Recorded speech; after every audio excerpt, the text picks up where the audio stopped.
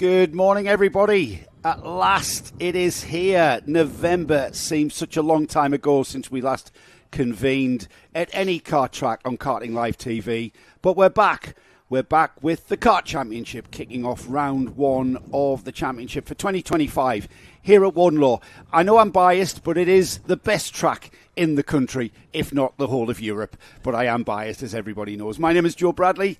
And making a comeback to the Kart Championship. He had a one-off appearance last year in North Wales, not too far from home. But please, a big warm welcome to Henry Baudet, who's quite a long way from home, from South Wales. Henry, welcome back to the Kart Championship. Thank you very much, Joe. It's a real pleasure to be here. And I have got to say, I have never seen this paddock, the Jewel of the North, as packed and as full as it is this weekend. I think we've got a record-breaking entry. And it just, the whole place looks packed, looks brilliant. I know the Hunter family have done an awful lot of work here, even since the Rotax Grand Festival, the last time I was here back in September last year. Really excited to be on board for the first half of this championship. You'll not recognise the place. You know, I mean, healthy is a word that I would use for the Kart Championship. Before we talk about that, I want to talk to you. You are the British Championship commentator, Henry, so you have got a broad spectrum of karting experience. Some very important news for everybody. It's a massive happy birthday here at Karting Live TV. Firstly, for our producer, Nick Damon. Many happy returns. Many happy returns. Happy birthday. We'll be singing that. But also, series organiser, Darren Beavers. It is. And we want to put out a thing. Let's have a guess. Who's older, Darren or Nick? Oh, that's a good little competition we've got competition. There. Answers on a postcard to the media suites here, perched on the outside of turn number 1 on what is a damp but drying track, Joe. Yeah, that's going to evolve, isn't it? We've got the Mighty E's coming out, and there's the Mighty E Bambinos, the parents' running race that we will. You know what, Henry? Always we must get number tabards for these people. Yes. Because we can really have a championship out of this. Yes, I think it's the Mystic Meg jacketed father there running to the line. Yeah. Before we get going with, and this is a standing start for the electric-powered Bambinos, the Kart Championship, where does it lie? Where is it in the national karting series? If that makes sense, where is the karting championship? Is it League One? Is it League Two? Is it Championship? Is it Premiership? I think if you're going to look at the Motorsport UK British Kart Championship as the elite, this has now established itself as the main two things. It's the main feeder series, and it's an extremely good alternative because the level of competitiveness is equal, but yet this, there's some great stories already, but the friendliness of the paddock. But I think this is certainly, it's got the Motorsport UK titles for Mighty and Coma Bambino. Yeah, of course. But the amount of novices on the entry list is something that I really, really enjoyed. Like I said, that top paddock, that's a nice throwback. There's so many camper vans, easy up awnings, big grids. So certainly it's the main feeder series and a viable alternative for people that want to experience national level racing at the highest sort of level in terms of the background and the surroundings and the organisation. Well, we've got British Championship competitors that are here as a kind of a pre-round for the British Championships, which visit here next month. We've got a little bit of a jump start there from the number 19. That is in the Hall of Fame of jump starts. I've got to say that the number 19, Teddy Smith. Teddy Smith. Keen. We'll wait for that penalty to come through, but we're underway. The 2025 Kart Championship season is underway, and we've got a clear leader coming through the dogleg and using all of that curb. Now, I've got to say, I'm a massive fan of all Bambino racing. It's the number 3 that has gotten off, and it's Heath Smith from the pole, and he's already been overtaken. Looking at the entrance to, this is Senna 1, really... What I've noticed, which is really impressive, the amount of Mighties has grown since last year. Not surprised at that. Yeah, no, I was very, very impressed. And I think we've got 5 of the top 10 in last year's championship, plus, of course, the E-Plate winner, Felix Tandy, back. So that's very, very good indeed. As we come up to Gasworks, I think we've already had 3 or 4 lead changes. And I think it's Freddie Dye who has now taken the lead. This is the battle for second. And it's tricky out there. I've just noticed there through the chicane. We're coming to the end of lap 1, Henry, and just look how slippery it is. Now, just to remind everybody, these are electric motor-powered Bambino karts, but they're on the treaded LeConte tyre, yes. So it doesn't matter what the weather conditions are. However, that doesn't mean that it's less slippery for these drivers. As we can see, they're slip-sliding away out there. Yeah, no, I mean, obviously the Bambino, the LeConte tyres, they're built to last. So, value for money is the key on the tyres. They're going to be hard and therefore not as forgiving in some of the other wet compounds of tyres. It's a great way to get these youngsters some, experience of driving in suboptimal conditions.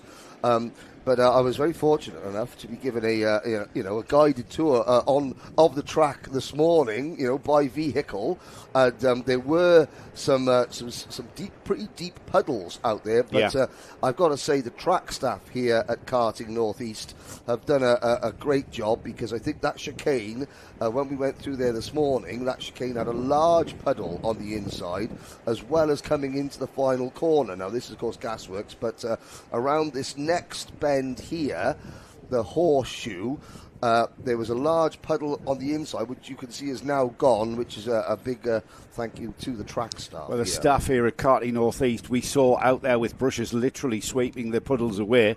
We've completed 2 laps. It's Heath Smith who's got about 0.3 of a second on Freddie Dye in that second place. A further 0.7 to Arthur Rhodes in third. Jack Harper moving up to fourth. Ethan Hume. The E-plate, Felix Tandy, the E-plate standing for the English plate. That was an event that took place in the 2024 season. He carries that on to that event this year. I'm not sure what the date of that is. JJ Williams, Jensen James Williams is 7th. Luca Peed. Is that Ed Peed's kid?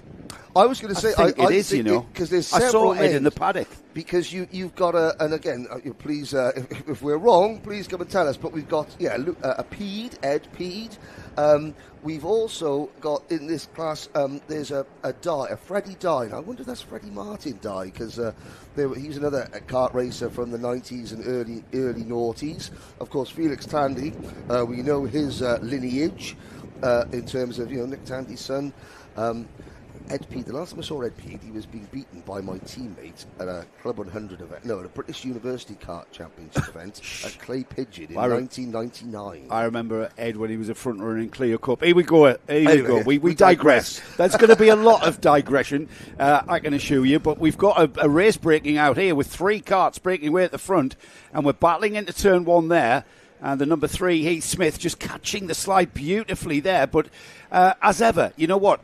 Nick and I on Karting Live TV, we always have a race of the month, my race of the month. Yes. And I struggle not to pick a Bambino race, because the racing is fraught. Look at that now. We've got 4 karts, Henry. And these young lead drivers, 6, 7 and 8 years of old. Incredible. They haven't necessarily grasped the finer points of race tactics, of race craft. All they want to do is overtake, lead, be first, win. So that creates a different dynamic to some other races. They have learnt, however, that curbs can be useful. Well, coming out of that chicane, definitely. They have to, don't they? They have to open up the corner, and you have to use the curb. And there you see. What fascinates me about this age group is that they completely understand the physics and the dynamics of going fast, of using momentum and using all of the track. And you could see there, they're using all of the track there, all the way out to the curb. Didn't have to use it coming out of the hairpin, but you see them at the chicane. Here we go towards turn 1 then. Are we going to see a challenge? No, dips back inside behind Heath Smith. Still Heath Smith, and there on the inside comes the 82. That's Arthur Rhodes, who now challenges for the lead. It looks like he's settled for second into the dogleg. This is tricky. Yes, indeed. And Rhodes is slotting ahead of Freddie Dye. You see, Freddie Dye, a great feature for those of you that haven't seen the paddock show yet, that I think will go out during the lunch break. That's right, is that right? On Aerodynamics. Also available on Facebook, on the Karting Live TV Facebook page. Talking about the bodywork in karting, the bodywork of that plain white chassis there, Freddie Dye, that's a bit of a throwback now And for those of you, I mean, fascinating insight that you managed to get one of your colleagues from Jaguar Land Rover, I believe, to talk about the whys and wherefores of karting bodywork, because these chassis manufacturers, it does matter. If you can gain a couple of thousandths of a second, well, it's marginal gain. Yes. Now, the discussion I had with Felix Tandy's dad, as he's now become known in the world of IMSA sports car racing, was fascinating the other day. I can't let you into it, but Nick last weekend, Nick Damon and I were out at Sebring for the IMSA sports car race, and Nick again took the 1-2 Daytona and now Sebring. He's having a cracking season, but the application that he was putting in for marginal gains, and he was explaining marginal gains, and it comes from Formula One all the way down to electric Bambino karting. You looking for that. If you accumulate marginal gains, that marginal gain becomes a big gain. That was the Dave Brailsford school of thought. That's right. The cycling. Sky cycling team, wasn't it? But as we go into the Senna S's, so it's Heath Smith, followed by Freddie Martin Dye. Now that's the TWR graphics kit for Tommy Weir Racing. I saw Tommy and Gabby Weir in the paddock, and yellow flags waving. So there is a kart being a stricken kart being moved to the side. But Tommy and Gabby Weir back in the paddock. Gabby remaining the only female to have ever won a British Kart Masters GP plate in the history of that event.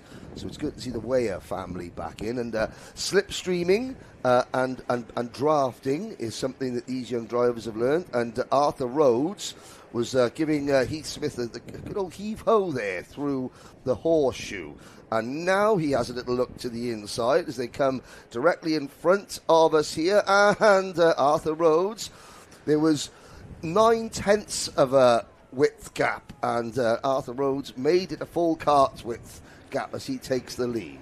Just to remind everybody that we are in the finals day, really. The two super heats per class. Then we go into the finals this afternoon. We've already had 2 qualifying heats after time qualifying yesterday. Heath Smith has been quite dominant, certainly yesterday. We had changeable conditions throughout the day, but Heath Smith now has to settle for what looks like third place as into the lead. We've had a lead change there, and a significant lead change, because he's pulling out a gap. Is that number 82 of Arthur Rhodes? And there's Freddie Dye going all across the grass there. I think that he's done a significant lead change because he's pulling out a gap. Is that number 82 of Arthur Rhodes? And there's Freddie Dye going cutting of the grass. Don't put any thoughts. I mean, Jonathan Palmer does that with these MSVR tracks, but don't put any thoughts into Matt Hunter's head, please, for invoicing anybody else.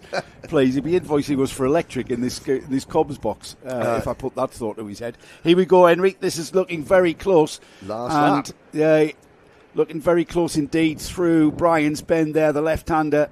And the 82 there, Arthur Rhodes, he seems to be very quick through the fast sections, and then they all close up here towards the sort of the infield of the track there, through St John's. That's the left-hander, then on towards, use the bump there, then into the braking area. Not sure how much of a brake they use in a Mighty E Bambino. I think it's more just sort of feathering the brake, and they're out towards the back chicane for the final time. And this shows the great progress that young Arthur has made. 26th in last year's Mighty E Bambino Championship. Didn't do a full season, but he's under pressure here because that is Jack Harper getting to the inside. Now they're learning quick, these youngsters, as Heath Smith goes round the outside, wheel-to-wheel stuff, and still wheel-to-wheel. Smith takes the lead with just 2 corners to go. Incredible to think where Heath Smith was coming out the chicane, and the 2 leaders, Arthur Rhodes and Jack Harper, completely got wrong. Rhodes coming back to him, and I'm losing my voice as Heath Smith completes that 100% record. 2 heats yesterday, and now the super heat number 1 for Heath Smith. And when you look at the records, you'll not see any of this, will you? You'll just look back at Alpha timing and see that Heath Smith has won Heat 1, Heat 2 and Super Heat 1, but you'll not get any of that detail. Yeah, exactly. Black and white tells one story, but this is, as you can see, a very, very colourful sport indeed. Colourful, I like that term. Yes. Not just the go-karts, the characters and the racing. So Smith, Rhodes, Harper, Ethan Hume The Ethan Hume Racing TikTok page is interesting. Oh, really? Yes. I don't think Ethan does it, but certainly it's quite funny. Felix Tandy, top 5 with the E-plate holder. Freddie Dye, JJ Williams, Luca Peed, Elliot Hitch, and Calais Tennant, the top 10. With all these second, third generation drivers coming through, the option is open. I mean, I don't want to put ideas in Mr. Beavers' head, but I think, a father's race of ex-racing drivers, now karting parents, on a Saturday night would be a fantastic bit of entertainment. We're all ex-racing drivers. The older I get, the faster I used to be. Absolutely, mate. Absolutely.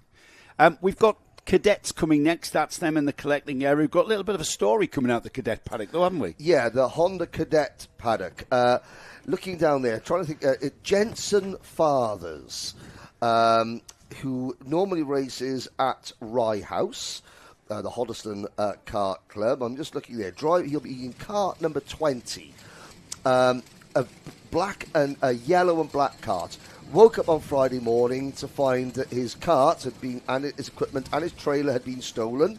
The wonders of the karting sort of network outside the circuit meant that cart has been recovered, and he's been allowed to re-scrutineer it. He's driving the carts that on Friday night was in the hands of other people, shall we say. Thieves. Thiefs. Yes. Let's not beat around the bush. And I know that I spoke to Jensen's dad earlier on, father, and he wanted to say a big thank you to, especially to Paul James at Ambition Motorsport, Tornado Engines. So he turned up to the track with a heartbroken child on Friday. Yeah.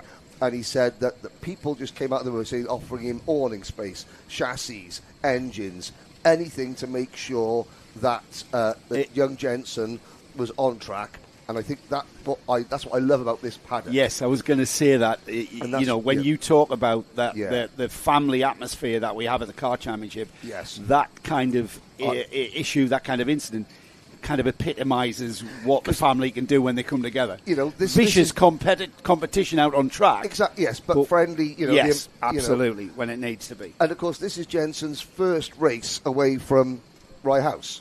It's his first time racing at any national level championship. He'll not come to the north again, poor kid. It was Pontefract, can I just add? It was stolen from Pontefract. This is the Honda Cadet stroll. Yes, nobody wants to run. Oh, there's coming in from the sides there. Yeah, coming in from the side. Yeah. But everyone thinking, right, we're on cameras, lads. So we're on camera. Let's look casual.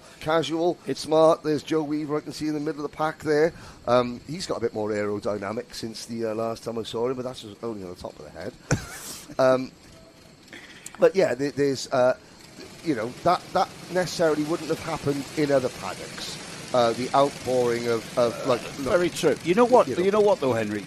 You know what? I know what you've just said there. However, I'm trying to think of a paddock where that wouldn't have happened. And even at the top level, in British Championship, it still would have. Yes. It probably would have been. They would have been dragging things out of the back of workshops and stuff to put the lad on the grid. Yes. We've got the carts being released. It's a standing start again, light controlled.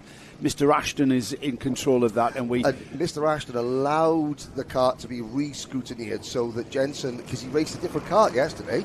And it's re-scrutineered this morning, isn't it? Said, no, it's important that we get this young lad. For the drive, and he started down at the back. There he is in that yellow and black cart. It's important for him to race his own go-kart. So can I just say, Henry, as well, speaking of Mr. Ashton, formerly known as Dan Ashton, I want to kind of keep the theme going where he's referred to only as Mr. Ashton. I think it's only right and proper. Yes, a gentleman of his stature. Yeah, absolutely. Yes, that's shall we have a look at the grid? Oh, go on then. It's Archie Cannon who's on the pole position after some great running yesterday. Elliot Burke alongside. Row 2, got Riley Blakemore and Ronnie Jones. Row 3, Jack Wykes and Luke McGall. We've got Jane Prakash sharing row 4 with Arthur Murfett. Archie Loveridge and Ollie Knox are on row 5. And then on row 6, Mason Becker, Theo Hamilton. Oliver Ratton and Finlay Thursfield share row 7. Row 8 is Jerry Dufficy and George Quinlan. Dino Rowlands and Arthur Robertson next. Then we've got Harry Search, Shailen Srikantan, Sawyer Henderson, Jaden Bond, Bradley Sutton, Reggie Dufficy, Luke Jardine, Seth Wright, Madison Horsepool, Jensen Fathers, Joshua Adoti, Maximilian Mikalski and Arthur Bath. That is 31 kart grid for Honda Cadets. Superb.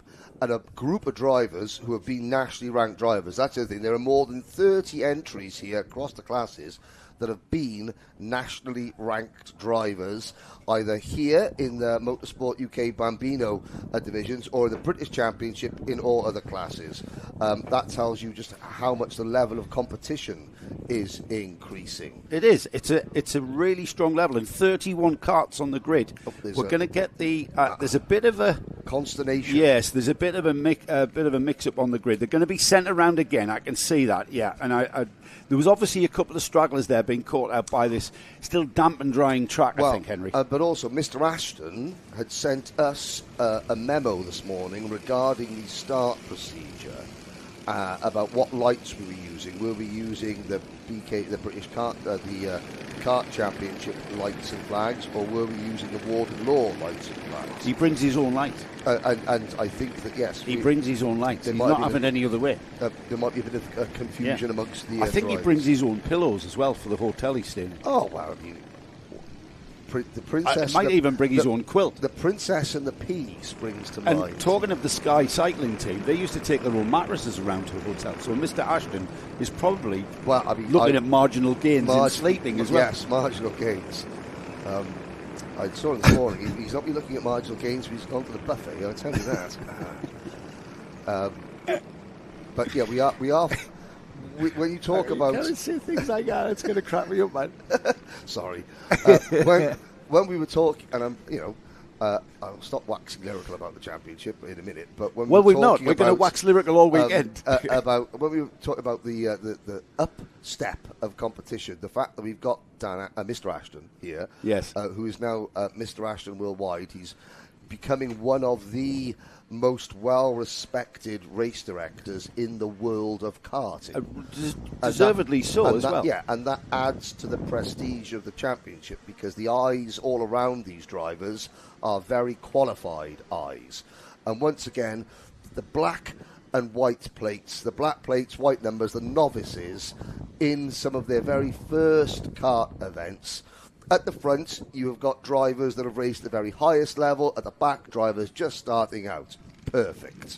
Here we go then. The 5-second board is shown. The lights will go out and we are racing. Archie Cannon, winner of Heat 1, off the pole position and looking like he's going to head this field into turn 1 through that very, very fast turn 1. Still very slippery there, Henry, as they head off through Brian's Bend and into the dogleg. And after the silence of the mighty Bambinos, the distant rumble of the four-stroke Honda engines, now drivers using the curb coming out of the dogleg through St. John's. They've got to be careful. Just look at that water just to the other side of the white line.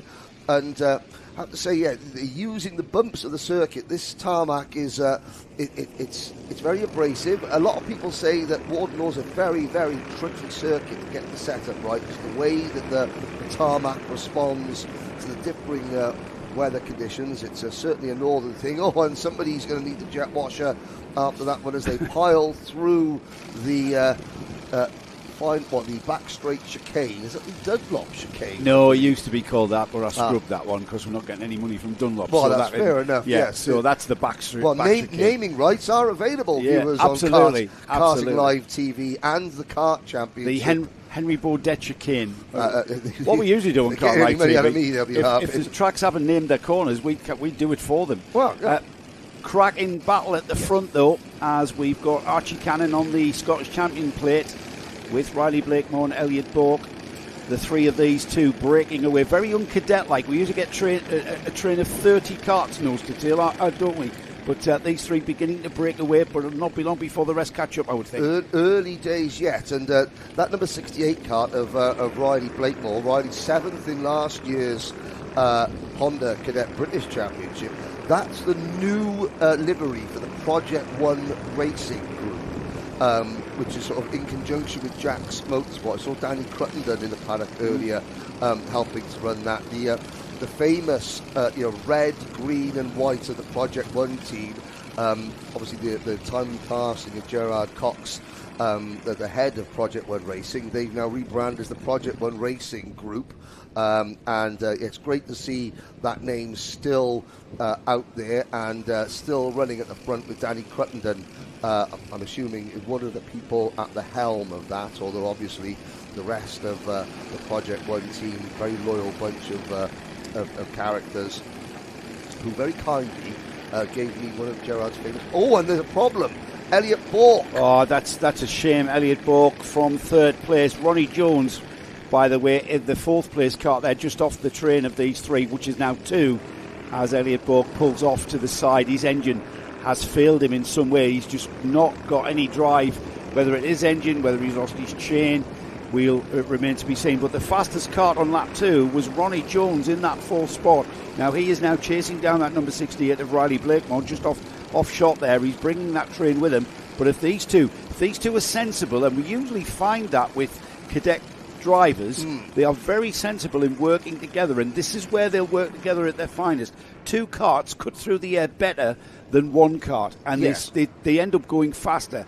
It's only when these two start getting to that, as I call it, the 2-minute warning bell, that they'll start squabbling and then decide who's going to actually take the win. And of course, these track conditions are the worst for the wet tyres. We're now into a stage where it's greasy, and the kart championship have got strict rules on the number of sets of tyres that certain classes are allowed to run. So it's behoven upon the drivers to try and look after their rubber. Well, the good news is that the weather forecast is for no rain today. All the rest of the season. That would be very nice. We're going to have to move to Spain for that. Yeah. But the weather forecast midweek was raining yesterday completely raining all day today. However, that has changed.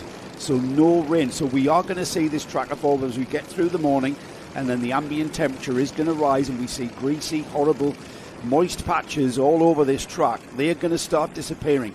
But what happens then, Henry, as you've rightly said, that starts tearing the wet treaded tyres up. And we maybe see a little bit of that coming into play towards the later stages of these heats, when the tyres have overheated and go off, quite frankly, and stop gripping completely. Yes, now as we're watching the leaders go through, the drivers in third and fourth, Ronnie Jones and Jack Wykes. Now I will try and find it, but in 2007, the British cadet Coma, as it was then, champion, was a gentleman called Brett Wykes, spelt the same way. So I wonder, and then I will feel old if there's a family connection there. So I will endeavour to try and find that out. The Ayrton Senna crash helmet, replica crash helmet design, belongs to fifth place driver Luke McGaul, who's sort of hanging on, and everybody else is sort of falling away a little bit. And where's our Mr. Fathers? He is up to 24th. Yeah, brilliant. On what is a 31 kart field. So in his returned kart, he's picked up a few places and going forward. And it doesn't matter. That young driver, Jensen Fathers, whether he finishes first or 31st, the smile on his face going home will be unbelievable, because, at least it's in his own go-kart. Absolutely. It's very hard not to get excited when you see two karts come together like we have now. Archie Cannon on the S plate, the number 68 there is Riley Blakemore. You kind of find that you've got to control the excitement, because even though they're that close, I think it's still too early. We're about a minute away before perhaps Riley Blakemore will start looking for a way of getting past Archie Cannon. But on saying that, Archie Cannon's going to be fully aware of that, as we had that great shot of the whole of this Honda Cadet field coming through the back chicane there, and you can see how much they're using that very, very slippery curve.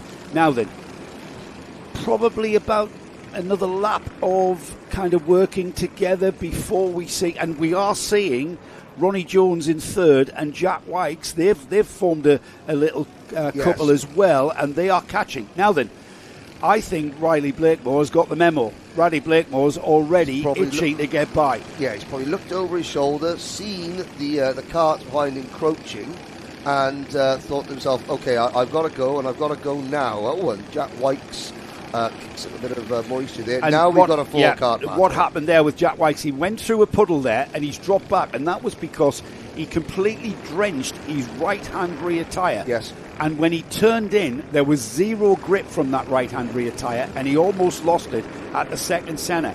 Yes. So we've got back markers coming into play now. We've got a 3-car battle, and there's a challenge from the 68 down the inside of the Scottish champion, and he takes the lead. Riley Blakemore says, I'm sorry for nudging you there. And into second has gone Ronnie Jones. Can he hang on to that? Because the Scottish champion is not happy, and he's coming back at him. We've still got a minute and a half here, Henry. Yeah, so plenty of time. They've gone early, and that was, I think, just because the novice driver that was getting lapped did a good job staying out of the way. I think that might have been Arthur Bath. Possibly Arthur Bath. The back marker kept out of the way, Henry. But take advantage. Yeah, but when you're leading and you're the first person upon that back marker, it's down to your decision. A little bit hesitation maybe, and that's allowed Riley Blakemore to pounce, and all credit to him. Can he hang on to this though? Because Ronnie Jones, who's proved how quick he can be, fastest lap of the race so far, Ollie knocks down in 12th place in the number 28. That's who's got the fastest lap. But here's a challenge for the lead.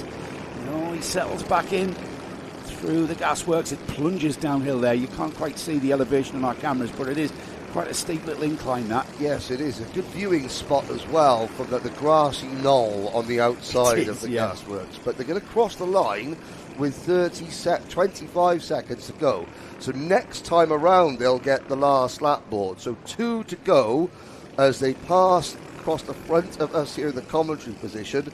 Slight uphill now, and it's going to be a case of coming out to the dogleg, trying to get as much momentum but not unsettle the cart over the curbs on the exit. Don't drop that wheel. And just, even at this age, 8, 9, 10 years of old in Honda Cadet, the drivers, the spatial awareness is magnificent. Here we go then, side by side towards the back chicane, and the number 70 there, Ronnie Jones, has taken the lead. Very brave, moving around the outside into the chicane. He's going to hang on to this all the way down to the gasworks. Has he gone too early? Because there's one more lap after this one as he comes out there, already pulling a cart's length through the horseshoe, and he looks like he's pulling away, Henry. He's pulling a gap. Can he pull that gap back? Well, that's the memo that Riley Blakemore's got. He's got to pull that gap back and challenge going into this final lap. And of course, this is the first time we've seen Ronnie Jones at the front of the field. It's the first time we've seen him in sort of clean air. Runs a little bit wide going through turn number 1, through Brian's Bend now.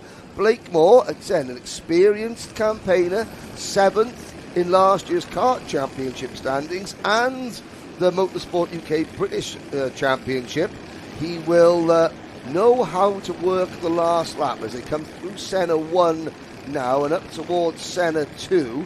This is where Ronnie Jones took the lead a lap ago, and it's down to the run into gasworks. He had a look over his shoulder, didn't he, just checking where Riley Blakemore was, and he's another look over his shoulder.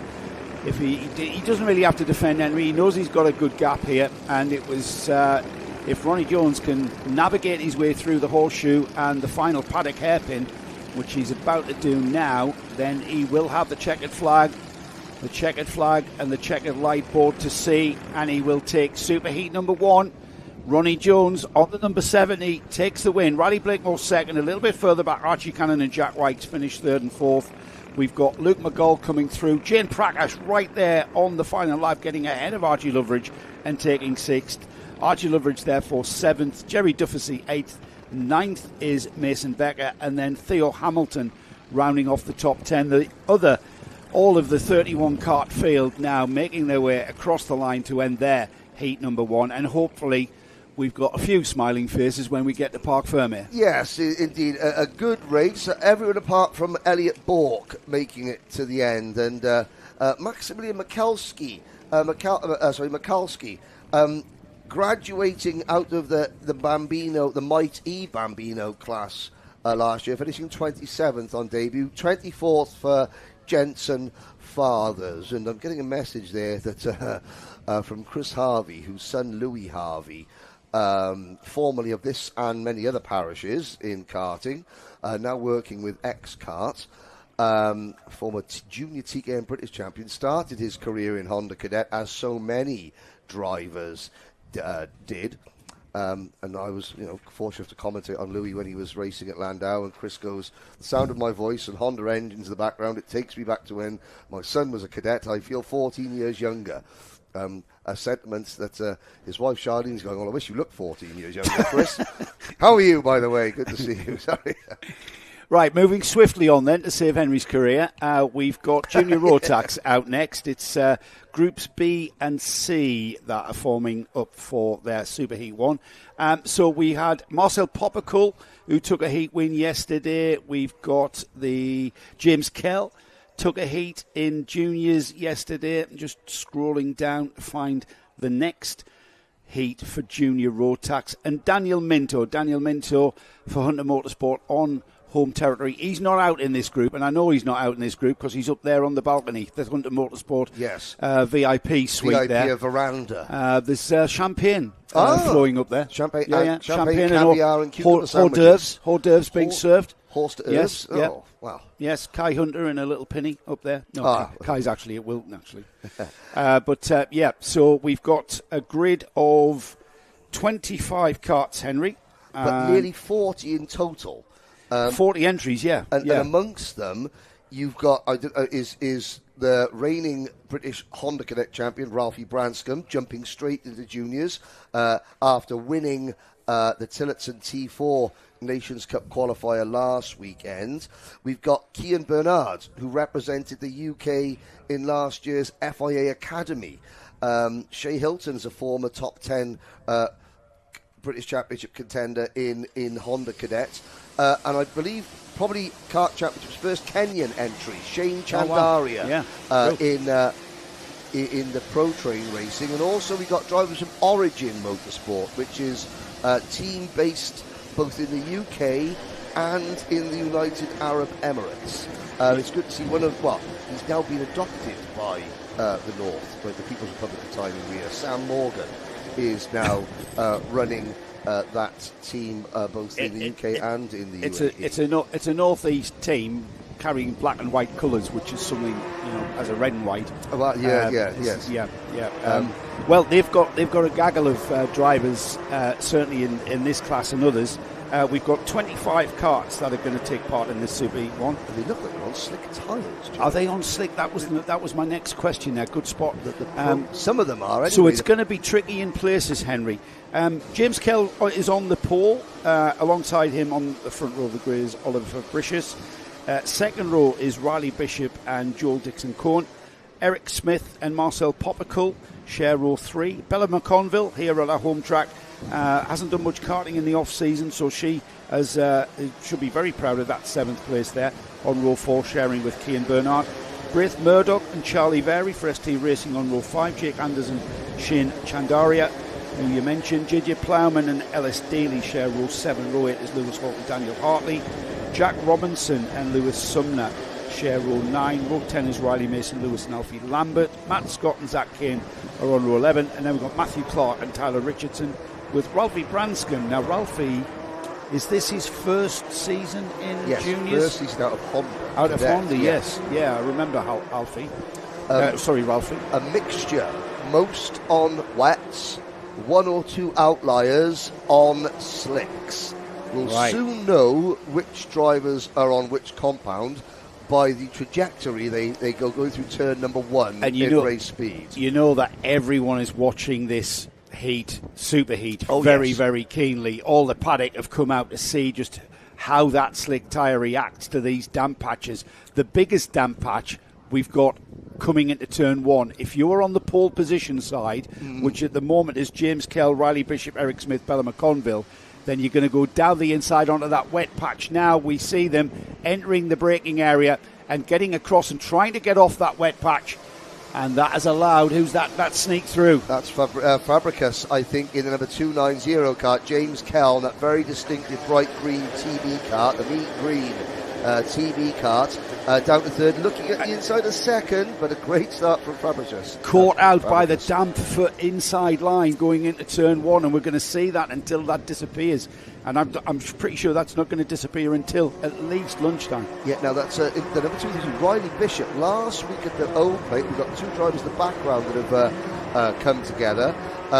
But Riley Bishop in the opener, he was driving for the TB Kart team. He's swapped colours. He's on the, I'll say it, so you have to. He's on the black and white liveried Kart, Origin Motorsport Kart. They're the number 232. So the transfer window in karting has started early. Joel Dixon-Cohen and Marcel Poppercool, wheel to wheel. The Cato Motorsport Kart of Poppercool to the inside, and they're all desperate to stay off the that puddle going into turn number 1, which they do. If you're on slicks and you go across a wet patch, the biggest effect is not the fact that you've got less grip, but it also has a cooling effect.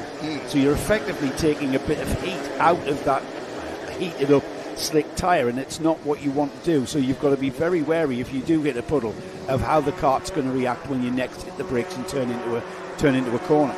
Yes, and now of course you've got, Oliver Fabricius. Is it Fabricius? I say Fabricius. Fabricius.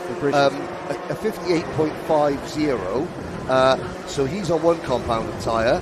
We're looking there. These are drivers that they seem to be on the wet rubber, or do they? That's the number 282. Is that Kian Bernard? That's the team. That's Joel Dixon-Cohen as well on the red and white one. I wonder if Kian is on slick tyres. They look like they're on slicks, actually.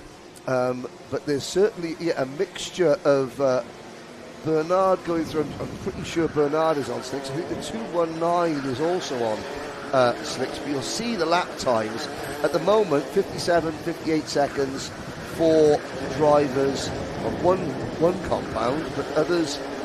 It's a tricky one to see. But as the laps go on and conditions stay the same, you will see, or conditions improve rather. We will see a marked difference in those who have gambled correctly and those who have made a wrong decision. James Kell has pulled out all the stops, but it's gone away from him. He got ahead of Riley Bishop there. Now he's lost out again as Riley Bishop, who put in the fastest lap, 57.5 for Riley last time by. Still a little bit of a loose kart there with the tyres scrambling for grip, and you see the steam coming off the tyre there, Henry. Yes, that does take a bit of heat out. So when they turn into turn 1 there, on the damp patch, on the turn in, that didn't help at all.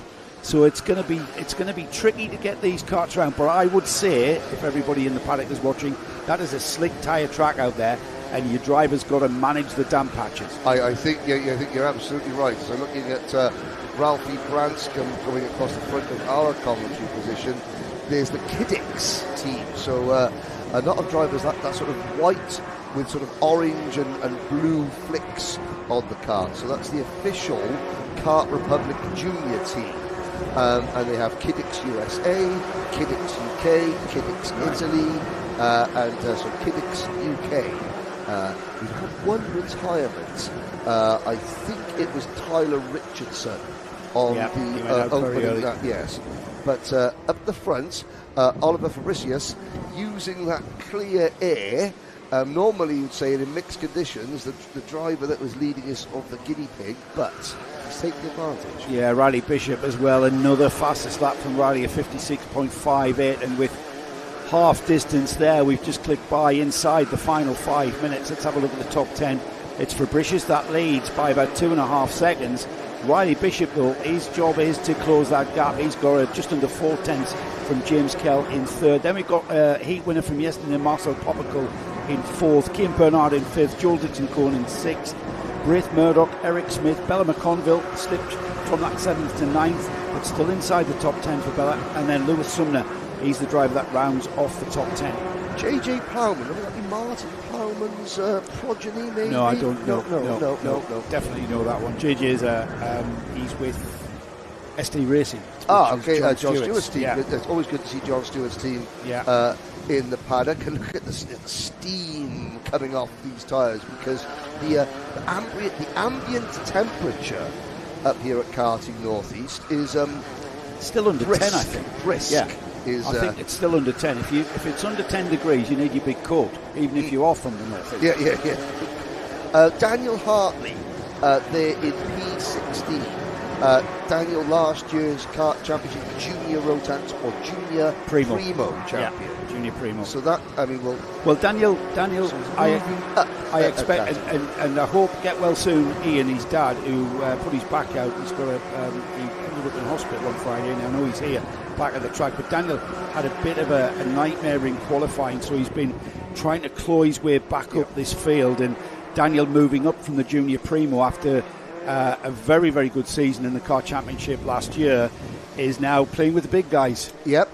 The big guys and girls, quite literally, and finding himself that it's a little bit different in the junior category. This is a race that is breaking out because, my friend, Riley Bishop, after putting in fastest lap after fastest lap, has now mission objective, catch the leader, Oliver Fabricius, and if anything, with 2.5 minutes to go, Henry, it looks like it's only a matter of time for Riley Bishop to continue that momentum past Fabricius for the lead of this Super Heat. Yeah, they've both got the same sort of set of tyres on. Look at that, and Bishop just eases past. Past that looks so easy. For the lead of this Super Heat. Yeah, they've both got the same sort of set tyres on. Look at that, and Bishop just task was, live through the pain of the opening half of the race, because it'll all come good provided it doesn't rain in the second half. The key to that, now Bishop had speed, he had momentum to get towards the back end of that leading Fabricius Kart,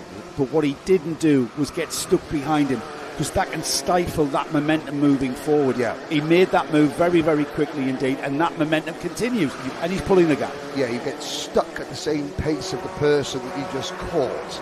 And it's very easy to then just get trapped in behind, follow. And Fabricius has got to be careful, because Kell and Popocool are not that far behind either.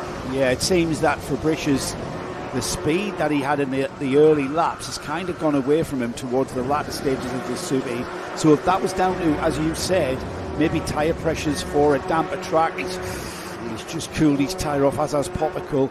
And the question is, can Fabricius hang on? They've got to flick through turn one there because of the damp patch there. They catch the slide, get the grip back from the slick tyres, and now with just over a minute to go, we are getting towards the last lap board for these drivers, but it looks very, very promising for James Kell. He's got speed, and again, Fabricius needs to be... Oh, and he slides wide.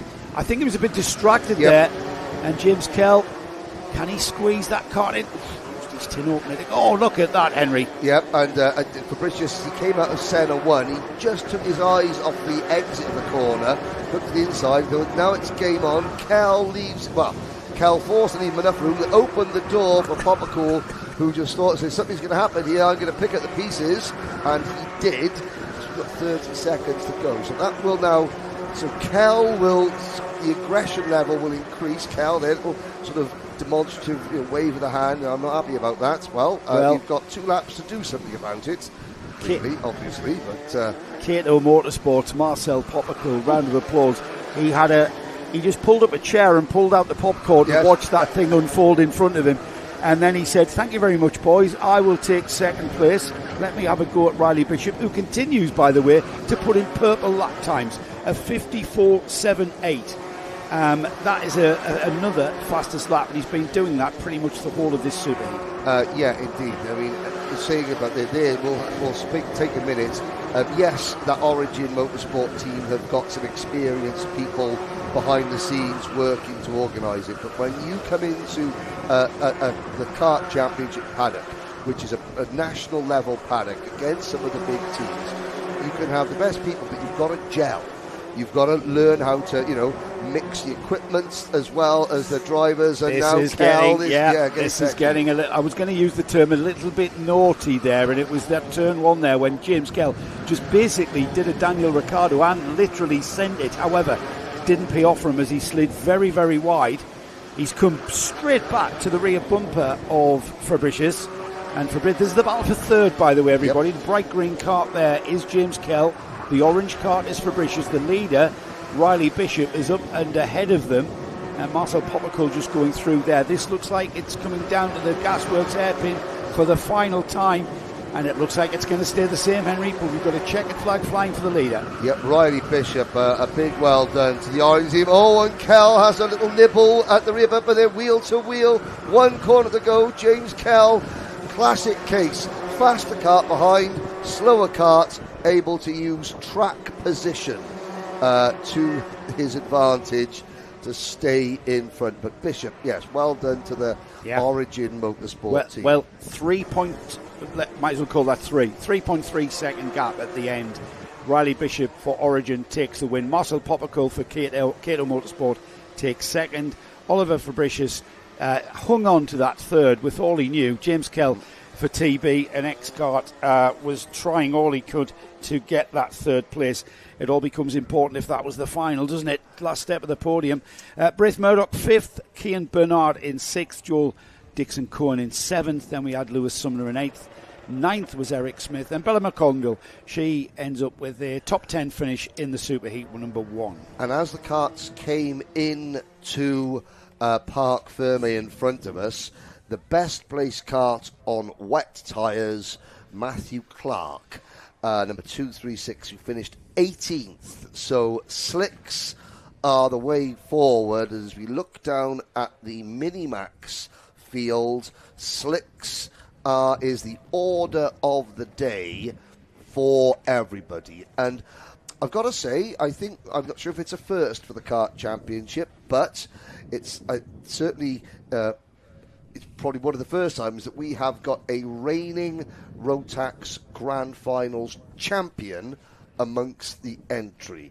The biggest Rotax event in the world is the Grand Finals. You can see Josh Griffin there with his Team UK race suit on. Well, Josh Cook was the Rotax Grand Finals champion of the world last year. So and he's 12th on this grid. He's 12th on this grid, which says a lot more about this field and the standard, the quality that we've got here at the Kart Championship than anything else. Well, heats yesterday, heat number 1 for, we're calling it Intermax, by the way. Yes, it has a different name wherever we go. Yes. Yeah, we're calling it Intermax. Yes. So Josh Cormack took the first heat for Inters, and then in heat 2, Joshua Griffin. So Joshua Griffin has ended up on the pole position going forward into this superheat. James Fabricius is alongside. Yes. Larry Price and Jensen Seal are on row 2. Logan Rolfe, I love having a chat to Logan. Oliver Barton on row 3. Buddy Hugo and Benjamin Lawn are on row 4. Lucian Smith and James Roots are on row 5. Josh Cormack, heat winner yesterday in 11th. Josh Cook, we are graced by his presence on row 6. Noah Clark and Hugo McCluskey. Finding his feet in Intermax is Hugo. They're on row 7. Row 8 is Sebastian Clark and Cameron Tipping. And then on row 9, Aidan Hammond and Noah Jepson. Charlie Quinn and Jack Mellon. Charlie on a novice plate, by the way, on row 10. Row 11 is Ronnie Smart and Ben Hunt. With Jamie Walsh, Jaden Patel-Scott moving up for Honda Cadets is young Jaden. And with Luke Millward not making the cut, he's on the back of this grid showing 49 points, and I'm not sure how that, because he didn't take part. Yes, but Luke is here, not on track this weekend. Yes, he's here making his millions. Making his millions off kart fixings. For your screws and bolts and nuts and bolts and cable ties and electrician's tape, which I got a deal on by buying 2. Well, he's a sharp cookie. He's going to make his dad millions yet, is young Luke. There they are. Selling. I chose red. I chose red. Quite rightly so. Has it got any branding on there? Pardon? Well, no. No, we're missing a trick. No, it's just. But there's an opportunity there. You can buy lots of it and make your own branding on it.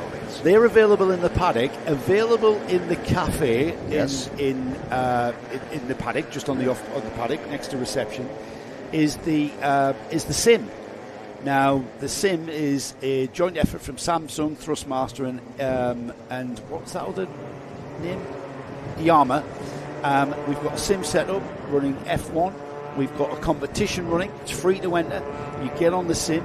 We're going to log what your lap times are. Yes. And at the end of the season, you win. I think you win dinner with Mr. Ashton and Darren Beavers. So I'm not sure whether you want to do that. It's all powered by Scan.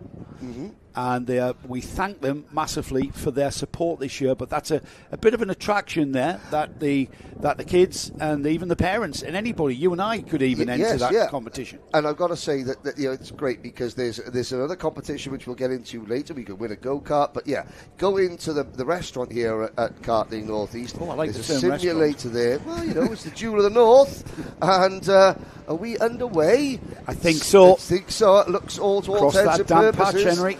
That it was the false start flags we're not are underway. going out, which was I always appreciate with the drivers. They're obviously listening to us talking about something else, and they think, well, give them an extra lap just to finish saying about all the different attractions that are here in the paddock. I thought when I saw them coming out of paddock there towards us, they were a bit quick. Yes, Mr. Ashton does not like... there's Mr. Ashton. There's Mr. Ashton. Mr. Ashton does not like early acceleration. No. He does not like that. There's Mr. Ashton. Disappointed with the lack of bright orange trainers, by the way. Yes. He needs to address that. Well, his mum Linda didn't buy those for him. Is that his wet setup, though? That's his wet setup. Right. Available at Aldi and other discount supermarkets, I am in the told. middle aisles. Middle aisle. Middle aisle. Yeah. You know, you go to Aldi to buy some bread, you go to the middle aisle, you come out with a speedboat, a chainsaw, and some hiking gear. Here we go then. Let's see if we can get this underway. We are approaching the Gasworks hairpin on another rolling lap. Usually Mr. Ashton will give them another attempt at this, and if not, he'll pull them in and give them a stern talking to. Great to see the global karting colours back. Yes, it is, isn't it? Mike Spencer, Rob Hanscom, the formerly of Synergy. Yes. We can talk about that in a moment, Henry, because we're about to go green, are we? Hopefully. They're very quick there. If Mr. Ashton's happy. I think so. We look like we're racing. They appear to be racing. Yes, They're indeed. dodging about, trying to get through turn one, and everybody, I'm glad to say, has made it through turn one, through Brian's Bend and on towards the dog leg. This is where the old Constantine are up, out of there, using all of that curb and more. And then through the left-hander at St John's. It is James Fabricius who has got into the lead, with Joshua Griffin right on his bumper there, Henry. Now that black and yellow, the black and orange livery, I'm not quite sure what team that is, I would be told, I am sure, but they've got Fabricius' teammate Larry Price there in third position. Rolf is fourth, Sale fifth, everybody single file, a couple of novices down at the back as now Joshua Griffin. He's been a nationally ranked driver for 3 of the last 4 seasons, both in Bambino, Micro and Mini. 5th in last year's British Championship. That's why he's running the number 5 plate. He's represented Team UK on 2 different occasions, both in in Sarno and in Bahrain. Very, very experienced driver indeed. But again, it goes to show Kart Championship is developing its own talent because the main Motorsport UK British, I say the main, that's not the correct way to say it, but the MS UK British Championship drivers aren't coming here and laying waste to the championship regulars. They are being given a good straight up fight, which is a credit to the drivers that choose the Kart Championship as their main national outlet. This is a good grounding. This is very, very good grounding, the Kart Championship Series. 6 rounds, more of which we'll talk about later, and what tracks we're going to visit here in 2025. As the field of Intermax, Minimax come through to complete lap number 1, James Fabricius hangs on to that lead by about a couple of tenths of a second from Joshua Griffin. Larry Price, Logan Rolfe, Jensen Seal, Buddy Hugo in 6th, Lucian Smith in 7th. Then we've got Josh Cormack, James Roots, and it's Josh Cook who rounds off the top 10, just getting ahead of Oliver Barton there on that first lap. Buddy Hugo there in 6th, just ahead of Grant. So Lucian Smith in P7. Now we have a move for the lead. Griffin, classic move to the inside of Senna number 1, and doesn't give Fabricius a chance to sort of do the crossover. Fabricius runs a little bit wide there, and that allows Larry Price up into P2. Logan Rolfe in 4th. He's on the Synergy car, now run by Luke Christie Racing. So the factory Synergy colours are no longer the factory Synergy team. That has become Global Karting. Yeah. Well, it was Global Karting, which is the team at the front. Yeah. Yes. It was Global Karting to start with, and then same owners. They just moved turned into Synergy and now gone back to Global. So it's the same outfit, different names. Same people. Same people. Same personnel. Same personnel, just different colours. Now, Luke Christie Racing has taken over running on the Synergy team, and then in fifth position, Jensen Sale on that, he's got that quite luminous yellow race suit. He's being chased by Buddy Hugo. Lucian Smith, who won the Rotax Grand Festival in Micromax last year to qualify for the Grand Finals as a member of Team UK. He is 7th.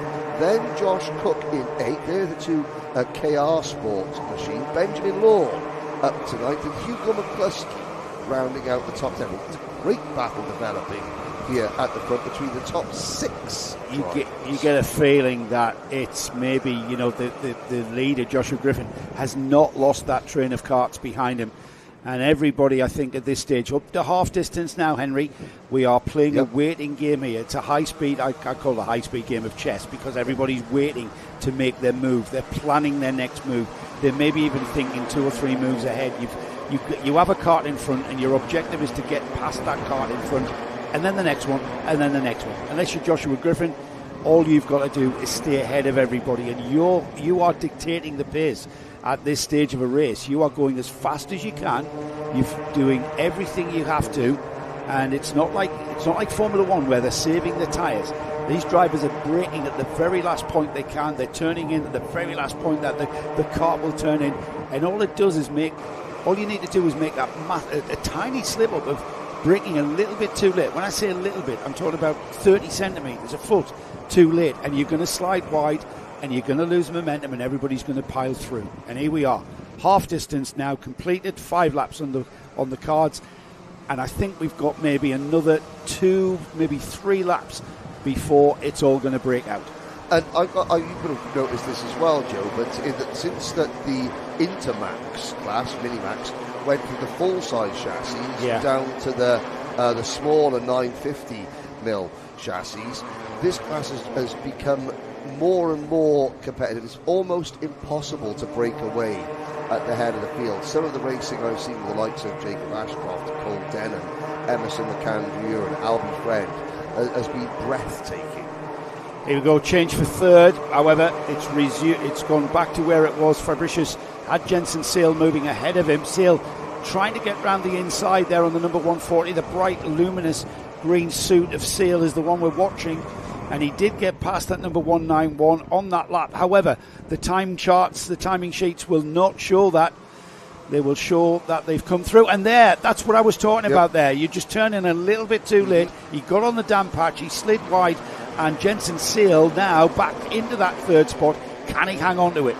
And Buddy Hugo, very impressed with Buddy Hugo, getting used to the Minimax class. He was 6th in last year's Micromax standings in the Kart Championship. And I'm looking at them. We've got 1, 2, 3, 4. 4 of last year's top 10 in Micromax that have moved up. But also, Jensen Sale, last year's Minimax Championship runner-up here in the Kart Championship.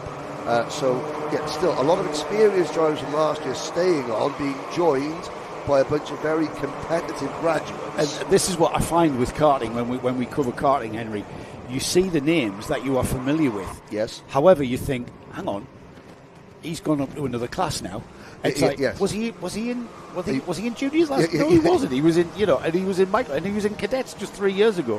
And it's, because you know what, kids tend to grow, don't they? They get older. And of course, the James Fabricius, he was the inaugural Micromax champion here in the Kart Championship back in 2023. Was he really? Yeah. So it's again. The drivers, their careers mirror each other. Sometimes they may split into different classes, but as they grow up through the ranks, as it were, they lock horns. Different championships, different karts, different ages, but they all know each other very, very well. These youngsters have proven that I have not any clue of what I'm talking about, because I thought that things were going to get even dicier towards the end of this race. We've got just under 90 seconds remaining, and they've spread out. Joshua Griffin leads from Larry Price, Jensen Sale, James Fabricius, Logan Rolfe, Josh Cook. That's your top 6. But they've spaced themselves out, and if anything, Joshua Griffin having a cracking race. The global karting team It is global karting. It is global karting, yes. And you can see just how experienced that driver, Joshua Griffin, is. He's wearing his Team UK suit, so he knows how to lead races, he knows how to win races, and carrying that number 5, he knows how to go well in the championship. So good start to the season for him, leading this first superheat. But all it will take is for Larry Price to get with, he needs to close it by another kart length or 2. That will then force Griffin, as we move into the final 2 laps of the race, that will force Griffin to start to defend. That will back them up. Already Jensen Sale is there. That will then back the 3 of these 3 drivers up into James Fabricius in 4th. Then that'll bring Josh Cook, who's now moved his way up into P5, Logan Rolfe, Lucian Smith and Buddy Hugo into play, because there's still only 3.5 seconds between the top 8 and the clock strikes 0. Now Griffin has to defend. Here we go. This is what I was alluding to. I didn't expect them to space out there. They've come back together, but still I'm not sure they're close enough to maybe challenge Larry Price.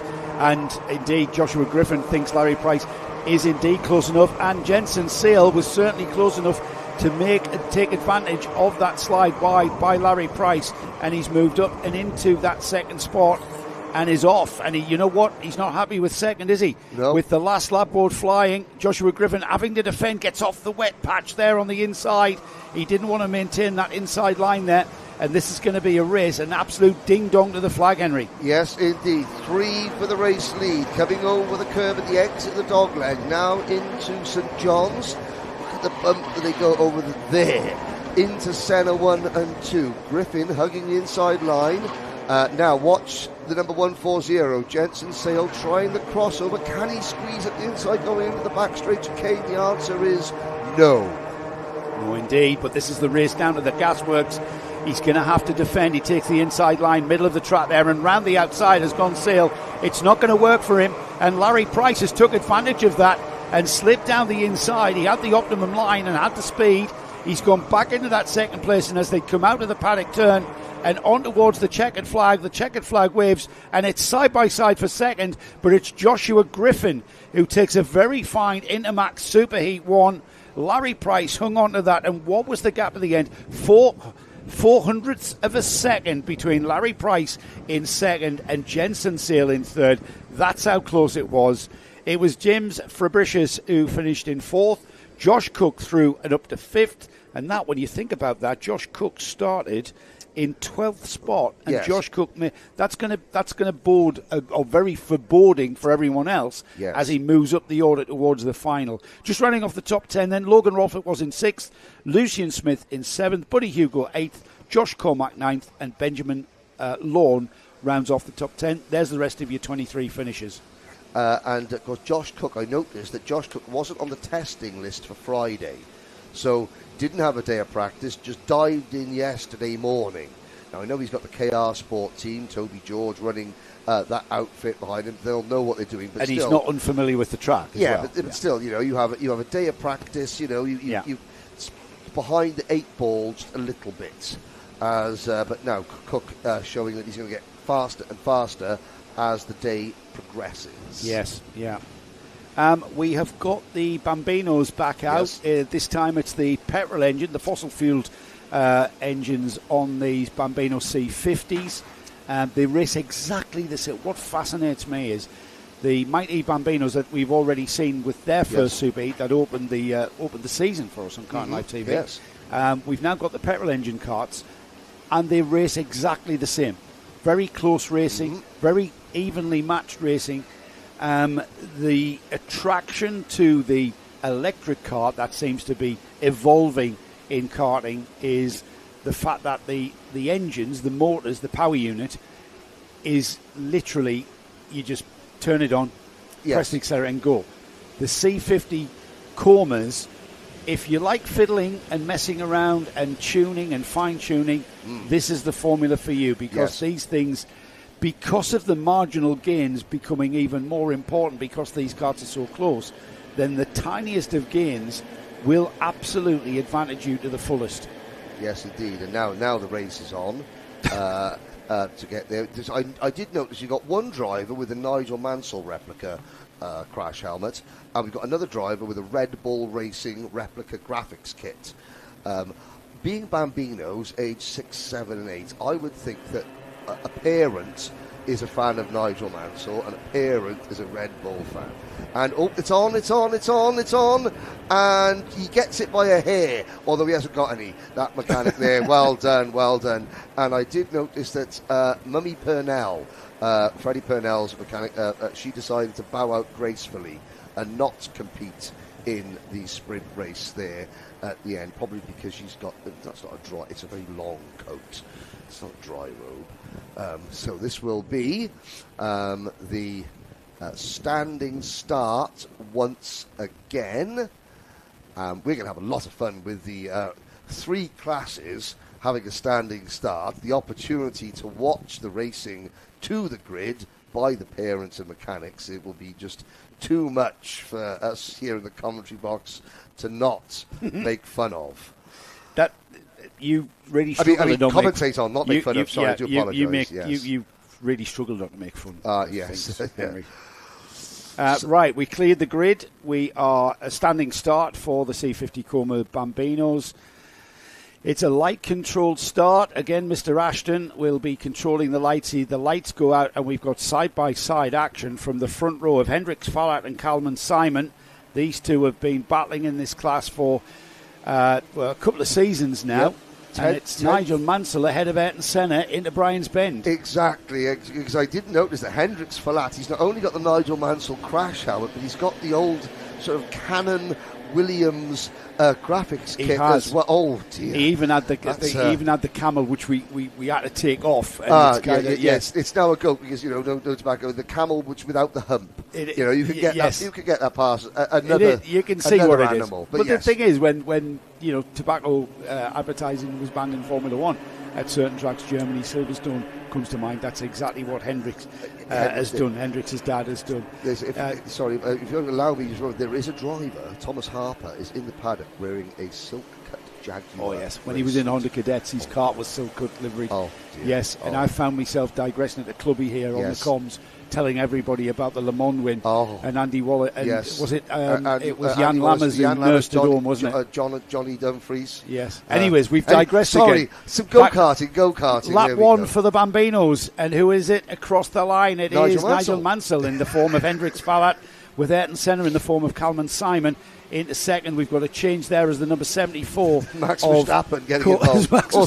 Or Sebastian Vettel getting involved. Across the line, then Cole Parrish was third. Tommy Lovejoy was fourth. Freddie Purnell, Santo Amico, AJ Hallill, Logan Edwards, Jensen Drummond, Max Saint-Hilaire, and Lenny Barton on the novice plate through in 11th spot. It's a long race for these youngsters, Henry. 10 minutes around this track, so literally anything can happen as Hendrix Fallat pulls out a gap. Yes, with 3 of the 10 entries giving some sort of throwback Formula One style liveries.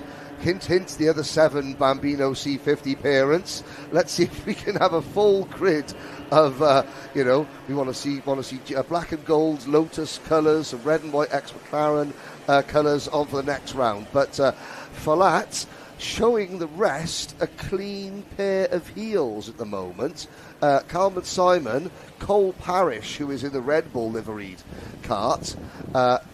Cole Parrish looking to the inside. Tommy Lovejoy and Freddie Purnell are next in line. And is that going to be Parrish to the inside? No. He was, even in the wet tyres, just forced off the completely dry racing line, backed out of it quite sensibly, going into turn number 1. Some beautiful racecraft from these youngsters there. That is the driver there who's in second, Kalman Simon there, leading a chain of 4 carts. Cole Parrish, Tommy Lovejoy, Freddie Purnell. Hendrix Fallat has disappeared slightly ahead of them there. You just see him turning right into Senna 2. These 4 are looking like they're about to be joined by Santo Amico, AJ Hallill and Logan Edwards, so we could end up having a 7-cart train coming through towards half distance. And here we are. Are we going to see a challenge from Cole Parrish? No. You know why, Henry? Because the Gasworks hairpin is very little dab on the brake. It's not even that. It's certainly not a lift off the throttle. They just turn the kart in, and the kart's just grip. Phenomenal driving, I think, from these youngsters. Yeah, the sort of the least powered, or not the slowest, but the least fast, I suppose. Understandably, I've got to say. Yes, at the age of 6 years old. 6 years old. There's obviously very different braking points and fewer braking points in a Bambino than in any other class. But as Falat sweeps through the dog leg, these next three drivers, Santo Amico, AJ Hillel and Logan Edwards, they're beginning to close in. Jensen Drummond runs in 9th, and then, as you sometimes get in Bambino, again, drivers just starting out in karting, Lenny Barton and Max St. Hilaire are, off the pace a little bit at the back, but again, it's more important for lap times. Barton doing 1 minute 13s, St. Hilaire 1 minute 15s, but what I love is that by the end of today, they'll have shaved an extra 2 seconds off those lap times, I'm sure, as we've got to move. I'm going to have to have a paddock show where we have a look at these retro Formula One liveries. The 33 of Freddie Purnell has moved ahead of Tommy Lovejoy. Lovejoy there with the white helmet, the kind of orange kart there, the blue and yellow helmet of Freddie getting ahead as they cross the line. Now, we've got the Nigel Mansell retro livery at the front of this field. We've then got Ayrton Senna. Who's to say that that's not a Sebastian Vettel I think that we are looking at it's retro Formula One. Vettel, it's got to be Vettel, hasn't it? Yes, indeed. For Red Bull. Yeah. In fairness, in keeping in line with the historic significance of this Bambino grid, and clearly parents leading their kids into motorsport from their interest is very apparent in C50 Bambinos. And the fact that you just mentioned the word Sebastian Vettel and historic in the same sentence, Joe, makes me feel it's you are very old, man. Yes. It's scary, but now, what does 7 Formula 1 World Championships we're looking at here going in Bambino alone? Very smart driving from Cole Parrish. It is in very 74. Yeah, he's had one look. He's obviously realised, maybe Hendricks Flat's a little bit too far up the road. So the best I could do in this race is second. But rather than come second in a group of 2, 4, 6, 7 karts, I'm going to push Kalman Simon away, just so that I've got him all to myself. 1-on-1 scrap at the closing minutes. Well, the thing is, as well, these kids are so clever, because Cole Parrish knows that if he goes too early on Kalman Simon, then he's going to be vulnerable to Kalman Simon coming back at him. Yes. So with 2.5 minutes remaining, are we actually watching Cole Parrish waiting to time his move? Indeed, even if he has the performance on the kart to get past Kalman Simon, because Kalman Simon has raced here many, many times, and he's very familiar with this Bambino kart now, one of the fastest drivers in the C50 class. And he's a race winner, is Kalman Simon, with that Ayrton Senna helmet. But you know what? Cole Parrish has given me the feeling he's glued to the rear bumper of Simon's kart there as they come through the gasworks, through the horseshoe. Are they actually bungee clipped together there? It's like they're so close you could pitch a tent over these two. Almost, but Parrish also is thinking that if I make a move early and Simon defends, and I don't get past, that is going to pretty soon make me the meat in the sandwich, because Purnell, Lovejoy and Amico will catch me, and then I've got to worry about someone making a move from behind as well as me trying to make my own move. So, very smart driving. I tell you what, though, Hendricks Fallat has been, I've got to say, class of the field here. He's pulled a win. It's not like these two here, Kalman Simon, Cole Parrish, those two in the shot now. It's not like those two have been squabbling and slowing one another up to allow Fallat to pull out that gap. I mean, Fallat's gap has been produced purely from his driving and the performance of that kart. So a round of applause. Semi-automatic gearbox, active suspension, the 92 Williams. Yes. Exactly. That's not. There's no marginal gains of that in that respect. Right then, less than a minute to go. So we're going to get 2 more laps after this one, Henry, as Fallat already through the horseshoe and heading towards paddock turn. Just coming through the horseshoe now. He's followed by these two here, still glued to one another, still seeming like Siamese twins there, connected there as they come out to complete what will be 7 laps now. So 7 laps in the can, and we've still got battles raging all the way down this 11-kart field. Yes. However, I'm glued to this one, I think, as is our producer, Nick. Santo Amico, making his way. He's passed Tommy Lovejoy into 5th position.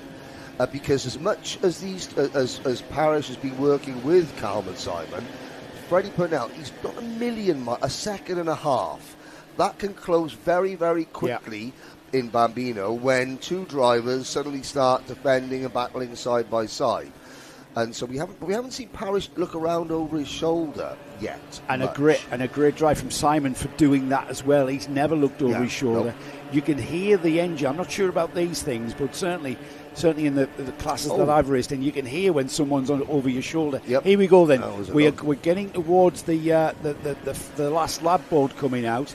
And this is where it starts getting a little bit dicey, is it? We've got Cole Parrish, a little bit of a variation on opinion of which line to take through the gasworks there. They will see. These drivers know exactly how much time's left in these races. They've got a timing board that they can clearly see at this point there when they cross the line. And here we've got Calvin Simon defending side-by-side action into turn 1. Who's going to make it through? And he got damp, didn't he? Got those tyres damp, and that slid the kart. However, Simon hangs on to the second place. There goes the leader, Fallat, into the horseshoe. And I tell you what, Henry, I'm not sure whether or not Cole Parrish can actually get by because Calvin Simon is very, very fast indeed. He's left himself enough opportunities for 1, possibly 2 moves as Parrish. You saw him suddenly take a different line through gasworks, take his nose cone off the rear bumper of Simon. Simon started looking over his shoulders more. Now, the crossover, the undercut coming out of gasworks is where Parrish looks like he'll try and force Simon in low, go in deep at the entrance, and then wash out wide. He didn't at all. No, Simon had the momentum there to maintain his optimum line and keep the maximum speed through there. Yep. And that's because that's not a breaking point for these Bambinos. It's a breaking point for pretty much every other kart class. But the Bambinos, as there's the win there in dominant fashion there, with the fastest lap right at the end. And there is a very fight for Hendrix Fallat, I forgot to mention his name there. Yes. And Calvin Simon, that second place there. Great racing from Calvin Simon and Cole Parrish. I hope that continues throughout the day. Very much so. And that was great driving from all of these youngsters, with Santo Amico through in 4th, 5th is Logan Edwards. We had Freddie Purnell in 6th, Tommy Lovejoy in 7th, AJ Hallel in 8th, Jensen Drummond 9th, 10th was Lenny Barton, and Max Saint-Hilaire, who we lost on lap 4, was it, or lap 5 that Max Saint-Hilaire went out? Hilaire went out, and talk about Lenny Barton, novice driver, sets his fastest lap on the last lap, a 1 minute 12.6, which is good. But I also like to see that Santo Amico was, fist pumping the air as he crossed the line in 4th place. Because it's, for all of these kids on these grids in the kart championship, it's not necessarily about winning. It's about driving the kart and racing with their friends. Yes, I had fun. The intensity is in the paddock. The intensity is not on the track in some of these classes. And it's not just reserved for Bambinos. There's a young driver in the United States, Zane Burgess, who has been picked up by Michael Andretti and is sponsored by Cambridge. And he won one final and came 3rd in the next final in what was a fantastic race. And he came up saying, "Dad, I had more fun than when I came in 3rd." Yeah, how many times? Don't let the sponsor, which happens to be Andretti Racing. I totally get that. Some of the best races I had were for 15th.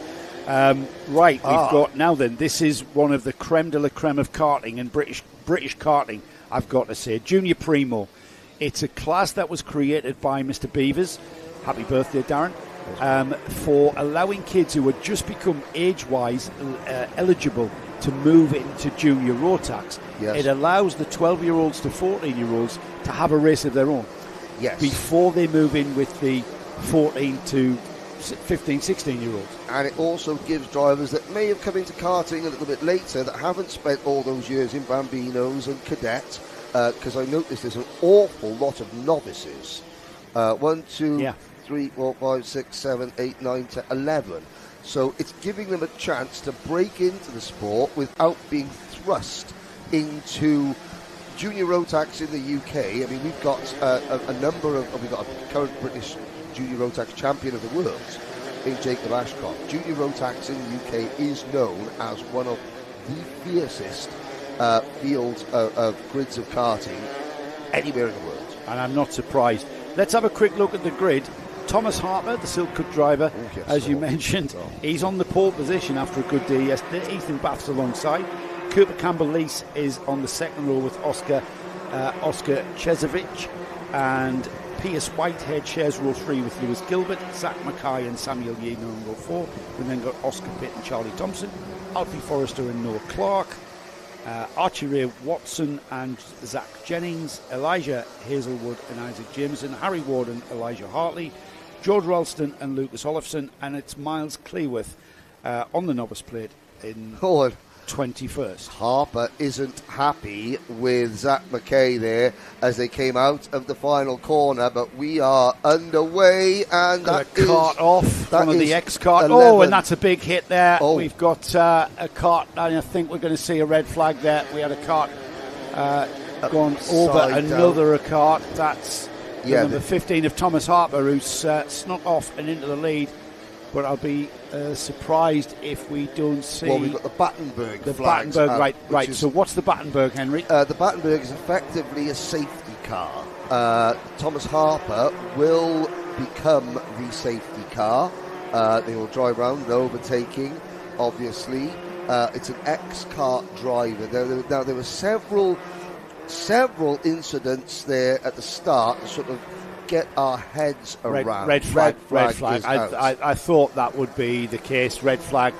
The driver is being tended to by what looks like a member of his team or a parent. And Chris Harvey is there as well, one of the X-Kart team members, but the marshal is there, and the marshal quite rightly saying to Chris, okay, I've got this, I'm medically trained, he's okay. Chris will get a little bit of information. The driver did get up and out of the cart and sort of hobble away, and then decided, that does hurt a little bit. It's Elijah Hazelwood who is the driver in question. Now, for his family who might be here watching at the circuit or at home, Elijah did get out of the cart, walk a couple of paces, holding his arm, and then decided to have a little sit down, and has remained there. So we had one driver who didn't take the start up near the front of the field. Now, that cart is parked at the inside of Marshall Post 2, driving the red race suit. So he pulled off just coming out of the collecting area? Yeah, literally coming out off the dummy grid. Something wasn't right. We've got several other carts that were involved in that incident at turn number 1. Yesterday we saw 2 heats for Junior Primo, and it was Thomas Harper that is... Yep. Well, I very rarely like to use the term dominant, but I can only say with 2 heat wins for Thomas Harper. Heat 1 took place yesterday. We had Thomas Harper take the win from Ethan Bath, who share the front row for this super heat, by the way. Cooper Campbell-Lees and Zach Mackay had a 3rd and 4th. Lewis Gilbert, Oscar Pitt, 5th and 6th. Oscar Chezovic was in 7th, Noah Clark 8th, Samuel Yeadon was 9th, and then in 10th place was Pierce Whitehead. That was yesterday's heat number 1. Now if I just scroll down to the Junior Primo heat number 2, again Thomas Harper taking heat number 2. This time Cooper Campbell-Lees came through ahead of Ethan Bath for 2nd. Ethan settled for 3rd. Pierce Whitehead was 4th. Charlie Thompson 5th. Oscar Chezovic was in 6th. Alfie Forrester and Samuel Yeadon, Elijah Hazelwood and Lewis Gilbert. That was your top 10 from yesterday. So Thomas Harper taking 2 heat wins. Understandably, that's why we've just seen him on the pole. And last weekend, Harper was in action. He drove in the T4 Nations Cup qualifier. Oh, the O-Plate at the O-Plate, yeah. Finished on the podium behind Ralphie Branscombe, who won that. But Elijah Hazelwood is sitting up, crash helmet off, talking to the medics. So that is a positive. Do you know why Thomas Harper has Silkwood Jaguar livery on his kart and on his helmet? Because his father has impeccable taste. As well as his father having impeccable taste, his dad actually runs a Jaguar.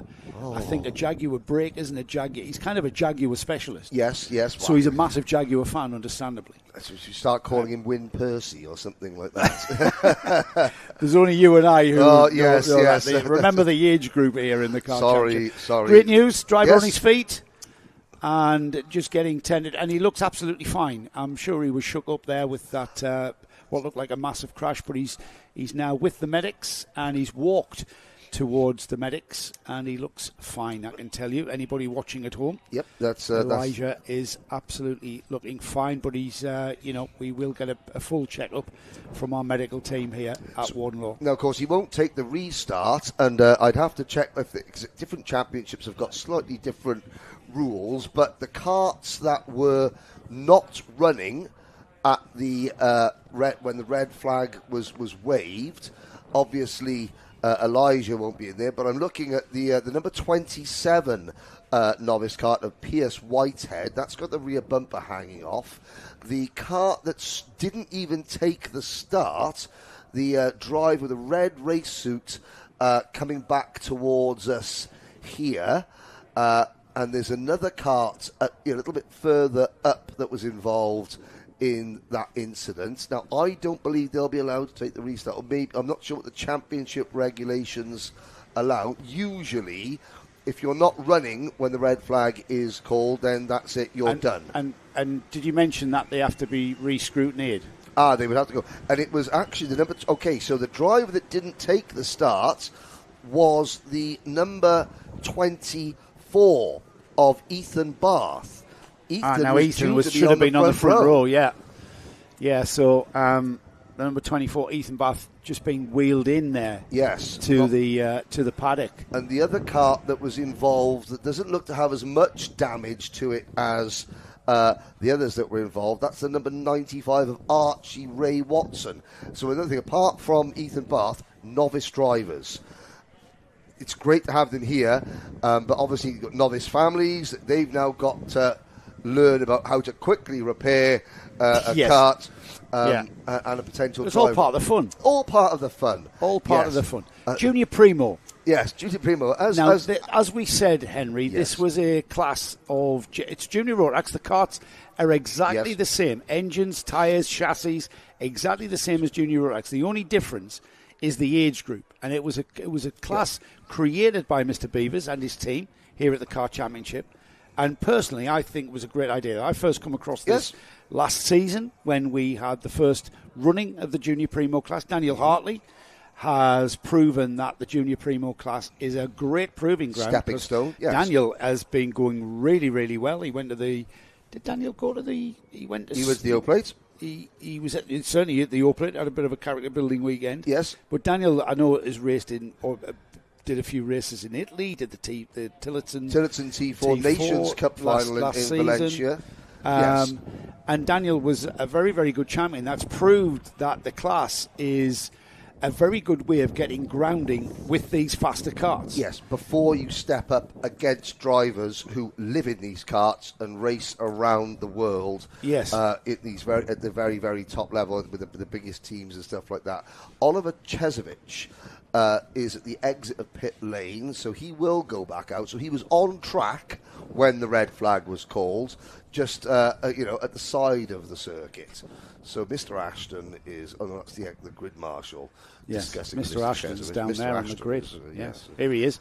Mr. Ashton now with the clipboard and the yellow earmuffs. Now they are not. That's not a headset. They are actually furry earmuffs. Oh, you can't really tell. Just keeps his ears warm. No, that's right. It's not to communicate. He hasn't got. I mean, if he unzips his jacket, he's normally got his little baby pads on.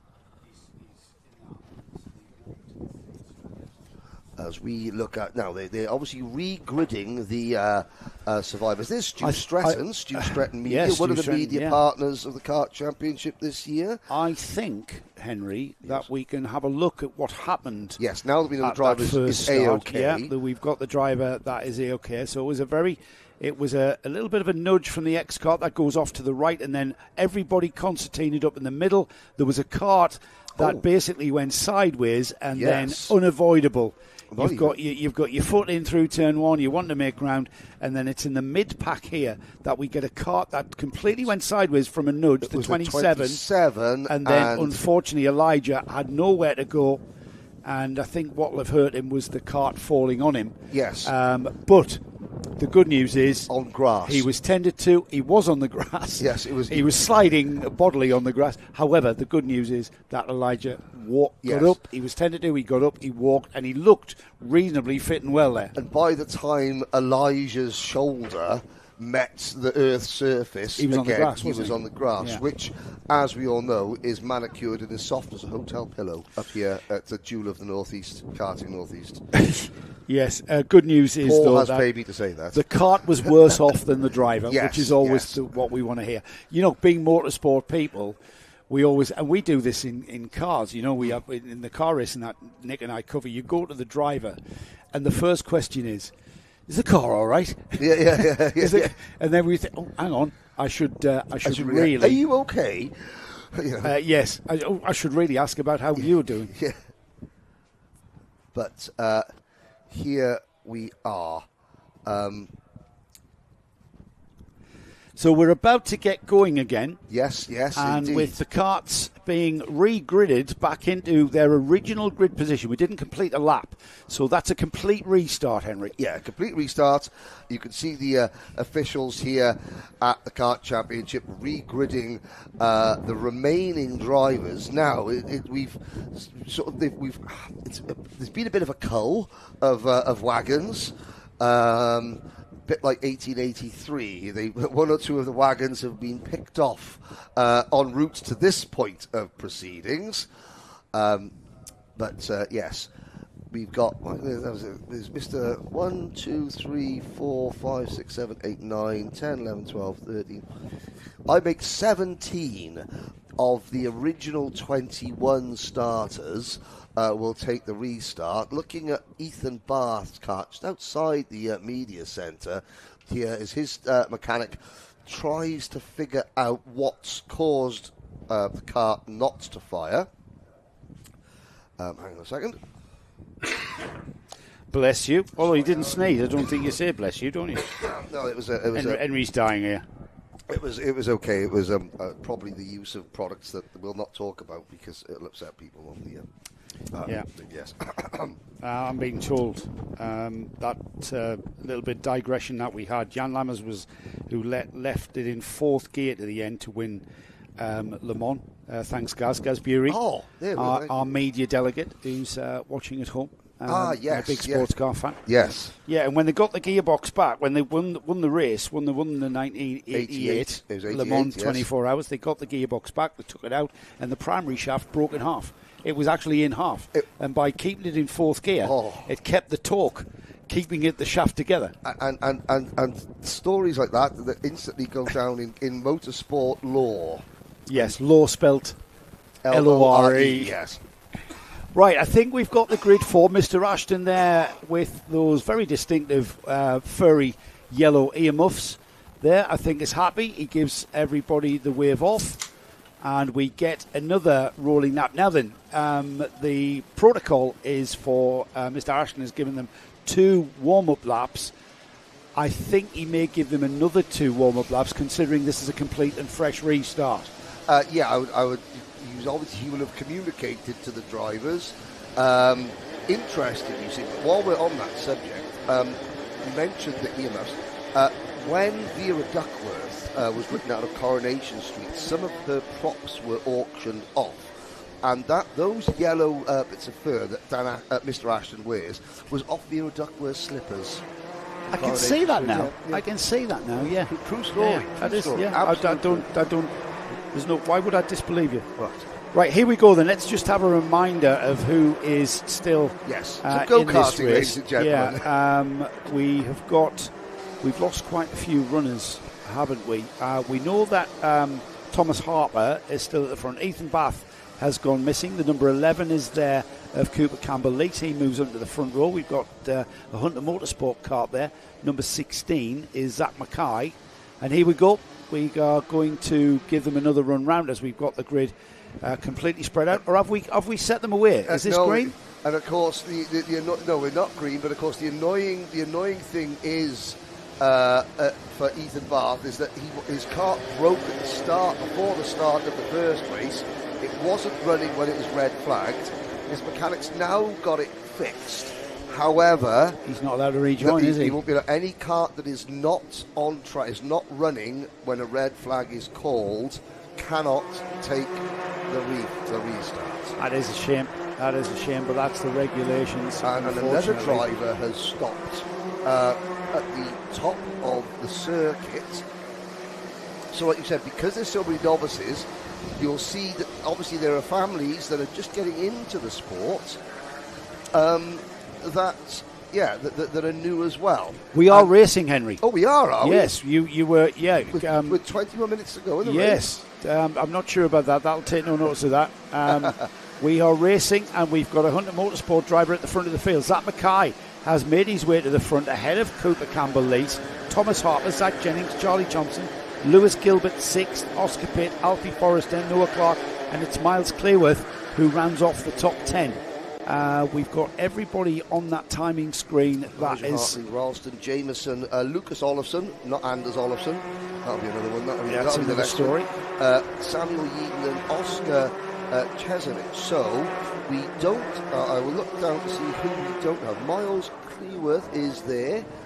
Elijah Hagelwood, obviously not with us. Ethan Barth, Pierce Whitehead, also out of this race. I can't see Zach Jennings is there. Charlie Thompson is also out there. Harry Ward is another driver who has not made it to the start of this one, and Oscar Pitt. Sorry. We've got a battle there on through turn one there, and I think it's two teammates there. I couldn't quite see the livery. I think they're both from the Origin team. Yeah, they are. Yep. And it's the number. That's the X-Kart teams, the 69 the 11. Two X-Karts, the black and white livery of X-Kart there.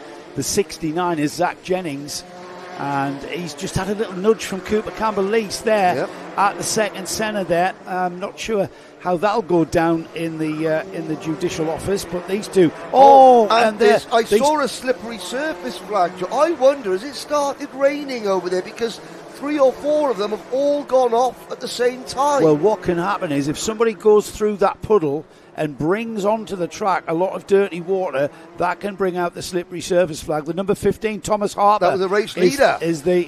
No, he was in second. Oh, sorry. Thomas Harper, who was in second, has gone off at the back chicane, and then coming through there was the number 69 of Zach Jennings, who was following his teammate through, the number 11 there, that we have in shot. However, he got it all wrong. These were having a right old inter-team ding-dong with the X-Karts. And now it's all settled down. Zach Mackay is leading, and Zach is already at the back chicane as second place. Cooper Campbell-Lees comes out of centre and into the chicane now as Zach Mackay heads towards the gasworks. He's got a huge lead, Henry. Yeah, and you can see the danger zone. You can where the slippery surface flag. And I do wonder, has somebody just gone off and just dragged the swimming pool onto the circuit? Of course, it is very cold, which means the water isn't going to dissipate. But Zach Mackay,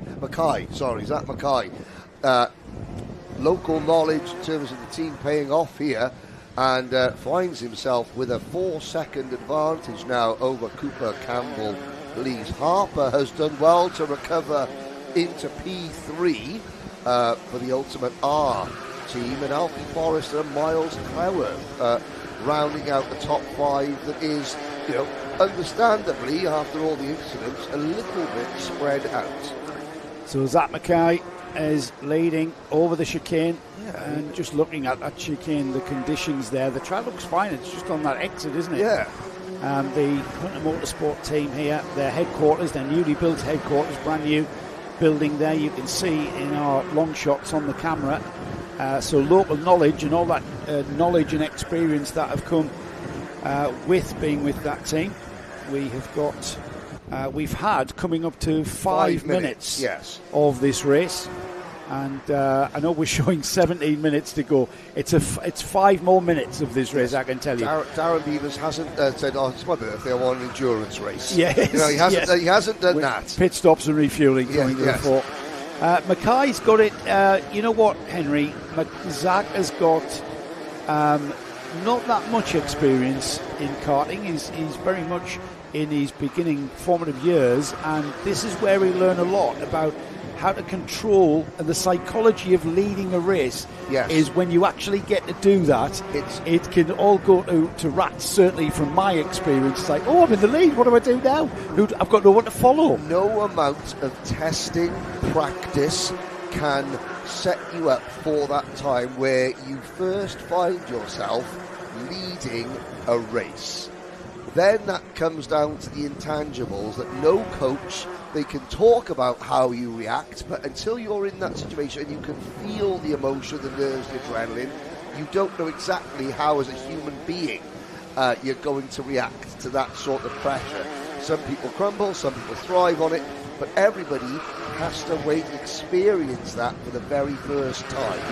And then you find out, what you're made of. It's so easy to make a mistake. That's the number 17, Miles Clearworth, who is currently in 5th there, and Isaac Jameson, the Kart, the number 19, another of the ex-Kart team here, Matty Street's team, very well represented in the Kart Championship, as you would expect, on the TB Kart.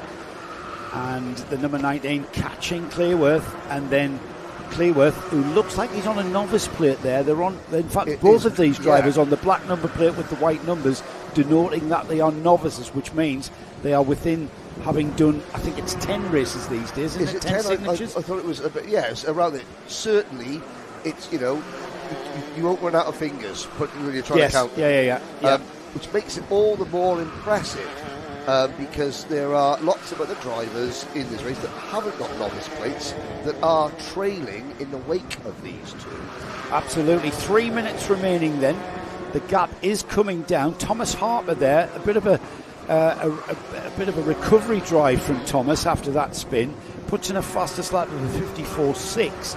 The gap between Zach Mackay leading this race from Cooper Campbell-Lees has come down from what was about 3.6, now down to 2.2. So the gap is coming down. We'll keep a wary eye on that. In fact, the leader just coming out onto the pit straight as we continue to monitor the progress of the number 19. We'll maybe pick up the leader in a moment, because we need to watch for the leader as that gap has come down another 0.2, and Cooper Campbell-Lees breaking that gap down very, very slowly as Thomas Harper, another fastest lap from the number 15, 54.35. There's the leader there, the number 16, Zach Mackay. That's a question. Yes. Yeah. We grew up watching Porridge, which means it's Mackay. Yes, I think that's the way I'm going to say it. Yes. Yeah. Until we're told otherwise. One driver, Oscar Chesovich, for the Cato Motorsport team, started from the back of the grid, has made his way up into P7. And is another one of those drivers on a novice plate. He was very, very quick the other day. In fact, I'd have to check, but I'm pretty sure he was on the front row of the grid after time qualifying. Was Oscar, had a very, very good run, or he was pipped at the very last part of that session. This is the battle for the lead, though. The gap has come down to, it came down to 2 seconds, it's gone back up to just under 2.2 again. So Zach, as on that number 16 there, has responded. Or has he just, he's just gotten on with it because...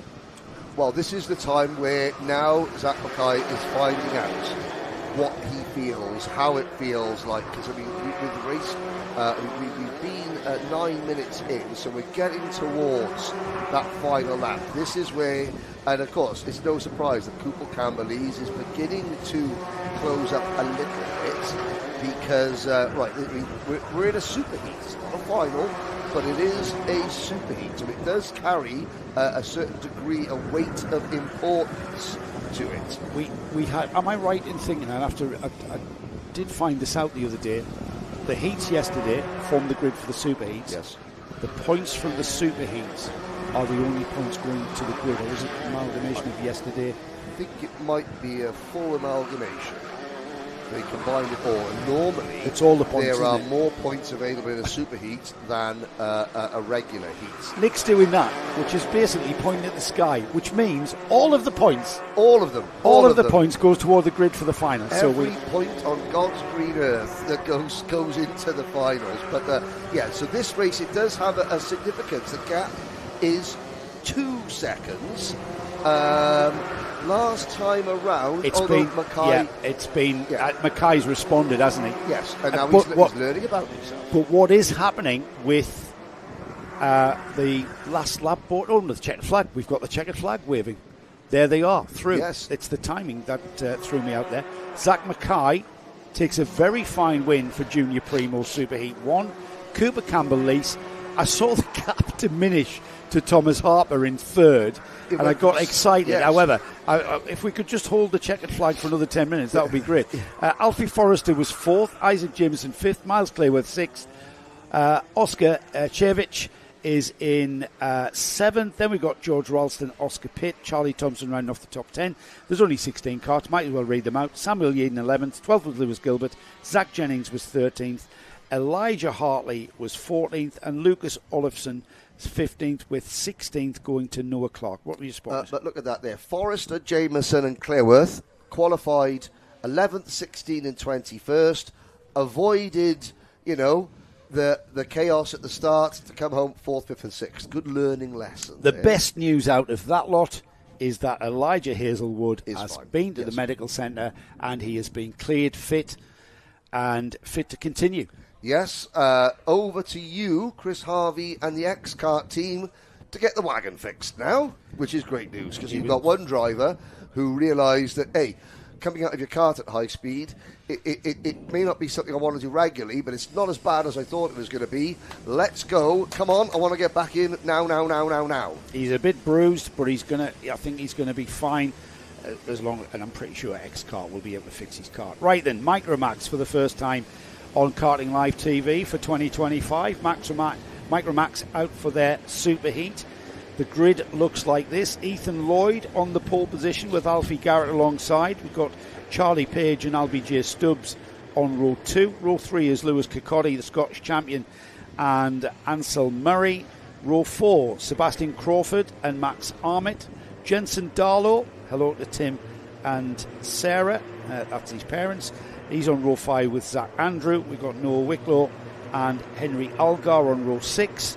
Ethan McClelland and Freddie Walker are on row 7. Dean Singh Pahal shares with row 8 with Freddie Blackshaw. Carter Jackson and Oliver Woodall are on row 9. And Teddy Roberts rounds off a 19 kart field. Just want to mention Noah Wicklow, our kart championship Bambino champion. Yes. The C50 Bambino champion. Coming into Micromax, the faster, more grippier kart. And Noah, I think, really enjoying the faster kart. Yes, but he's getting to grips. A Motorsport UK champion, Noah Wicklow. Here we number of very, very good drivers in this race. Here we go, as Mr. Ashton happy with these Micromax karts getting off and towards the first turn. And into the lead has gone the number 66, Ethan Lloyd. We've got a spinner there down the field, couple of karts on the grass. They've rejoined. LBJ Stubbs was one of them. Yep, from 4th on the grid for LBJ.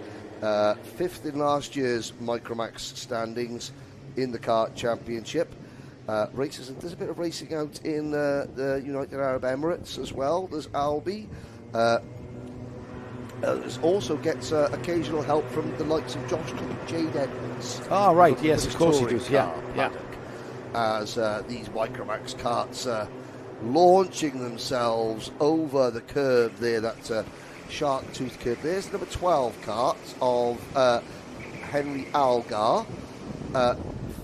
Top 7 in last year's Watersworth Restricted British Championship for Henry. All right, moving across to Rotax. Here we go then. One lap completed then.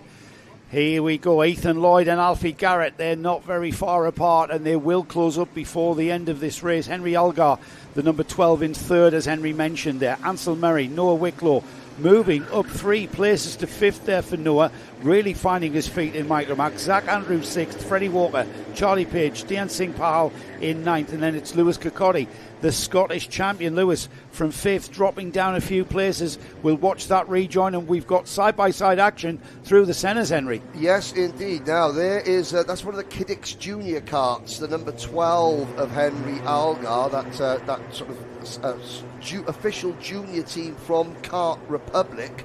Ethan Lloyd for the Richardson Chassis Engineering team has moved up. There's Ansel Murray and the number 27 of Zach Andrew squabbling over the same piece of tarmac, and that was unfortunate. And I think, is that Charlie Page in the white and green, innocent bystander? Let's have a look at what happened, Henry. Ansel Murray, you know what? Yeah, three wide through the horseshoe.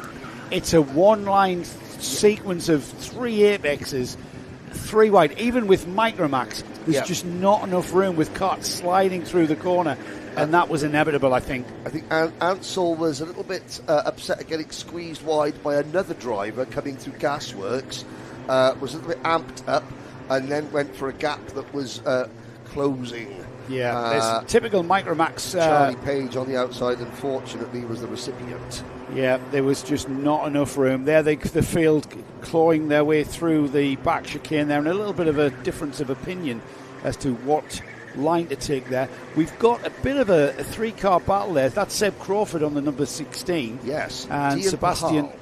It's Dian Pahal that Sebastian Crawford has gotten behind there. Ethan McClelland is the cart that he has in front of him. Lewis Kirkcaldy just ahead of him.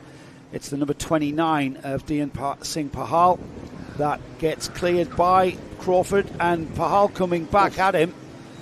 This is a cracking battle as Sebastian Crawford moves up to 7th.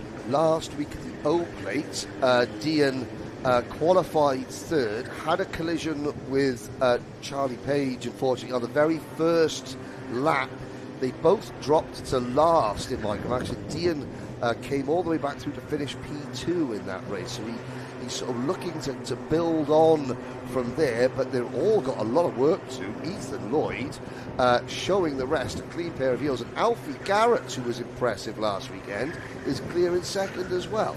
And that's Lewis Kirkcaldy ahead of the number 12, Henry Algar, and up to 4th. But I just wanted to mention, we were watching the number 16 and the progress of Sebastian Crawford, the Origin Racing Team driver, had a terrible timed qualifying. Right. Got took out on lap 1 out of coming together.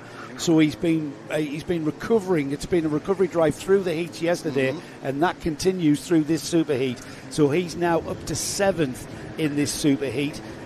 So we'll see, and if he can sort of keep on going and scoring points, he'll be where he perhaps should be in this field going towards the final.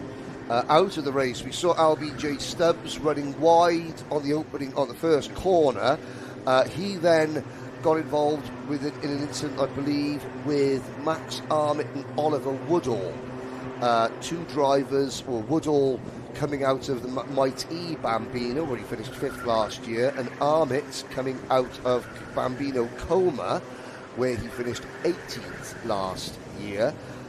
They've retired. Obviously, Freddie Walker, who was involved in that incident between Page and Ansel Murray, he's dropped. He's still running, but he's some way back. He's the last kart running in 16th position, as Lloyd continues to circulate unopposed. This is a kart on the charge. The Scottish champion finding himself down the grid order a little bit in 5th. However, we've now got Lewis Kirkcaldy, who did drop down to just inside the top 10. He's back up and onto the rear end of Noah Wicklow, the current Kart Championship Bambino champion, moving up into the Micromax class. Now has a very experienced driver behind him, so Noah's going to learn a lot here. Yes. How does he keep the S-plate behind him? We're going to find out. Noah, really, duck to water comes to mind when we look at that number 53 there, the orange and black kart. Noah, who we saw race all last season and always was at the front, hence he became the champion, of course. Here he goes, though. He's got to keep this Scottish champion behind him. Kirkcaldy down the inside into turn 1. and makes the move stick, and he's a very, very hard driver as Lewis. Of course, he's got the family blood running through his veins. There's pedigree there. His uncle Andrew was no slouch in both karts and indeed single-seater and sports car racing in the day. Yes, indeed. I've got that familiar as an LKM or LQM logo on the back of Lewis's crash helmet that adorned what I believe was a Ferrari 360 in British GT Championship for Andrew. Well, they went to Le Mans, didn't they? With yes. What was the Chris Miakos, Greek? Oh yes, Greek driver, Greek team owner. But we digress again. There's some go-karting car racing. Yes. Freddie Blackshaw, Zach Andrew rounding out the top 10 here as we watch Lewis Capaldi cross the line. And Noah Wicklow doesn't need to panic. Sometimes you have drivers, they come out of Bambino and they take a year to fully get to grips with the extra power. Well, it's taken Noah Wicklow just a couple of months, and he's at the sharp end already. Yeah, and you know what? There's no real critique of him not being able to keep the Scottish champion in the form of Lewis Capaldi. Very experienced in Micromax, of course. Noah just finding his feet. He's going to be joined very soon by the black and white kart of Sebastian Crawford, who continues that recovery drive in this event after that nightmare of a time qualifying session. Sebastian just managing the engine temp there with a little bit of altering the flap on the radiator, but he is catching Wicklow. And Seb, in his second full season, he's done some kart championship, he's done some UKC, and I think this year he's going to focus on the British Championship. So again, another driver using the kart championship as prep. And Ethan McClelland is next behind Crawford there. McClelland fourth in the Bambino Championship 2 years ago, so he's taken that more traditional sort of amount of time to get up to speed. So 2 years ago, top 5 Bambino. Now, a year of learning, and now here's McClelland in the top 6 in micro. But it's very, very close now. The black and white kart there is Sebastian Crawford. The orange sleeves on the youngsters' overalls catching the black overall Noah Wicklow. Noah having the more experience in Micromax, certainly. Noah's got quite a few laps under his belt himself, but just finding his feet and being very composed, I've got to say, not panicking when karts are coming up to pass him.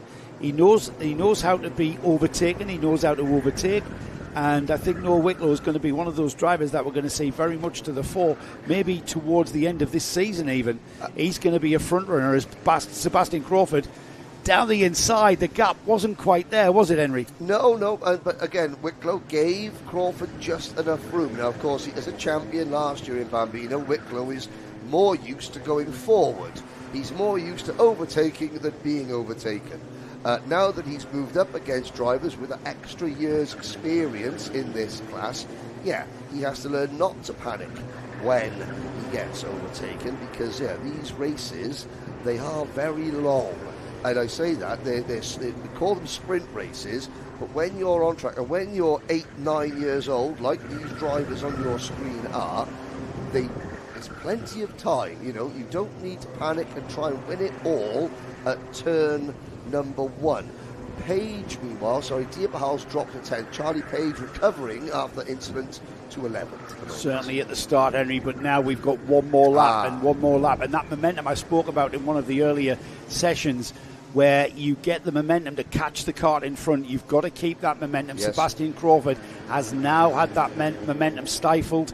He's behind Noah Wicklow on this final lap, and opportunities and chances of making that move are reducing. And as I say that, down the inside at the first of the centre hairpins, Crawford has made that move, and it will go forward into 4th place, and that recovery drive continues.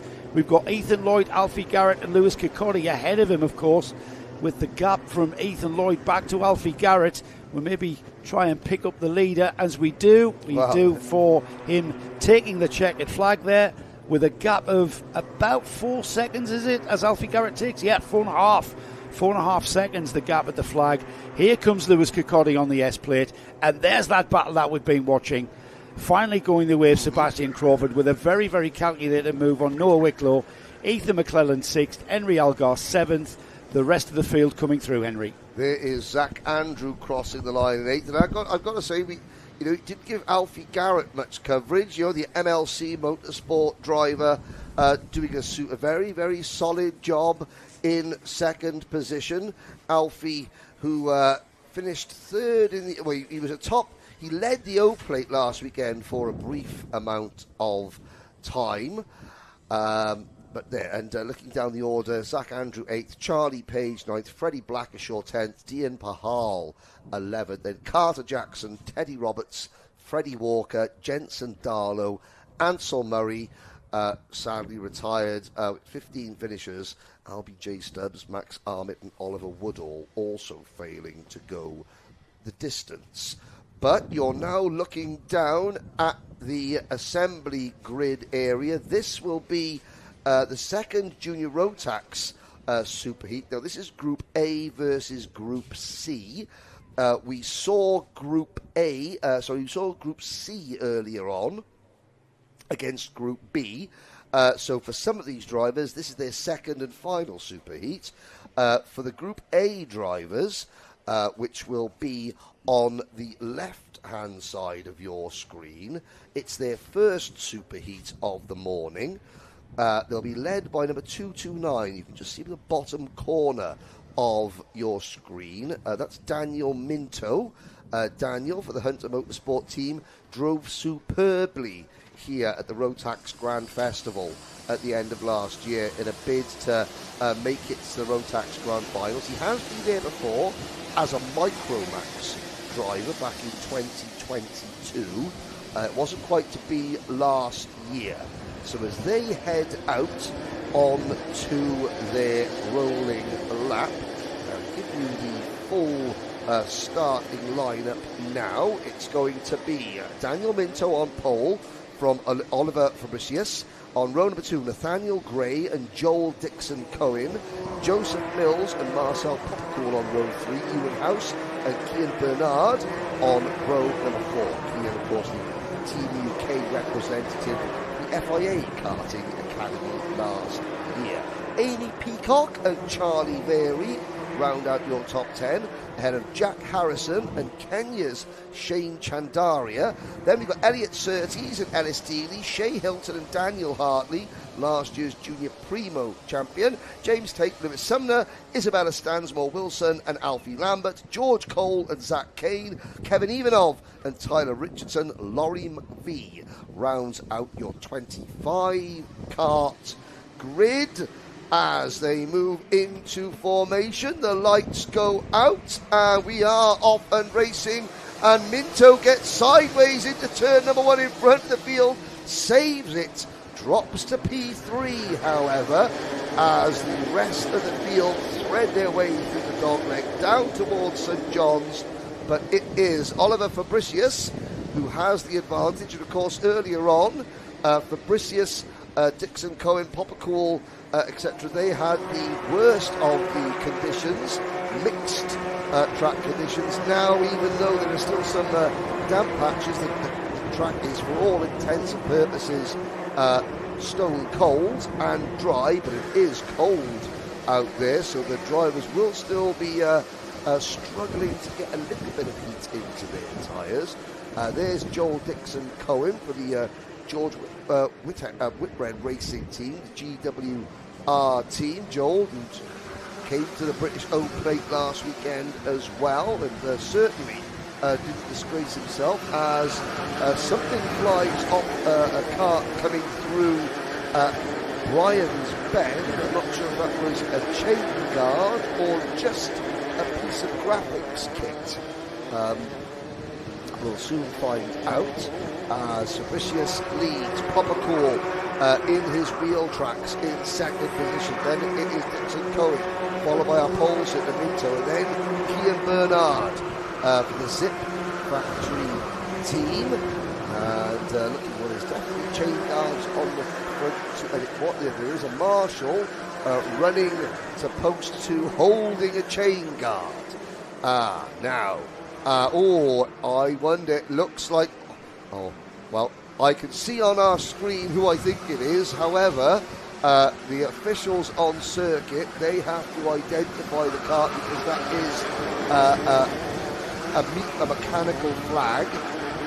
So I will allow them to do their jobs. Oh, and there is a side-by-side Chandaria, and I think that was Kian Bernard discussing the same piece of rapidly diminishing real estate. Now there comes the leaders. Papa Cool now has the lead. Oh, it was the 267 of Joel Dixon Cohen getting squeezed there by Daniel Minto.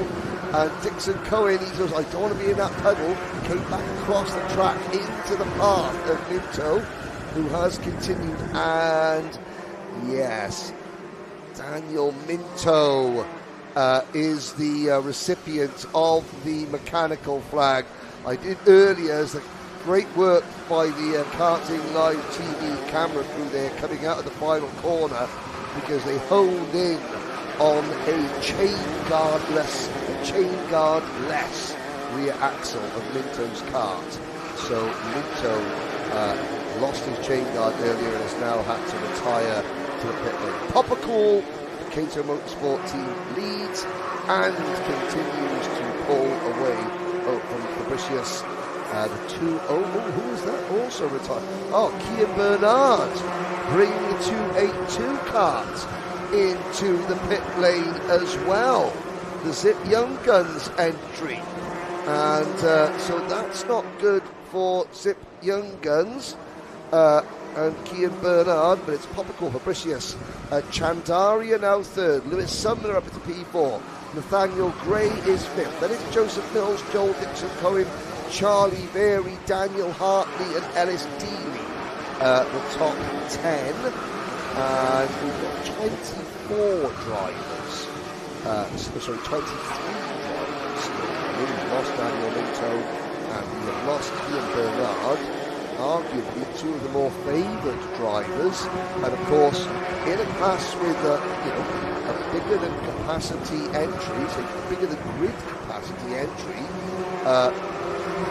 some drivers run the risk of not even making the main event. There's a good move. The number 263 of Daniel Hartley. Ultimate R team as we look at that quick action replay. And there is the perfectly executed move at going into Gasworks hairpin. The 237 of Charlie Berry was taking the racing line, and just as Berry moved outside the track to set himself up to turn in, when the weight of the kart was just slightly, angled towards the exit, Hartley, hard right hand down into the inside line, then got it slowed down on the apex, so he didn't wash out on the exit of the corner as Kian Bernard heads back out onto the track. I wonder if Kian got the numbers mixed up, may have had a warning flag, thought the mechanical flag was for him, came into the pits, and then he was told, no, it was for somebody else, because he's gone back out on track. Side by side, here comes Hartley again, passing the number 291 of Joseph Mills. Well, Daniel Hartley almost picking up where he left off last year. Interesting. Hartley there, we've got 3 minutes remaining. Popical leads by 2.7 seconds from Fabricius, with Chandaria another 3 seconds further back in fourth.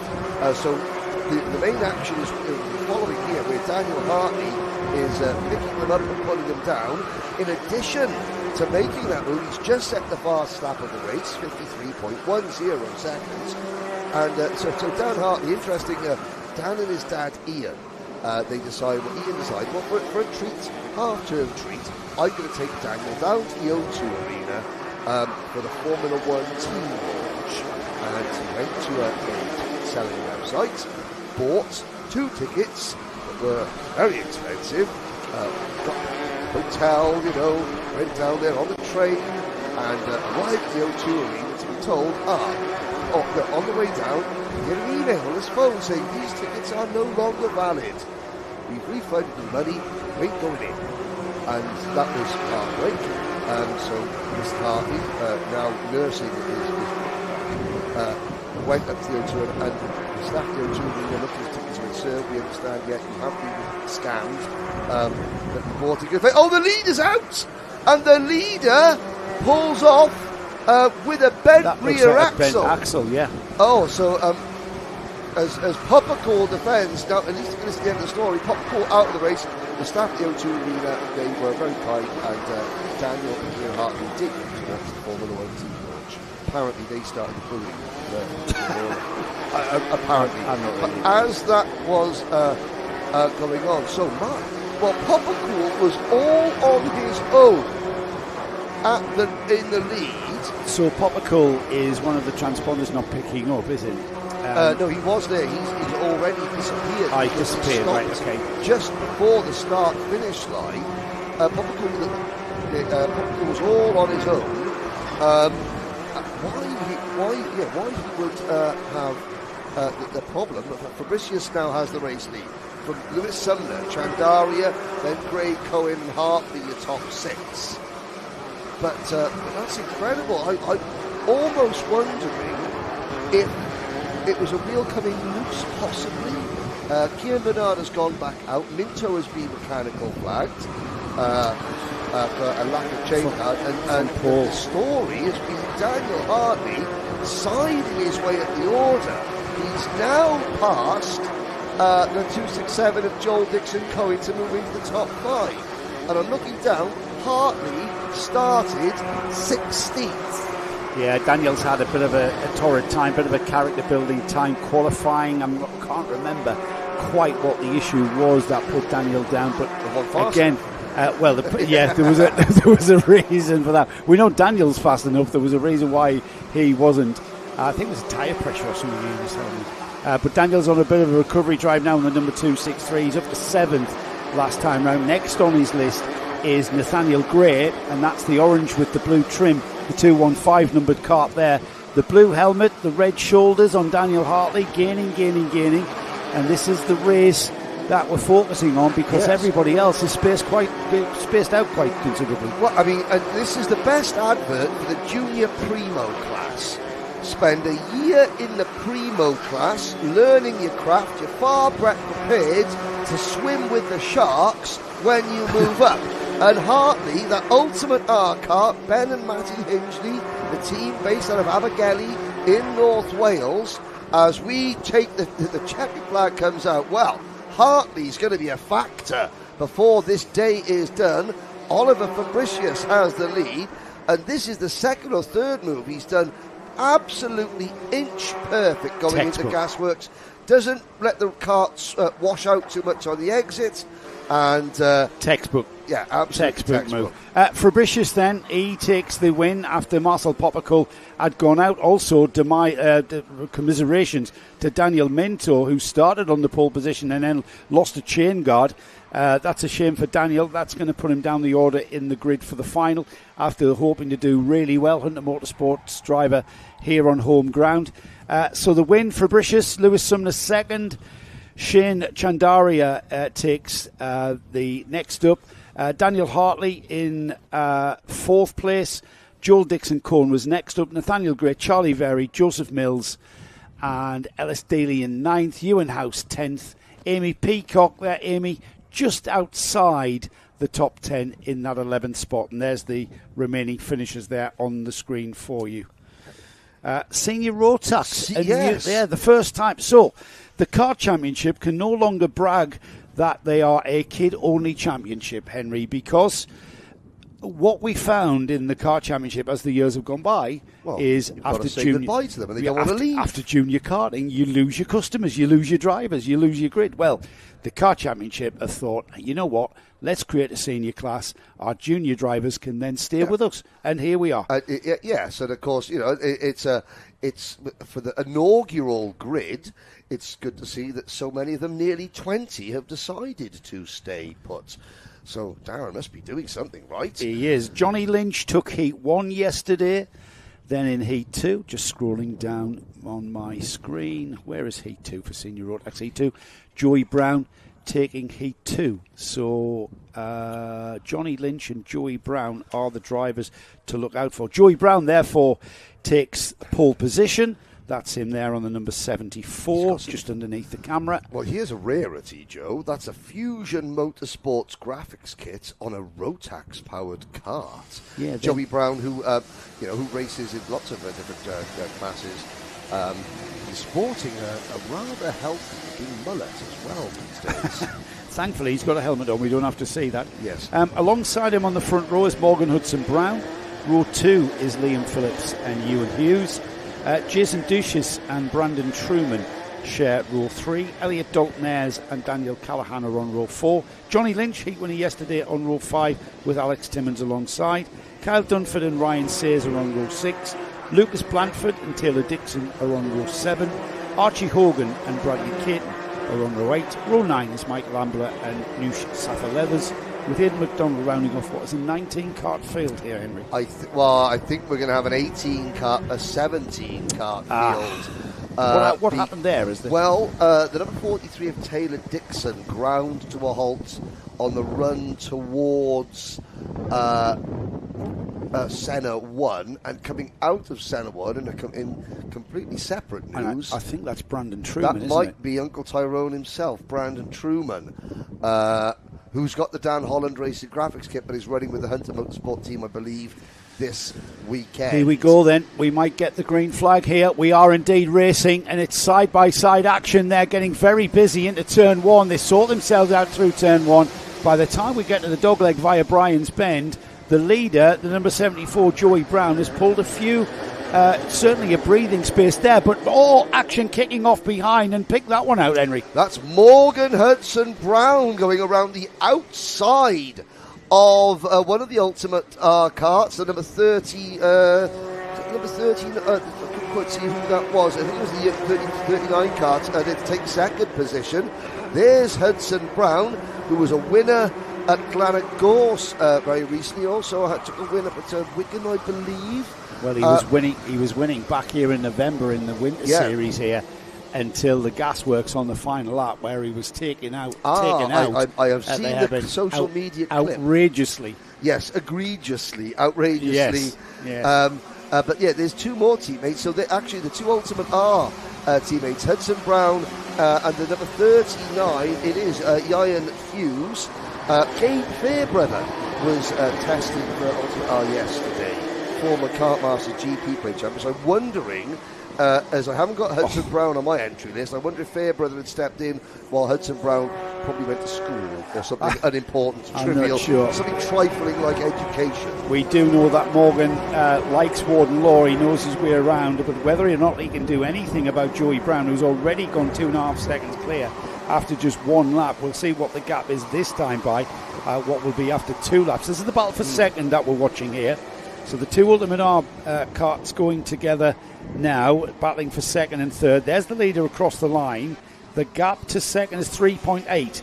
And the reason being, Henry, is that these two, indeed three, are squabbling. The number 17 there, Jason Duchess, he's on a Cosmic, and he's wanting to split these Ultimate R boys up, isn't he? And there's, again, a great mix of privateer entries, older drivers, who want to step up from club racing into a national series, but not the Motorsport UK British Championship.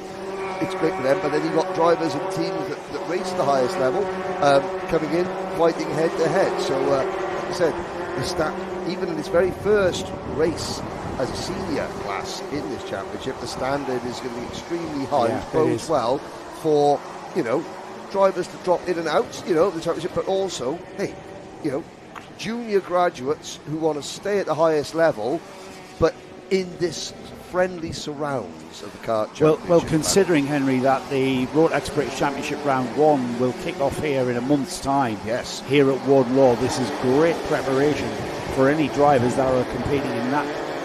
The Premier British Series, you can't really argue that one. The Premier British Rotax Series is the Vera Tools British Championship. So the kart championship that we're here with this weekend is ideal for drivers like that to come into this series and just, get together. But what you said earlier was that the competitors that run regularly in this championship are no easy pickings, Oh, are they? no, absolutely not. They're absolutely not at all easy. Shall I say something that'll get me in trouble with my paymasters?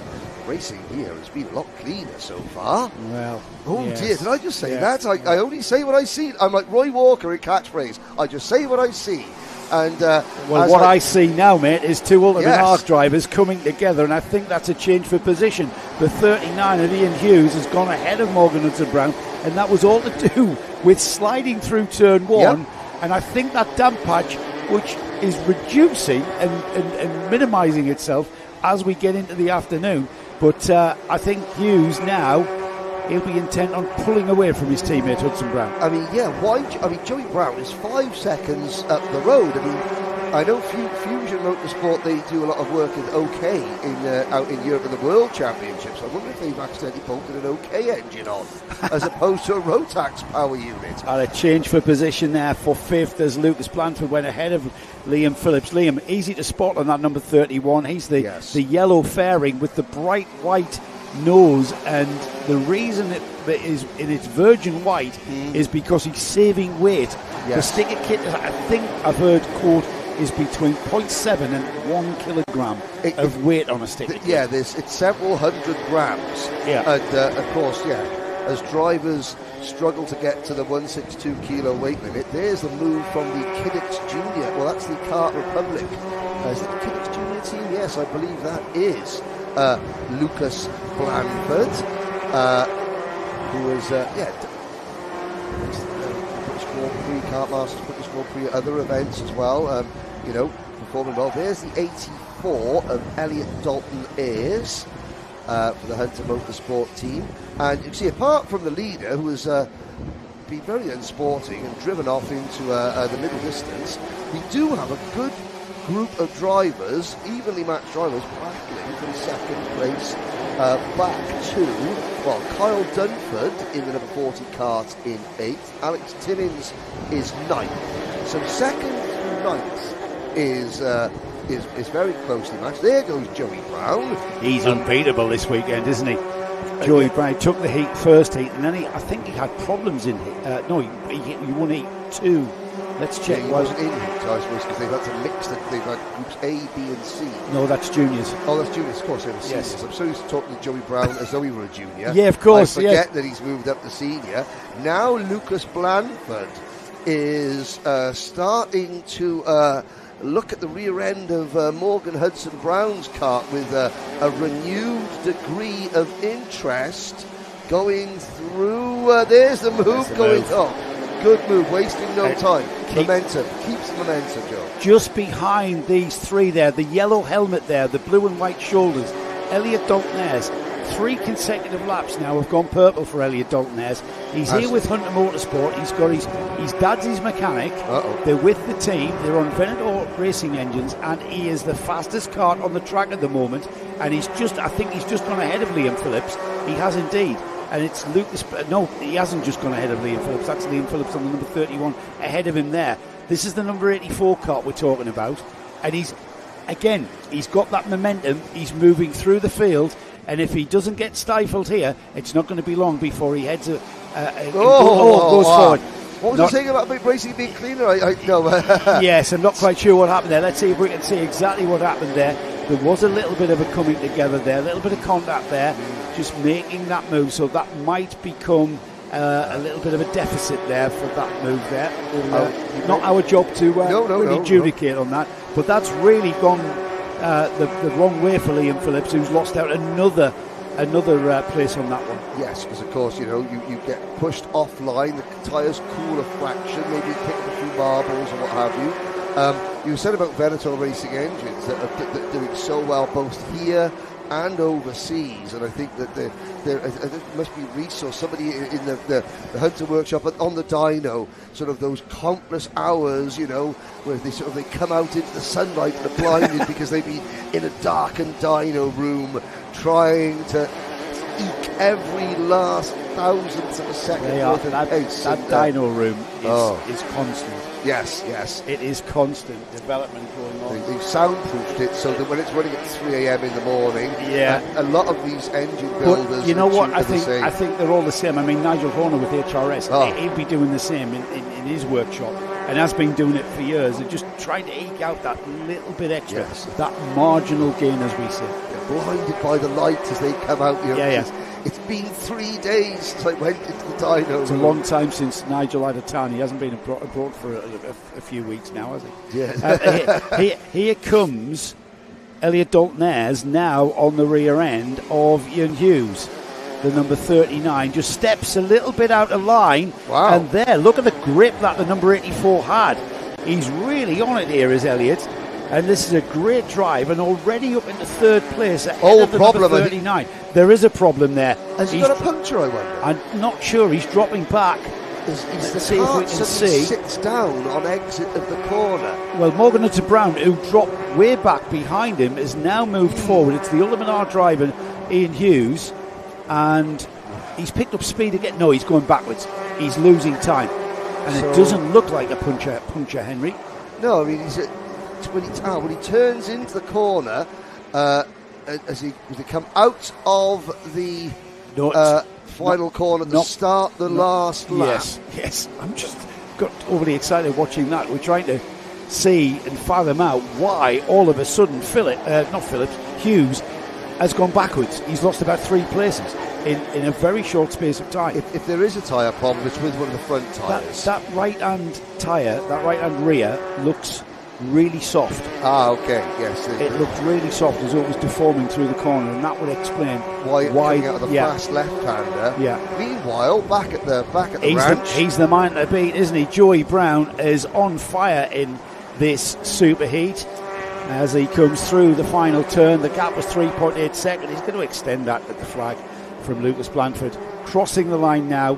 Here comes Lucas Blandford on the Kart Republic, 2.8. So Blandford did take it out of him a little bit with the fastest lap at the very end there. Elliot Dalton-Ayres third.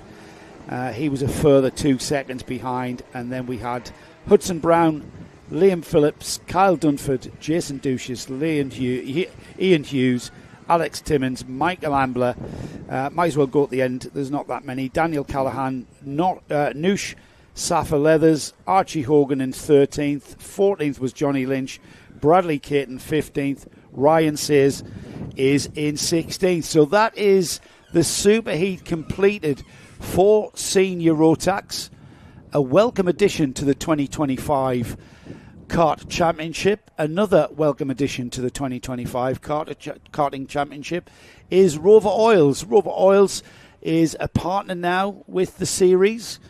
And a big hello to the Racers Official Apparel, who are another partner. They can be found in the paddock. Merchandising and teamwear. If you are needing someone to manufacture your teamwear, or indeed some team merchandising, then pop along.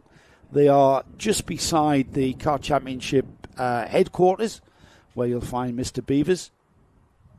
And another big thanks to Scan, who are powering our sim racer, which you'll find in the cafe restaurant at the just on the edge of the Karting Northeast pit lane. Pop in there. It's a free to use sim, and it's running a competition that will see us go to the end of the season. A competition that is running is another competition that we've got running to round 4 is our TB Kart raffle. It's £10 a ticket. The draw will be a pair 5 for round 4 of the series.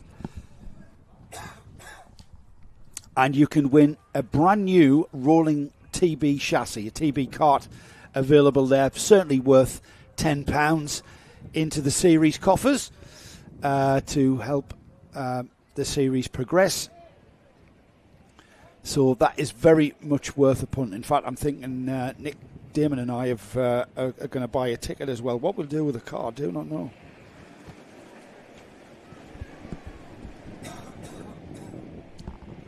As Nick and I could probably only last about 4 laps before we needed oxygen.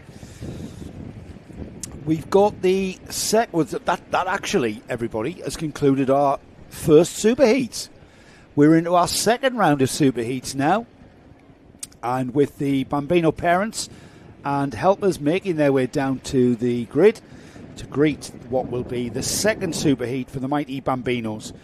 Same grid as we had for the first superheat, of course. They were formed from the results of the heats that we had yesterday. So the grid looks like this. Heath Smith and Arthur Rhodes. Heath Smith on the pole position, Arthur Rhodes alongside in second. Ethan Hume and Freddie Dye are on row 2. Jack Harper and Luca Peed, who is indeed the son of Ed Peed, that we suspected it was. There, in fact, there's Ed Peed right in the middle of the shot there. Tall lad with the black jacket, arms on his hips, waiting for his son, Luca, to come through. Ed I know from Clio Cup racing, actually. Very, very good peddler in a kart as well.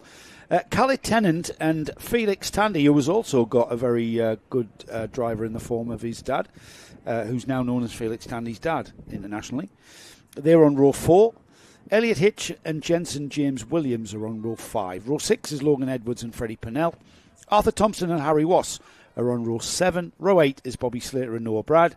Frank Pearson and Nico Mohan share row 9. George Algar and Oakley Howlett are on row 10. Row 11, the final row of this grid, Oliver Yap and Teddy Smith rounding off a 22 kart field. Rover Oils, partner for this year in 2025, adorn our screen, as does Samsung, as we get the lights going out, and we are indeed racing in this, the second superheat for the electric-powered Bambino karts.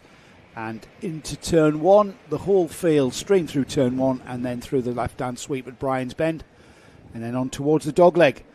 And very, very orderly formation. Nobody having problems there. These youngsters, remember, 6 to 8 years old before they then move into one of the cadet categories. The Bambino class has become very popular, and Might E especially has become very popular. The electric-powered karts are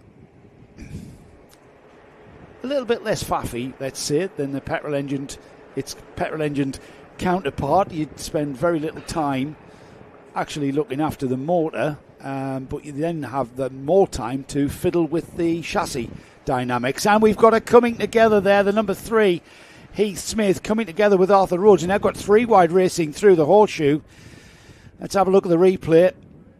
And down the inside, and the number 3 there, just trying to squeeze inside the number 82 of Arthur Rhodes. That's allowed Ethan Hume on the number 11 to come through, but they all sort themselves out as they come across the line. They are very, very close indeed. And another challenge and another bit of wheel banging into turn 1 as Heath Smith, from the pole position, gets back to that first place. And, does he? In fact, he's down to third because we've had a change.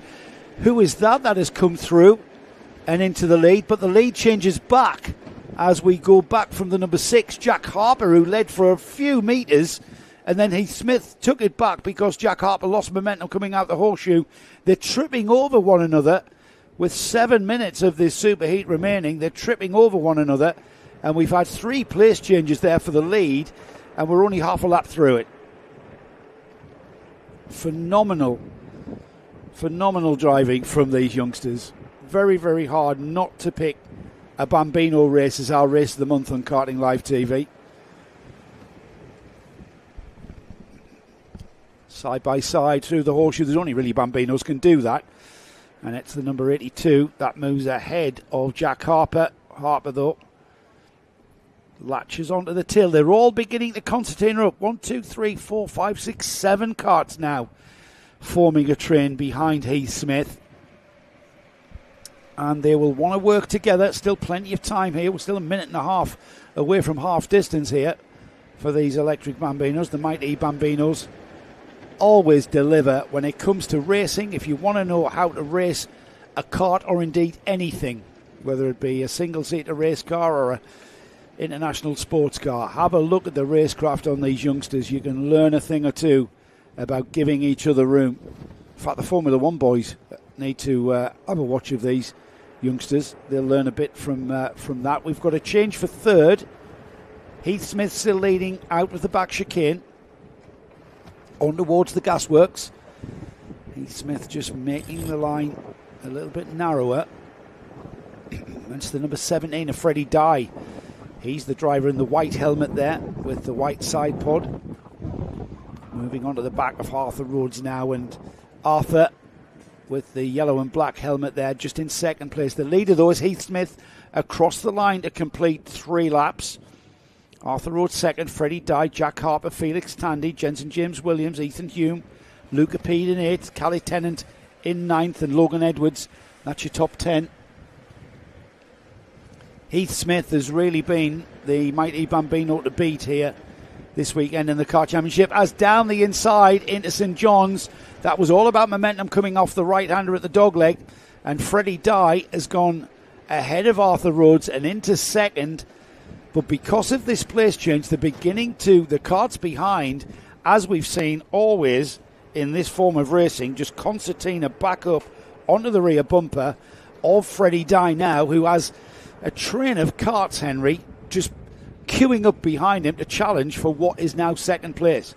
Yes. And here they come already. Arthur Rhodes making that getting that second place back. Rhodes was very impressive in the earlier heats, and I have to say that Freddie Dye, I knew I was going to do it. Freddie Dye went backwards a little bit as the race progressed in the opening superheat of the day. A lot of these young drivers, they're very, very quick over 1 lap, but then it's piecing together 8 consistent laps. And though there was a move going on into turn number 1, and suddenly we are side by side. Felix Tandy looks at the inside of Dye there, but has to stay in what is 5th position as Jack Harper has fought back to take P2 temporarily. Here comes Rhodes again, and that's brilliant. Yes, good stuff. And Dye round the outside, so a slim shady. Oh, that's 3 wide as well. That's Felix Tandy. He's gonna pay the price though, because that's a long way to go into the back chicane. I've just been told by Gaz Bury here that Rhodes and Hume finished race 1 at the Clubby last weekend, as we've got a spinner. Oh, that was Jack Harper. Jack Harper. And you could see him, he's the 4th kart in line here. And he got on the power a little bit too early. No, I think he tripped over the kart in front. I think that's what it was. He pivoted round. Yes, he got the I power. don't think they've got the power to break traction. I don't think they've got the power. Here we go again. A little bit of nudging and boring, bashing and boring there into turn 1. Felix Tandy seeing an opportunity arise there. He finds himself on the outside again. He's doing all he can on that E-plate. That's the black cart at the tail of this 4-kart train.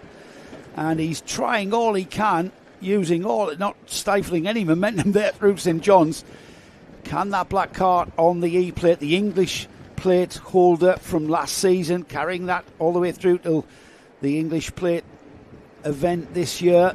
4 karts now then out towards the chicane. This is allowing Heath Smith to disappear, and with 2 minutes on the clock, this train in 2nd, 3rd, 4th and 5th are not going to catch him, as we've got to move for 2nd.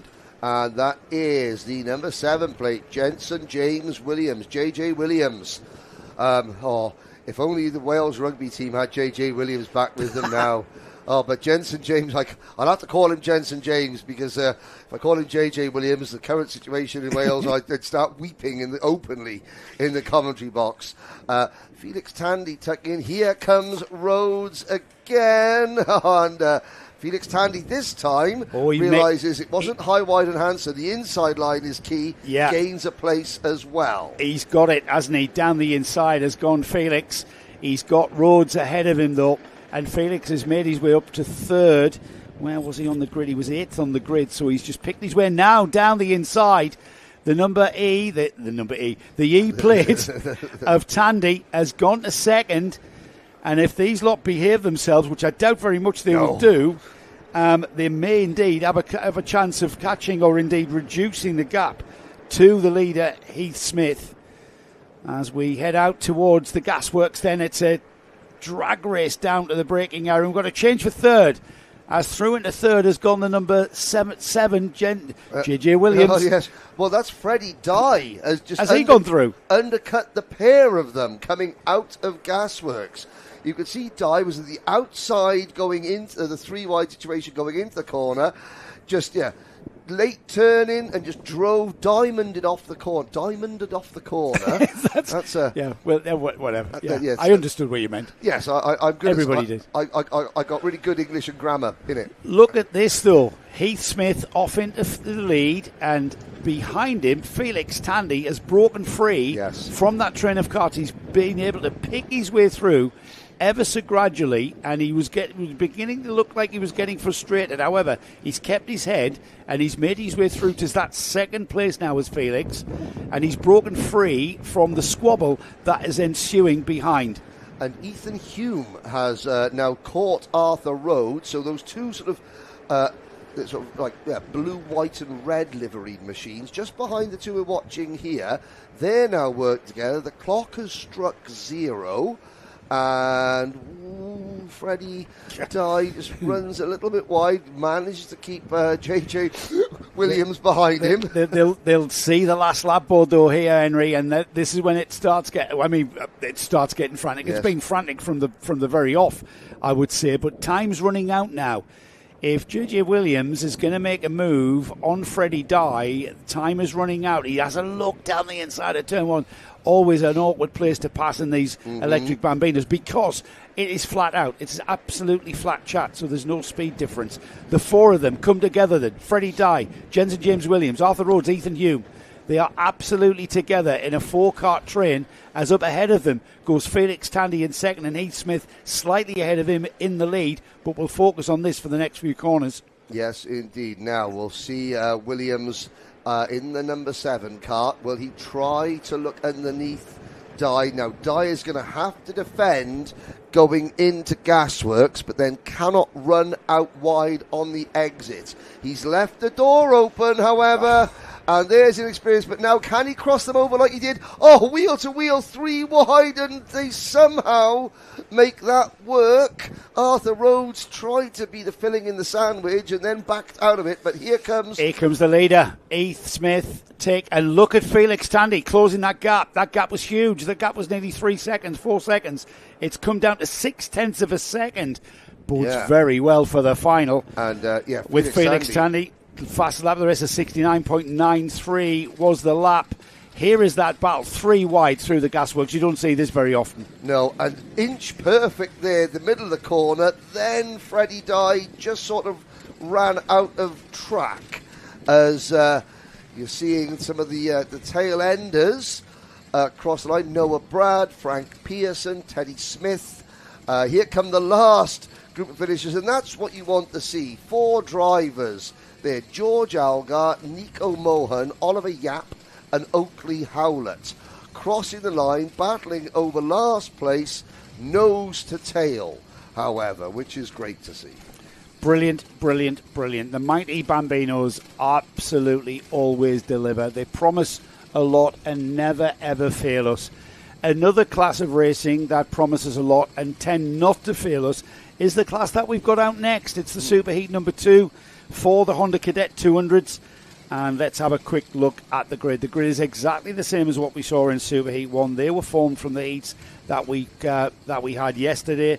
Archie Cannon and Elliot Bourke share the front row of the grid, with Archie Cannon on the pole. It's Riley Blakemore and Ronnie Jones on row 2. Row 3 is Jack Wykes and Luke McGall.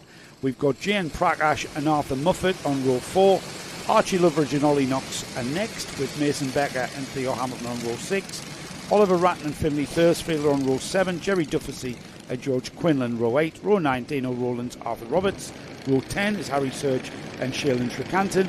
Sawyer Henderson and Jaden Bond are row 11. Bradley Sutton and Reggie Dufficy are row 12, with Luke Jardine and Seth Wright on row 13. Row 14, Madison Horsepool and Jensen Fathers. Joshua Adoti and Maximilian Mikalski, with Arthur Bath rounding off a 31-kart cadet field, Henry.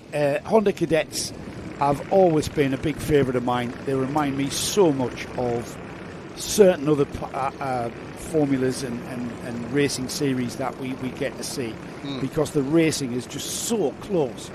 and just before we get started, we're looking at, obviously we've got a couple of young ladies in this race, and Motorsport UK have collaborated with Team Sports Karting, the indoor place. Yes, to create the Girls Karting Academy this year. It's open for girls between the ages of 8 and 12. There are 10 venues around the country that girls can go to, special sessions, develop their skills, and then, places like Bristol, Crawley, Coventry, Leeds, Nottingham, Southampton, Manchester, Newcastle, Charlotte Tilbury, who have come into sponsoring females in motorsports a lot. They're providing some free sessions over the course of the year, and then they'll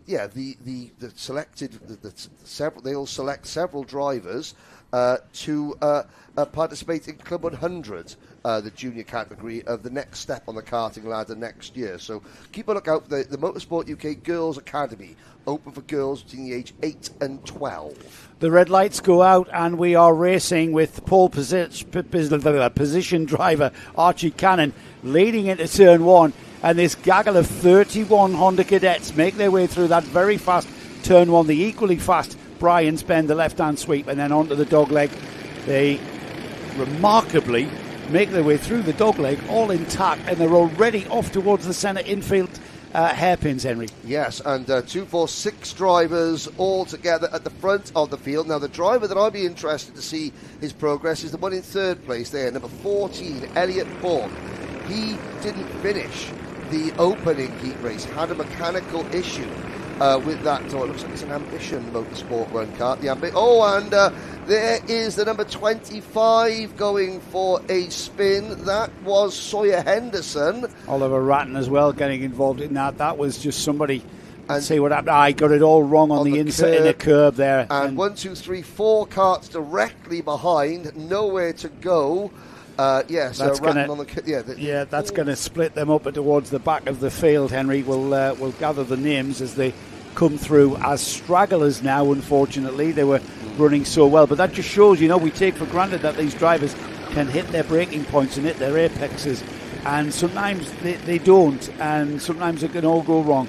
This is forming into quite a battle there, and there's the hand gesticulation from that second place driver of let's work together. There's no working together there though, is there? No, that was Archie Cannon decided to do the crossover mid-corner coming out of centre. Marshall runs for safety there.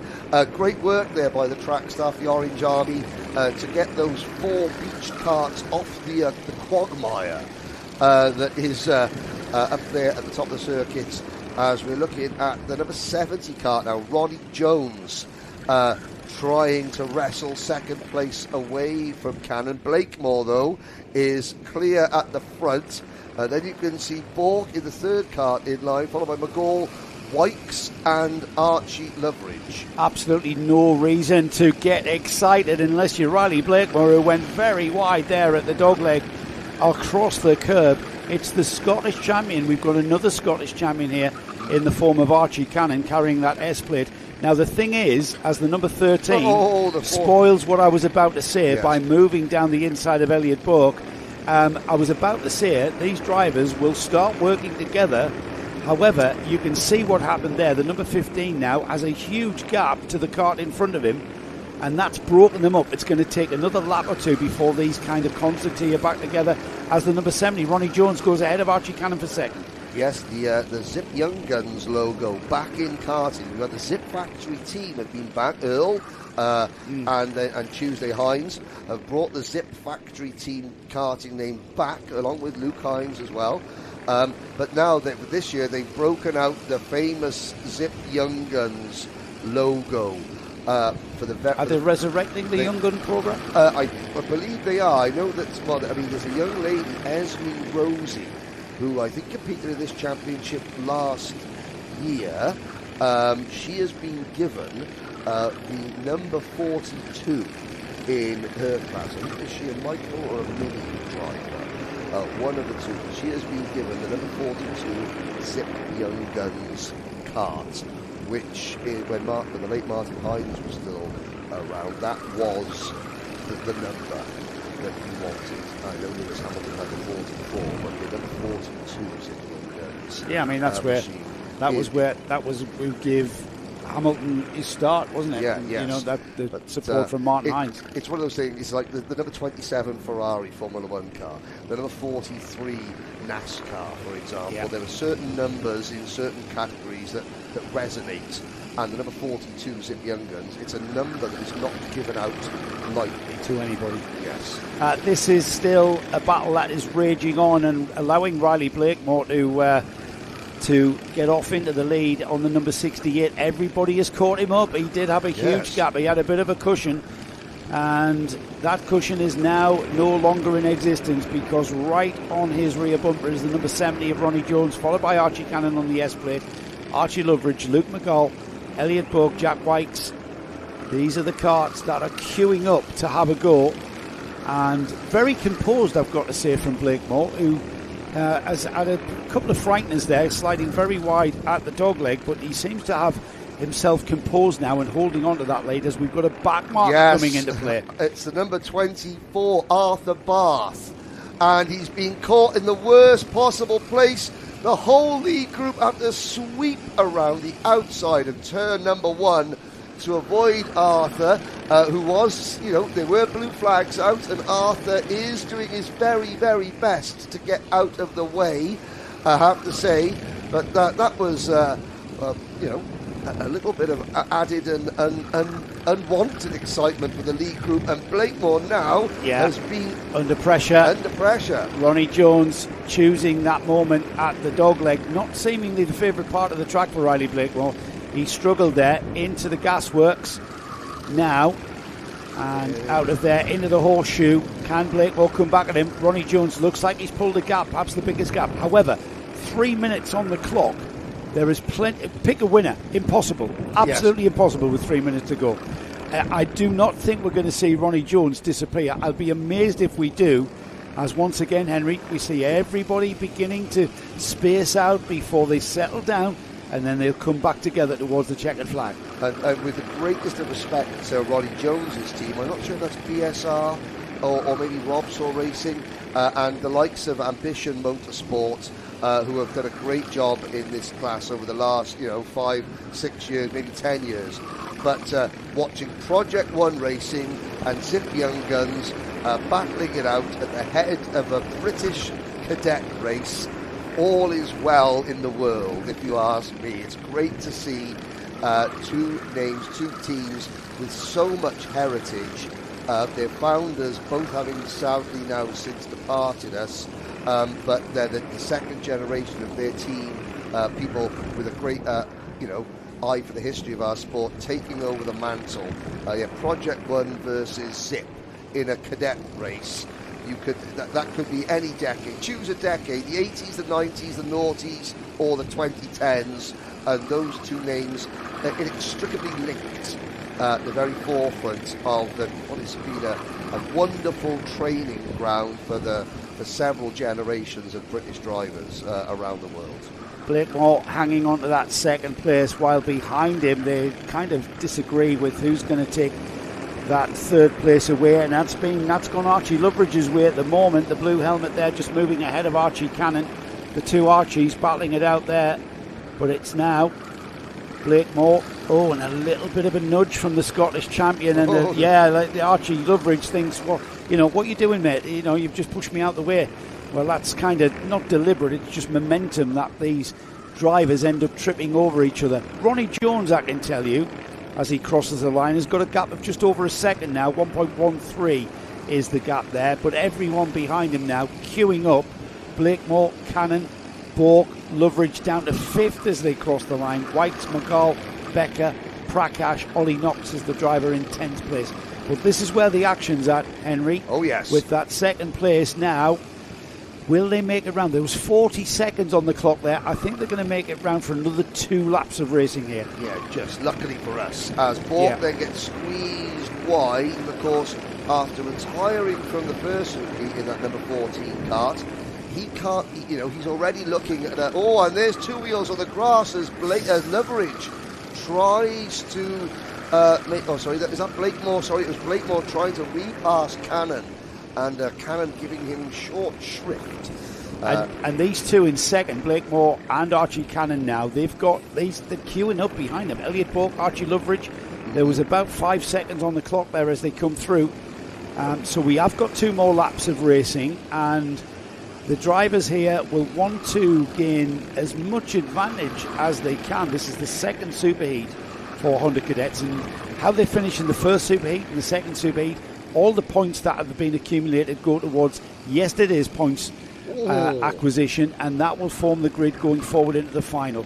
Still, we had karts that looked like they were about to pass, but then they all just settle into the back chicane, out of the back chicane, chasing after Ronnie Jones, but no changes.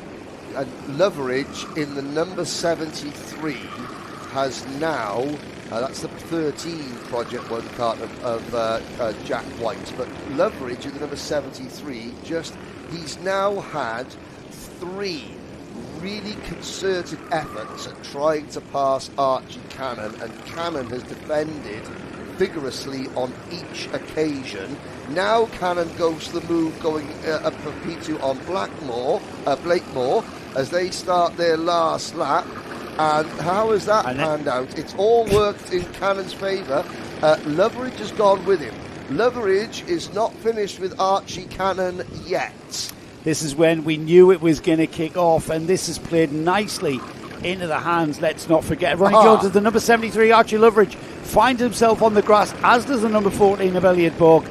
This has played very nicely into the hands of Ronnie Jones, as everyone behind him has been squabbling over positions. This has allowed him to break free by about 2 seconds, and the battle for second is very much not over, as Luke McGall, as the leader, comes through the final turn. Ronnie Jones it is who takes Superheat 2. Then in second place, who's it going to be?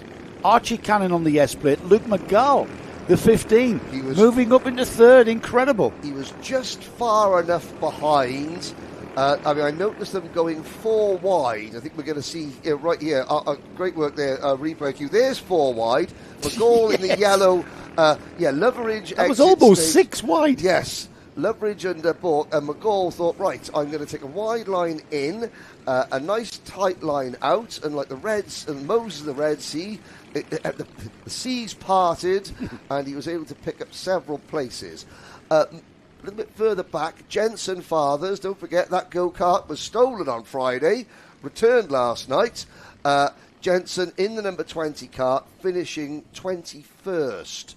Overall. Yeah, that's a great story. That will make Fathers proud. I don't know what Jensen's dad's name is, so we'll call him Fathers.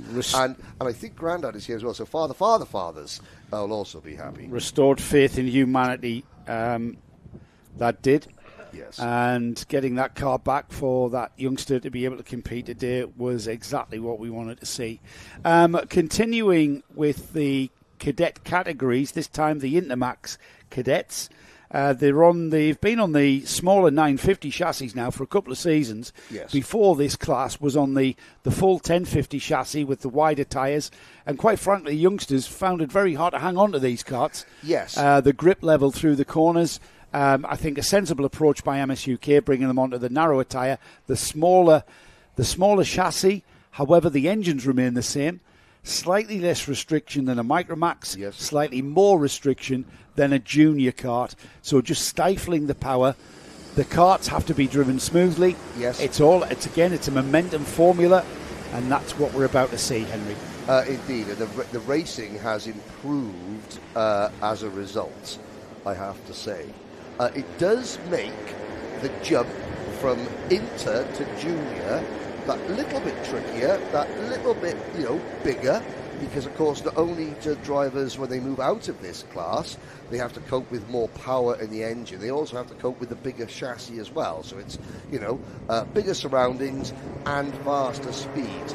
But we're going to see Joshua Griffin for Global Karting on pole position, James Fabricius on P2, Larry Price and Jensen Sale on the second row of the grid, Logan Rolfe and Oliver Barton row 3, Buddy Hugo and Benjamin Lawn on row 4. Lucian Smith and James Roots. The Roots is on fire.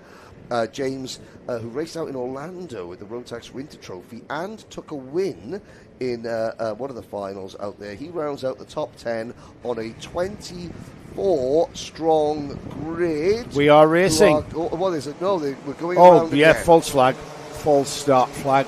Good spot. And let's not count out Josh Cormack and Josh Cook starting on the 6th row for KR Sport team. Cormack running the 9 seed, 9th in the British Minimax Championship. I've got a shout out. Yes, I have a shout out. Shout out. Because we have Tilly Cook, sister of Josh Cook, out there in the stands on the main straight with her. Well, she's got Go George. She's supporting George Algar. Well, why not? And the mighty Bambinos. Well, that confused me.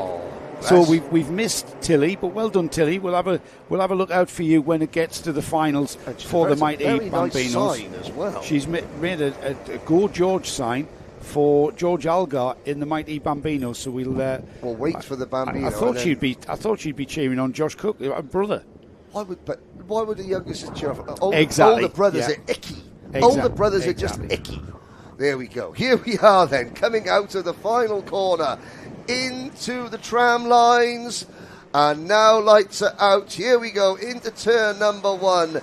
It's James Fabricius, the BSR racing driver, takes the lead from Josh Cook. Somebody goes over the grass.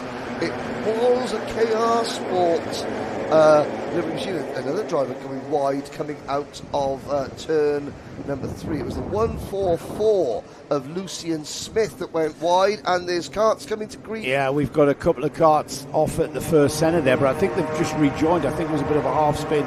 Driver puts his arm in the air. The leaders are already through the back chicane and heading towards the Gasworks airpin. Lovely shot of the whole of this field of Intermax coming through there. That was the kart there at the back of the field. That dropped to the back of the field. We haven't got quite a cadet kind of train of karts, but we've certainly got a close battle that's developing as they all come out onto the main straight there. Let's see what the order is then as they cross the line. James Fabricius leads across the line. Joshua Griffin in second. Larry Price third. Logan Rolfe, Benjamin Lawn, Josh Cormack, James Roots, Josh Cook there in eighth. Yeah, and it's Plusky Sale has slipped back a little bit. Over through the water there goes the number 197 of Larry Price. It's going to slow him down temporarily back into P5. It's also going to give his Mechanica a muddy problem to solve at the end of this race. Yeah, it's going to be a bit tricky until that mud scrubs off the tyres. It's the leader, James Fabricius, now with Joshua Griffin now on the number 5. Just you kind of get the feeling he's just kind of going to play a bit of a waiting game. Now, these drivers are running flat out at this stage of the race. 7 minutes remaining. But there's no need to make any kind of rash decisions in how to get by people. They're going to Joshua Griffin there in that second spot, just going to wade up. The orange cart over the leader, James Fabricius, through the dogleg there. Great view of how much curb they're using there all the way. And that curb is not smooth, Henry. That is quite a vicious curb. It is. Now Griffin closing in on Fabricius, trying to go around the outside, and that leaves the door open for Logan Rolfe. Yeah, left grab P2. That's the number 132 there, and you just saw that happening, didn't you? As did Logan Rolfe. You saw Griffin there trying to get by down the inside, but left the door wide open for Rolfe. Now then, Henry, is Logan Rolfe going to have a go at getting past Fabricius? Here they come then across the line. 3 laps completed now. And there he is, straight out of the slipstream and down the inside into turn 1. And that was just on pure straight line speed alone, as the 2 global karting teammates, we mentioned Josh Griffin an awful lot, Benjamin Lawn, the second of those bright yellow and black karts. Benjamin is now feeding off the experience that Griffin has, as Griffin opens the door, and Fabricius just slams it shut before Lawn can make it through, but then Lawn looks to the inside. Good move, Benjamin Lawn. And it needs to be a good move, because behind these 4, as Fabricius goes back in, crossover, the Cookie Monster, Josh Cook, Josh Cormack are closing in. They're the two of the KR Sport karts as well. Yeah, they're going to do that because this squabbling is playing massively into their hands, and they can just see what's happening there as once again Fabricius has a challenge once again into the first turn, and that's going to allow into the four Josh Cormack, Benjamin Lawn. They are now latching onto the back end of these three, and who's that? The 197 of Larry Price is involved as well now. So this is now a 1, 2, 3, 4, 5, 6, 7 kart train at the front of this field. However, Logan Rolfe has pulled a gap. He has, and now it's a case of can Logan maintain his composure, hit his marks, and not, get a little overawed by the fact that he's a good move there from Cormack on Lawn. Josh Cormack, the driver from Falkirk in Scotland, picks up a nice couple of people. Textbook, wasn't it? Yes. Momentum out the chicane, down the inside into the gasworks. Let the kart just sort of use the incline to scrub the speed through the corner. And now it's kind of relatively settled from what we've seen previously. Logan Rolfe, Joshua Griffin, there in the bright yellow. The orange kart there is James Fabricius. And the number 9, we know what the number 9's intent is, and there it is. There's the move for third as the KR Sport driver in the form of the number 9, Josh Cormack, moves up. And can Cormack now make ground on that second place, Joshua Griffin, and maybe even further his objective going forward? Yes, and they're sideways behind us. Fabricius now trying to get back on terms with Cormack. Roots is still 8. Sebastian Clark, Cameron Tipping round out the top 10. Jensen Sale and Ronnie Smart are next in line. Then it's Buddy Hugo, Aidan Hammond, Lucian Smith has recovered well from last on the opening lap to P15. Ahead of Hugo McCluskey, Oliver Barton, Noah Clark, Ben Hunt, Noah Jefferson, Charlie Queenie and Jaden Patel Scott. Jaden moving up from Honda Cadets there, just finding his feet. What a lovely little chap that fella is to have a chat with. Have you ever chatted to Jaden? Yes, I think I have, yes. Brilliant character. Dad, very, very proud, and glad to see he's staying in karting and moving up the order.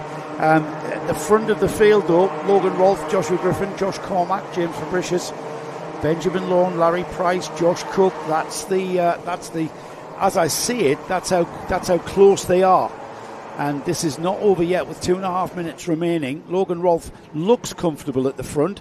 All it takes is for a few mistakes, though, and that gap's going to disappear to Griffin. Yeah, and you can see Cook moving up the order, so the Cookie Monster.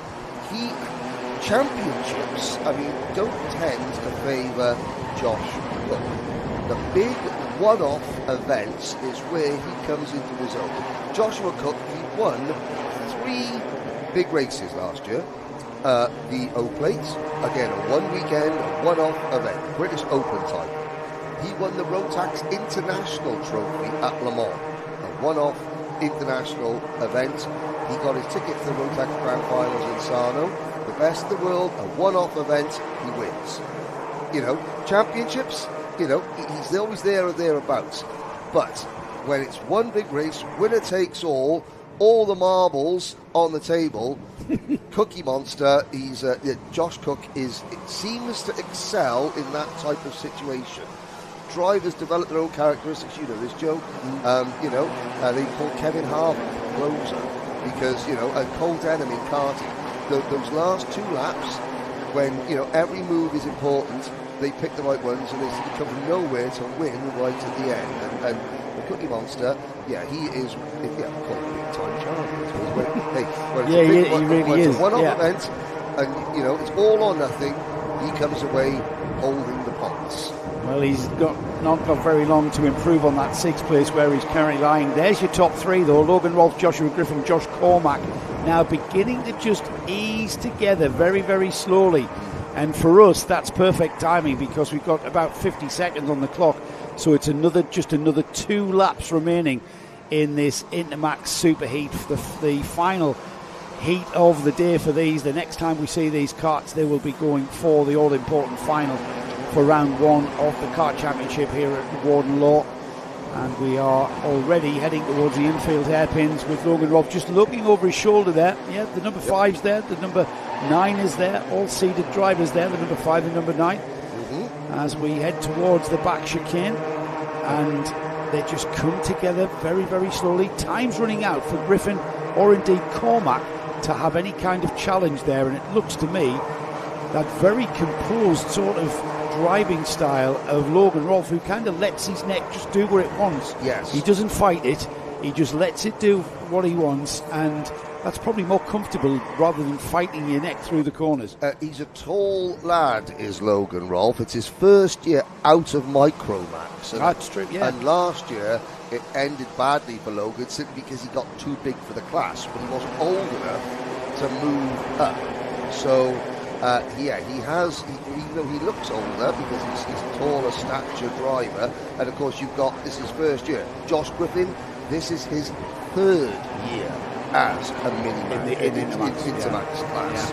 Yeah. So this is youth versus experience. Nobody's over the age of 12. Yeah, that is.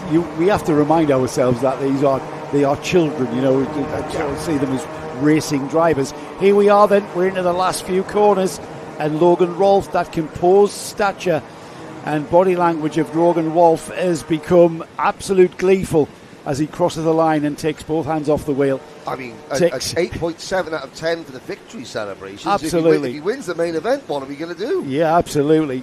Joshua Griffin then finished second. Josh Cormac followed along in third behind the top three. Benjamin Lawn fourth. James Fabricius fifth. Josh Cook sixth. Larry Price seventh. Sebastian Clark eighth. James Roots was ninth. And it's Jensen Sale that finished in the top 10 and rounded off indeed the top 10. Now, of course, we're lucky so far that the early precipitation this morning has not materialised. It has been dry all day. One driver to look out for should conditions become marginal. James Roots. James did something I've never ever seen before earlier this year at the Rotax Winter Trophy. On a drying track, James's dad put wet tyres on the rear, slicks on the front. Love it. And he won. Love it. Absolutely. I call that creative engineering, isn't it? And it's always, I like to see somebody taking a chance and rolling the dice, as they say. Yes. We've got no opportunities for anybody to put slicks on any of these karts coming next, Henry, because these are our C50 petrol-engined Comas, and they are on the treaded LeConte tyre for obvious reasons of safety for these youngsters. When you consider we have now got them 6 to 8 years old on these Bambinos, so we like to keep it straightforward for the youngsters.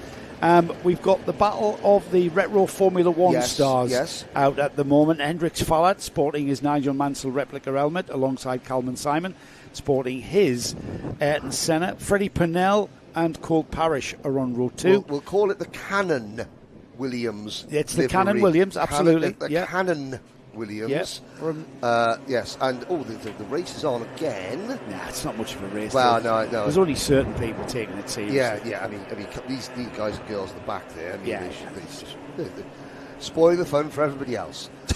Spoil the fun for us, you mean? For us, but there's our winner there. He's going to paint them one at the top. He's been consistent. He's going to be competitive all day. As that dad. Yeah, good form. But yeah, this is Mansell versus Senna versus Vettel in Bambino. Yeah, that's what we established. Row 3 then, Tommy Lovejoy and Jensen Drummond. Row 4, Logan Edwards, Santo Amico. Row 5 is Lenny Barton and Max Saint-Hilaire. And then we've got AJ Halil at the back of the field on that number 17 there. You can just see forming the grid. Standing start. Yes. Again, so it's light controlled. Mr. Ashton in control of that one. I believe it's Cole Parrish's dad who has won both races to the grid there. Is that right? Oh, yes, you've checked that one out. He's got the extra I think it's the aerodynamics that have helped there. Yes. Yeah. It's the lack of drag. Yes. No. Clearly. Yes. Something that I'm getting more and more familiar with, sadly, with each passing month.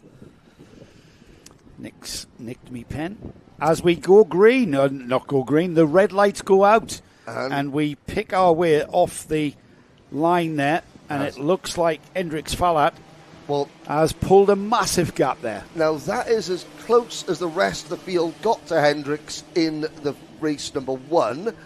Luckily, Calvin Simon has got a good start in P2, but as the rest of the field come out of the dog leg, it is Fallat, Simon and Parrish. Freddie Purnell, I believe, is there in 3rd place in the number 33 Kart, that sort of blue and yellow liveried machine. Quite disappointed that, I'm sure by the next round, some of our Como Bambino parents will have done the decent thing. Gone through some old copies of Autosport magazine, found a livery they like, and to indulge Henry, that is. To indulge Henry. Well, just it makes the go-karts easier to spot. There's the Dale Earnhardt, the man in black. It's taking Max I think it's indulging us, Henry, because it takes us back to those standing on the grass banks of the British Grand Prix in the late 80s and 90s. Smelling Castrol wafting through the paddock. Here we go then. Lap 1 completed. Fallat has pulled out a 1.3 second lead. Calvin Simon in 2nd. Cole Parrish in 3rd. From the back of the grid in 11th, AJ Halil has gone up to 4th. 6th place gain there, and a fastest lap of the race with a 1:13.7 for AJ Halil. And behind AJ, Freddie Purnell, Jensen Drummond, Logan Edwards, Lenny Barton, Santo Amico, Tommy Lovejoy, and the 11 Kart field, Max Sendelaire rounding that off. Now, in the first race, number 19, Santo Amico, he drove all the way up to 4th position and was celebrating wildly as he crossed the line, even though he started. Where did he start? We started 7th. He's made another poor getaway as we're looking at tripping over one another. Yes. I mean that driver there has got a sort of an old school Lewis Hamilton style, but that doesn't count. You can't. You've got to go the full hog in Bambino if you're going to do this game properly, ladies and gentlemen. Well, that's AJ, who's come up from 11th there, the number 17, the white Kart with just see a yellow streak on the front of the nose section of the Kart. But AJ under a massive amount of pressure from Freddie Purnell as the battle for 2nd comes together then. Cole Parrish on the blue Kart, that's the Red Bull livery. And then the yellow and green and blue of Ayrton Senna livery on Calvin Simon's Kart, just staying ahead of him. And this is where we were in race number 1 in this class. Super Heat 1, Super Heat 1. Simon leading Parrish pushing and pushing and pushing. Cole Parrish left it too late to make the move. He only gave himself 1 lap to get past Simon at the end of Super Heat 1. What's he learned? I think we're going to see a similar situation. We got nearly 6 minutes plus a lap to go. So we'll see Parrish work with Simon as he's doing now. But I would imagine that Parrish has probably been told, look, you've got to sort of go for the move, but you give yourself more than a full lap to try and get past Simon. So we'll see how that progresses, because they are pushing away from AJ Halil, Freddie Purnell. I've got to say, there's AJ Halil. Yeah, there he is in 4th, just the back of our camera shot. Purnell 5th, Drummond 6th, Edwards 7th, then Amico, Barton, Lovejoy and St. Hilaire. Parrish there on the blue Kart, the 74, in the wheel tracks of Calvin Simon. We've watched them go around this lap there last time by, and we've got a retirement there just peeling off as Parrish just follows the wheel tracks of Simon. I'm not sure if he's got any kind of extra performance to maybe have a go. We've got Hendrix Fallat that leads, but Cole Parrish has found some time, Henry. With a 1 minute 10.3, he's going to put the fastest lap of the race. So last time by, he was the fastest Bambino on the track at this time on that lap. So he's still been. He may have put the fastest lap in, but he's got a Kart literally centimetres in front of him. Yes. So he can't go any faster, even if he could. In fact, he's nudging there, just a slight touch between the front and rear bumpers there of that 2nd and 3rd place Kart there. Let's see what the gap is this time. Fallat across the line, 1.8. Then it's another 0.1 of a second between Calvin Simon and Cole Parrish. That's narrower than a tenth Yes, on certain parts of this track. Yes, you couldn't fit a cigarette paper. No. Between the rear bumper of Simon's kart and the nose cone of Parrish's kart. Where possible, Parish is still sort of just nudging Kalman along. AJ Halil, he is getting closer. Last time around, Halil in the number 17 machine with the Project One Racing graphics, Project One Racing Group graphics on the kart, although I think AJ may have finally been passed by Freddie Purnell. So Freddie, whose mum does all Freddie's mechanicking, she is mechanic number 1, chief mechanic. And speaking of, so Amanda Lasso in the paddock again. Amanda, ex-junior driver, has driver coach and kart mechanic for a lot of teams and drivers in the sport. I wonder what challenges she's finding with these C50 Bambinos, because you talk as we finally got Parish finding the performance to go side by side. Yeah, 3 minutes ago. He's gone early. He's gone a lot earlier. Yeah, he's gone earlier, but I think he may not have had a choice. But I wonder what challenges she's finding with these C50 Bambinos, because you hear complete bewildering stories for me. The lengths and the changes and the things that you can actually do on these Bambino karts. Yes. There's very little to them, but it's amazing what you're doing just to find that little marginal gain. Yes, and I mean, it's great from a parent starting out learning the finer points of tuning karts. However, as a first step into the sport, you want a nice easy first step into the world of karting. And I've got to say, it's why we've got a 24 strong Might E Bambino field, and 11 in the traditional internal combustion engine class. Yeah, that's not to deter anybody, of course. That's, it's whatever suits you, because there are people out there who love this thing. I mean, once again, Parish alongside Simon, but Simon knows that. He knows where he's coming. Yes. And it's, momentum out of the final turn there and across the line, plenty of time. If anything, Cole on that blue kart in second place, the Red Bull livery kart, needs to get past Kalman Simon somewhere around the lap and lead onto the start-finish straight. However, the way I said that was very easy. Yeah. And it's easy to say it. It's not easy to do it. And we're finding that because, you know what, Kalman Simon knows Warden Law very well indeed. Yep. He's been here lots and lots of times. He knows where to defend. He knows where he needs to put the kart to the right instead of the left, etc., and vice versa, etc., etc. And he does so here towards the gasworks. Then he goes out to the left, optimises the line through the turn. Here they are at the horseshoe, and we're going to have the same again, I think, Henry, as they come out of the final turn and head down the start-finish straight. You talk about local knowledge. I'm noticing Kalman Simon coming into gasworks.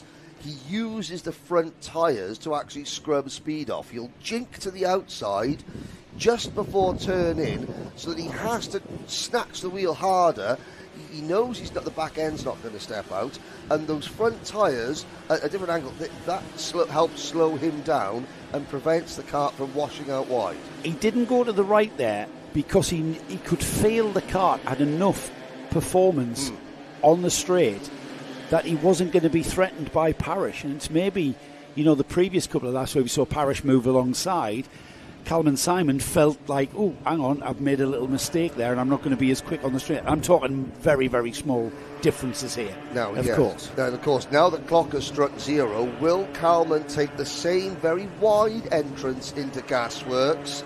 Now he's clinging the inside line there. Now he swings away. There he goes. Yeah. And then that sharper turn, using the front tyres to scrub off a bit of speed. He was, gotta say, he was lucky that Cole Parrish wasn't just a couple of inches further forward, because when he swung over to take the racing line going in, if Parrish had been a little bit closer or a little bit further up the track, he would have sideswiped him. But now it's game on. Now he's going to have to cling to that white line. And as if he's flicked the switch, Kalman Simon has pulled a gap because he's kind of reduced the threat from Cole Parrish. This is the battle for second and third. That's kind of gone for the whole of this race. Out front is Hendrix Fallat already moving into the first of the centre hairpins, just ahead of these there, just in the foreground, or the background, I should say. And there's Simon.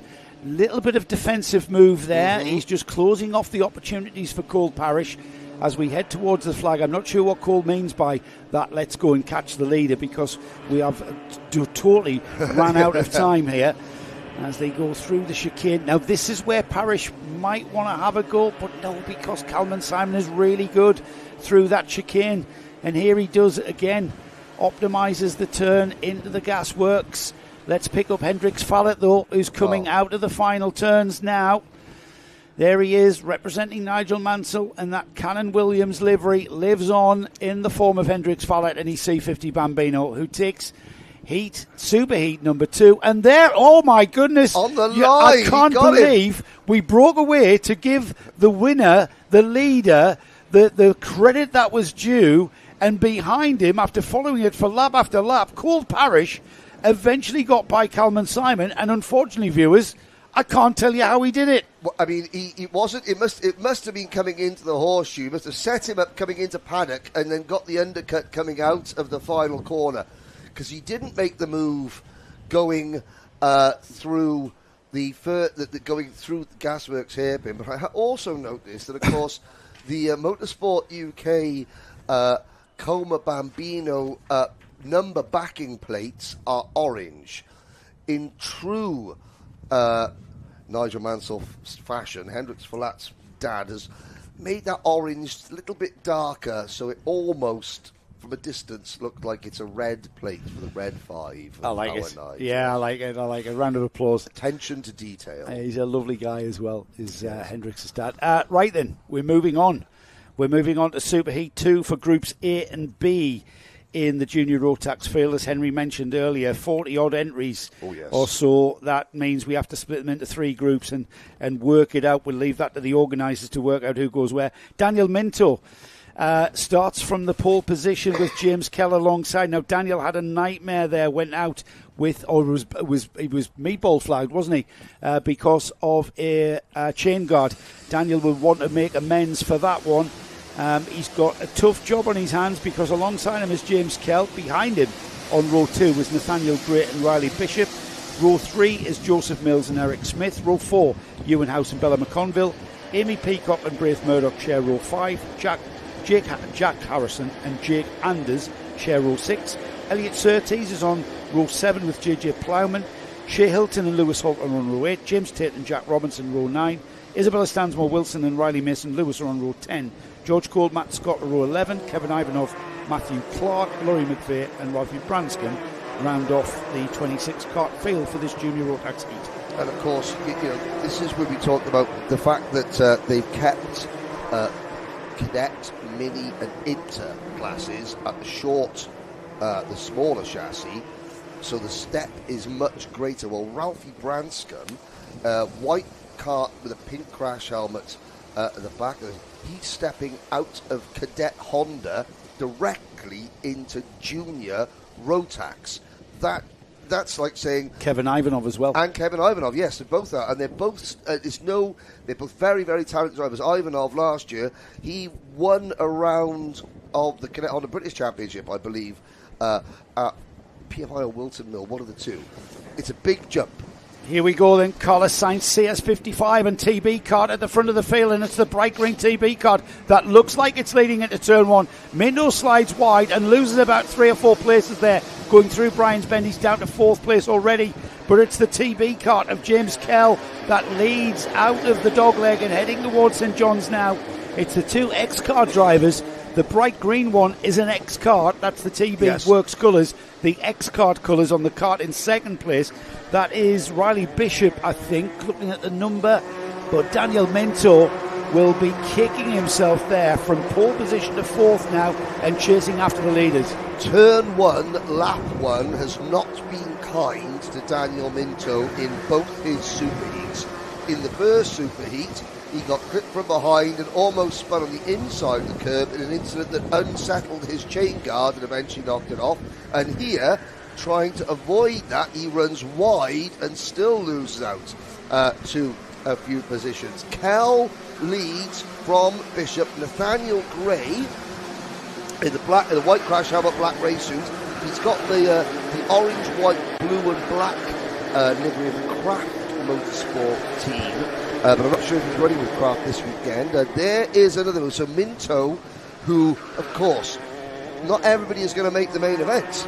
And Minto, retiring from his first race, he wants to. He cannot afford a bad result. It's looking very likely, though, with that non-finish, that he's going to be in the repechage. We have a repechage. Yes, we do. Yeah, we do. So there's he wants to avoid that because, of course, that will take another race out of his tyres. That's true. And now, whereas Kell and Bishop, they can, they can't take it easy, but they've already got one good result in the bag. They can now control things as, we've got a retiree. It's an X-Kart, it's number 253, it's Jake Anders, sadly, out of the race.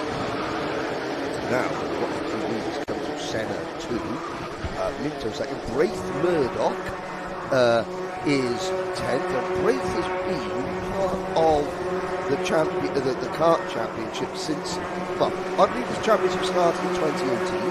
Right. 2019, Braith Murdoch was the Bambino champion. My goodness. In number 214 kart, so he's been a loyal supporter of this series since its very nascent stages. Do you think we're going to see any team orders here from X-Kart? I would say even if we did, are they likely to be obeyed? This being junior road tax and all. I'm not sure you can give team orders in karting. Or you could try. Yeah, you could try. They won't listen. I mean, they're both the same karts. They're both on TB karts. Very big in Europe, Matty Street was telling me. These TB karts, karts, very popular, yes. Yeah. And the United States. And the United States, not so well known. I mean, the OTK brands, the Lando Norris, the Carlos Sainz, the Red Speeds, the Kia, the Cosmics. They seem a more popular brand of kart, so it's good. It's kind of refreshing to see another brand of kart out there. What a lot of people say is that the other brands of karts, your Birrells, your CRGs, your Paralins, your TB karts, the sweet spot is it's easier to find a base setup on an OTK kart than it is on some other brands. However, if you work hard and find the sweet spot for something like a TB kart, like an X-Kart, sorry to put in here, Henry. Well, there's the result. First and second. There's the team orders coming into play here. Or lack thereof. Or lack thereof. Riley James Kell has just waved Riley Bishop through. Okay, yes. His hand come out and he pointed at the apex of the centre hairpin and Riley Bishop went through. So James Kell, more than fine with that move. I mean, half distance as well, and also maybe sort of Kell. I can't recall who finished higher than who in their earlier race because they were in the same group earlier on. So Bishop and Kell, but maybe you're one of you spotted. I've spotted a fastest lap, which is as I was looking at it, disappeared. So Daniel Minto chasing these two down that we're looking at there in third place, just put in a fast lap 51.74. And then JJ Plowman down in 11th. JJ, I believe, is with ST Racing, 51.65. So JJ will be on the HRS engine with ST. That's the fastest car on that lap for sure. And JJ Plowman just behind Jack Robinson, who runs in P10. And Robinson, in turn, is just behind Bella McConville and Amy Peacock, who do a very good job running in 8th and 9th. Isabella Stanmore Wilson is down in 20th. It's been a while since she's been out, I think, in a kart. Our two Honda graduates, Kevin Ivanov, has gained 11 places up to P12. Ralphie Branscombe has gained 5 places up to 21. So, getting used to it's not just the power, it's the spatial awareness. Yeah, well, everything's happening a lot quicker. The corners are coming at you a lot quicker. The brake, because you are travelling faster, the pressure on the brake pedal will have more of an effect. It'll, you lock the rear brakes and something that you have to learn to do on a Rotax Max car. Whereas in a Cadet, the last thing you want is to be locking the brakes because you lose that momentum. So it is a different world, and you will have to find your feet. And the more time in the seat, that's all you need. You need to just be going round and round and round. And Turner going round and round and round. Is Daniel Minto closing the gap? Let's see what the gap is. 1.2 to that bright green card. But there, look at those lap times. Fastest lap of the race for Riley Bishop. But there's Jack Robinson in 10th, a 51.3 now. So we've got fastest laps appearing not just at the front, Henry, but all the way down the field in the midfield area as well. And the fastest driver of the top 5 is the driver sitting in 5th position. We've hardly mentioned him, if at all, and that's a good thing, you know, when you're just busily going about your business, and that is Eric Smith in the number 219 Kart. Quietly gets through the first 7 minutes as things pan out and spread out, finds himself sitting in the top 5. Yeah, steady drive, 2 minutes on the clock. I'm not sure we're going to see any fireworks from the two X-Kart drivers, even though James Kell's come back towards that rear bumper of Riley Bishop. Riley not under any pressure from his teammate, or are we seeing some shenanigans going on here and James Kell just lulling him into a sense of security by allowing him through, and then he's going to snaffle it back in about a minute or two's time. So we'll wait and see. Daniel Minto is not making any ground on the two TB carts ahead of him.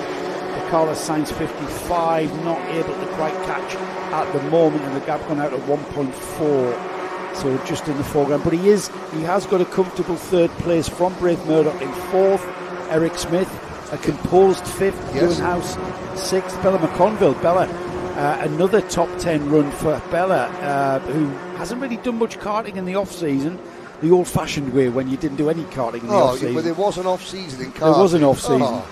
Amy Peacock, battle of the female drivers here, going the way of Amy Peacock at the moment as she's just overtaken Bella McConville. So Peacock up into 7th, McConville down to 8th. Jack Robinson and JJ Plowman, the drivers that are rounding off the top 10 at the moment. And I was going to say, that battle between Peacock, McConville and Robinson, as we're talking about quite a calm top 5, that scrap for 7th, 8th and 9th is anything but calm, I have to say. They are fighting over every single piece of tarmac as we look at the two teammates. Riley Bishop heard me, didn't he? He said, what do you mean? What do you mean lulled into a sense of security? Here we go. And he pulls out a little bit of a gap. The 2 more laps though, Henry. Yes. There was only about 18 seconds on the clock as they came through there. And look at that. Riley Bishop responds to the more presence that he felt from James Kell, and he puts in a 51.31 and puts in the fastest lap of the field at this stage there on lap 10, and he's putting in fastest laps. But I tell you what, he certainly sent a message of intent to James Kell. Don't even think about it, mate, because I've got this under control, and I'm just going to let the gap come back to you, and then I'm going to pull it back out.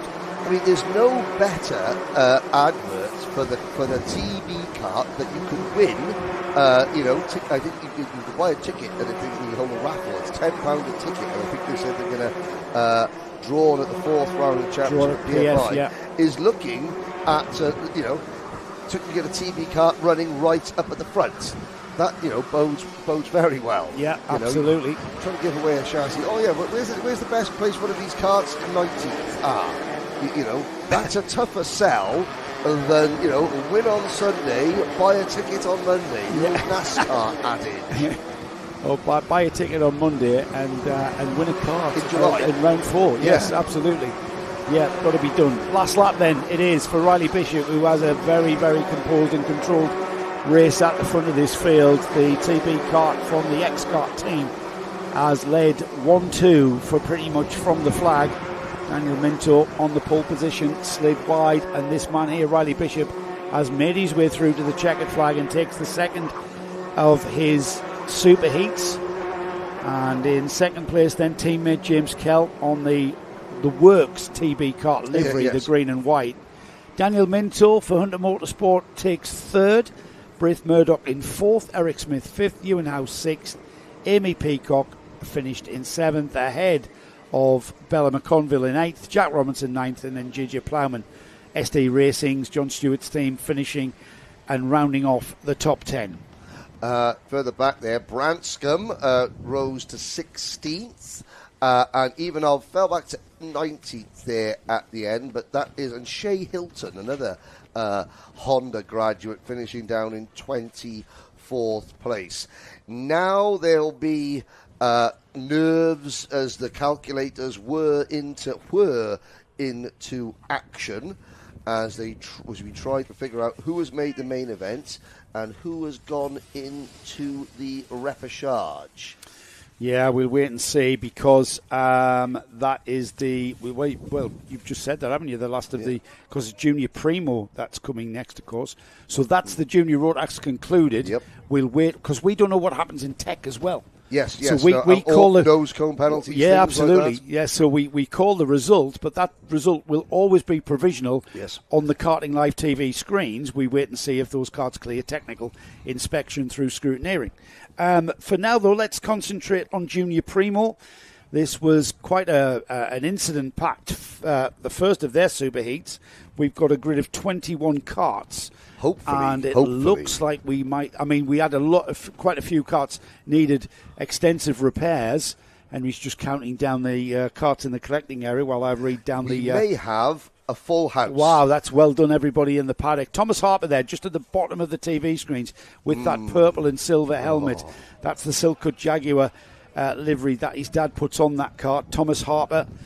The Win Percy Jaguar is on the pole position. Ethan Group Bath C alongside. Jaguar. Now, Ethan Bath didn't get off in the Super Heat. No. And considering he's qualified on the front row, he's there. That will be good to see him actually take part in this second of the Super Heats. Cooper Campbell-Lease is alongside Oscar Servich. Yep. You were going to say something? No. I'm looking. All right, you count them down. They're on row 2. Row 3, Pierce Whitehead and Lewis Gilbert. Yep. Row 4 is Zach Mackay and Samuel Yeadon. Oscar Pitt and Charlie Thompson share row 5. Alfie Forrester and Noah Clark are on row 6. Archie Ray Watson and Zach Jennings are on row 7. Elijah Hazelwood, who is there? Glad to see. That's in the orange helmet there, just beside the green scrutineering bit. Elijah had to have some medical treatment after that quite scary incident there, and it's brilliant to see him back out.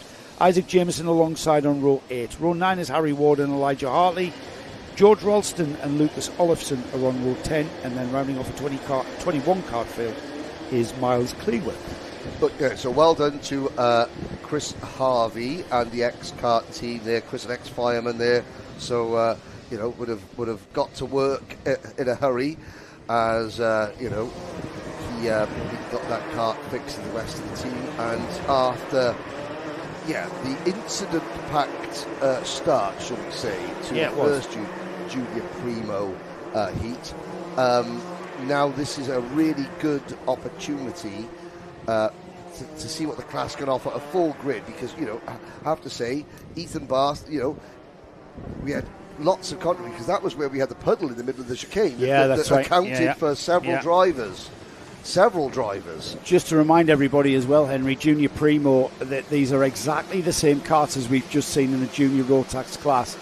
They are a Junior Rotax category. The Junior Primo is a class that was created by Darren Beavers and his team at the Car Championship to enable the 12 to 14-year-olds a chance to find their feet, and especially because we kind of see it as quite rare for someone coming into karting at the age of 12. They usually when they can start at 6. But you want them to. There's still people out there who start karting 12, 13, 14 years of age. And this, rather than being really getting in there with people who have been racing since they were 6 years old and are now 14, 15 and nearly 16, because this gives them a chance to find their feet in what is a very, very quick race kart. Yes, and of course the last thing you want to say is that, if you don't start karting when you're 6 years old, there's no point. Absolutely not. No. So this is a perfect class to say, well, listen, you played football, rugby when you're younger, now you want to go karting as a teenager. There's a class for you. This is it. And we come to the line, and that will be a false start. Yeah.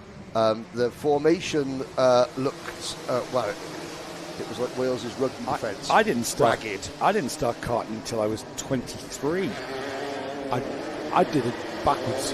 I got a Formula Ford first. Well, yes. And then realised I didn't have enough money to run it. and then Nick was 42. You were 42? 24. Oh, you were 24. There you go.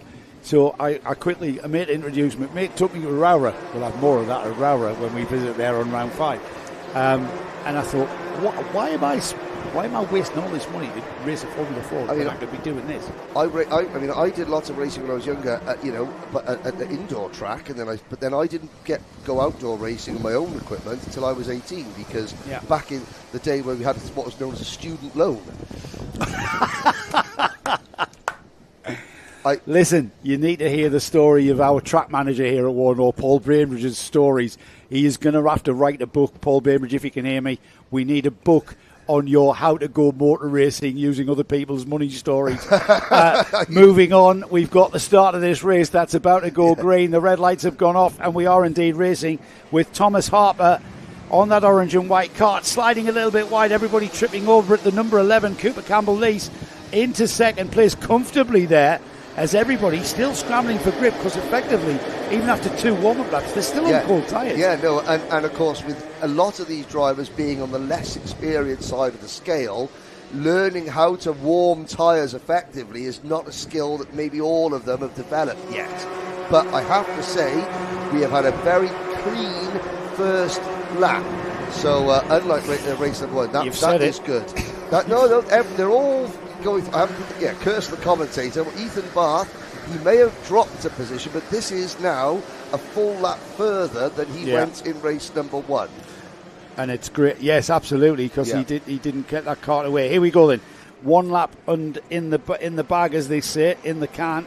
And it's Thomas Harper, Cooper Campbell-Lees, Pierce Whitehead, Ethan Barth, Zach Mackay, Oscar Servich, Lewis Gilbert, Oscar Pitt, Alfie Forrester, and Samuel Yeadens, the driver. That rounds off the top 10 in Junior Primo. Out of the St John's corner. Oh, that bump. Coming into Senna 1. Barth under pressure. There's the number 16 of Zach Mackay making the move. And that puts Barth down to P5. Be interested to see what Oscar Chesovich can do, because he rose to 7th. I think he was 5th or 7th in the first super heat. That was from starting from the back of the grid. He did start from his actual allotted grid position, which was P4, and he slipped back a place there, the number 29 Kato Motorsport kart, but he's got plenty of time to move forward. Keep an eye on that purple and orange kart of Zach Mackay, the number 16, on the Hunter Motorsport colours, winner of super heat number 1. Yes. Now, I know there was a lot of action that kind of put people out around him. Yes. That kind of give us the false impression of how he got to the front of the field. A little bit of a different task in front of him here, as he's got, I think, 3 karts before he takes the lead, and they are Pierce Whitehead, who's that kart that's directly in front of him. On a novice plate. Is he on a novice plate? He's on the black plates. He's a novice, Pierce Whitehead. Oh, Pierce Whitehead is, yes, absolutely. And again, perfect, and epitomises why the Junior Primo class is there. The number 11, Cooper Campbell-Lees, he's on a black plate as well. Yes, I mean, he's on a black plate, but he's not coming up on our screen as entered as a novice, so I'm wondering if there's... But Pierce Whitehead, let's not forget, he got involved in that accident in turn 1, and so he hasn't done as many laps on his tyres as some of the others. Yeah, Zach Mackay there tried to squeeze down the inside of centre 1. It didn't work out for him because he was out off the line for the second centre hairpin. It's a left hand first and then a right hand, so that can happen. However, we've got a Battenberg flag because we have another incident on track. And there's a cart on the inside of the run down towards the gasworks. There's a couple of carts on the inside at the horseshoe.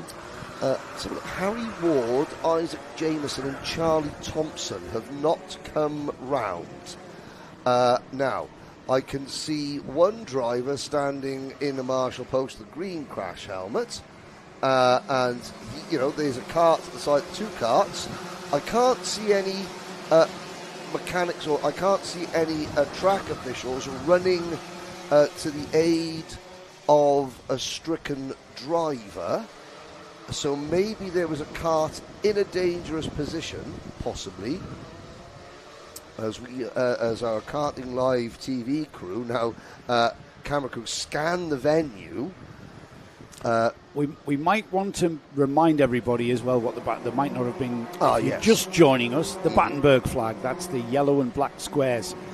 Yes. That's about to be replaced in 2026 with a slowdown board in line with what they do in Europe. Well, I think that's disgrace because you can mention cake. Anytime you can mention cake is good.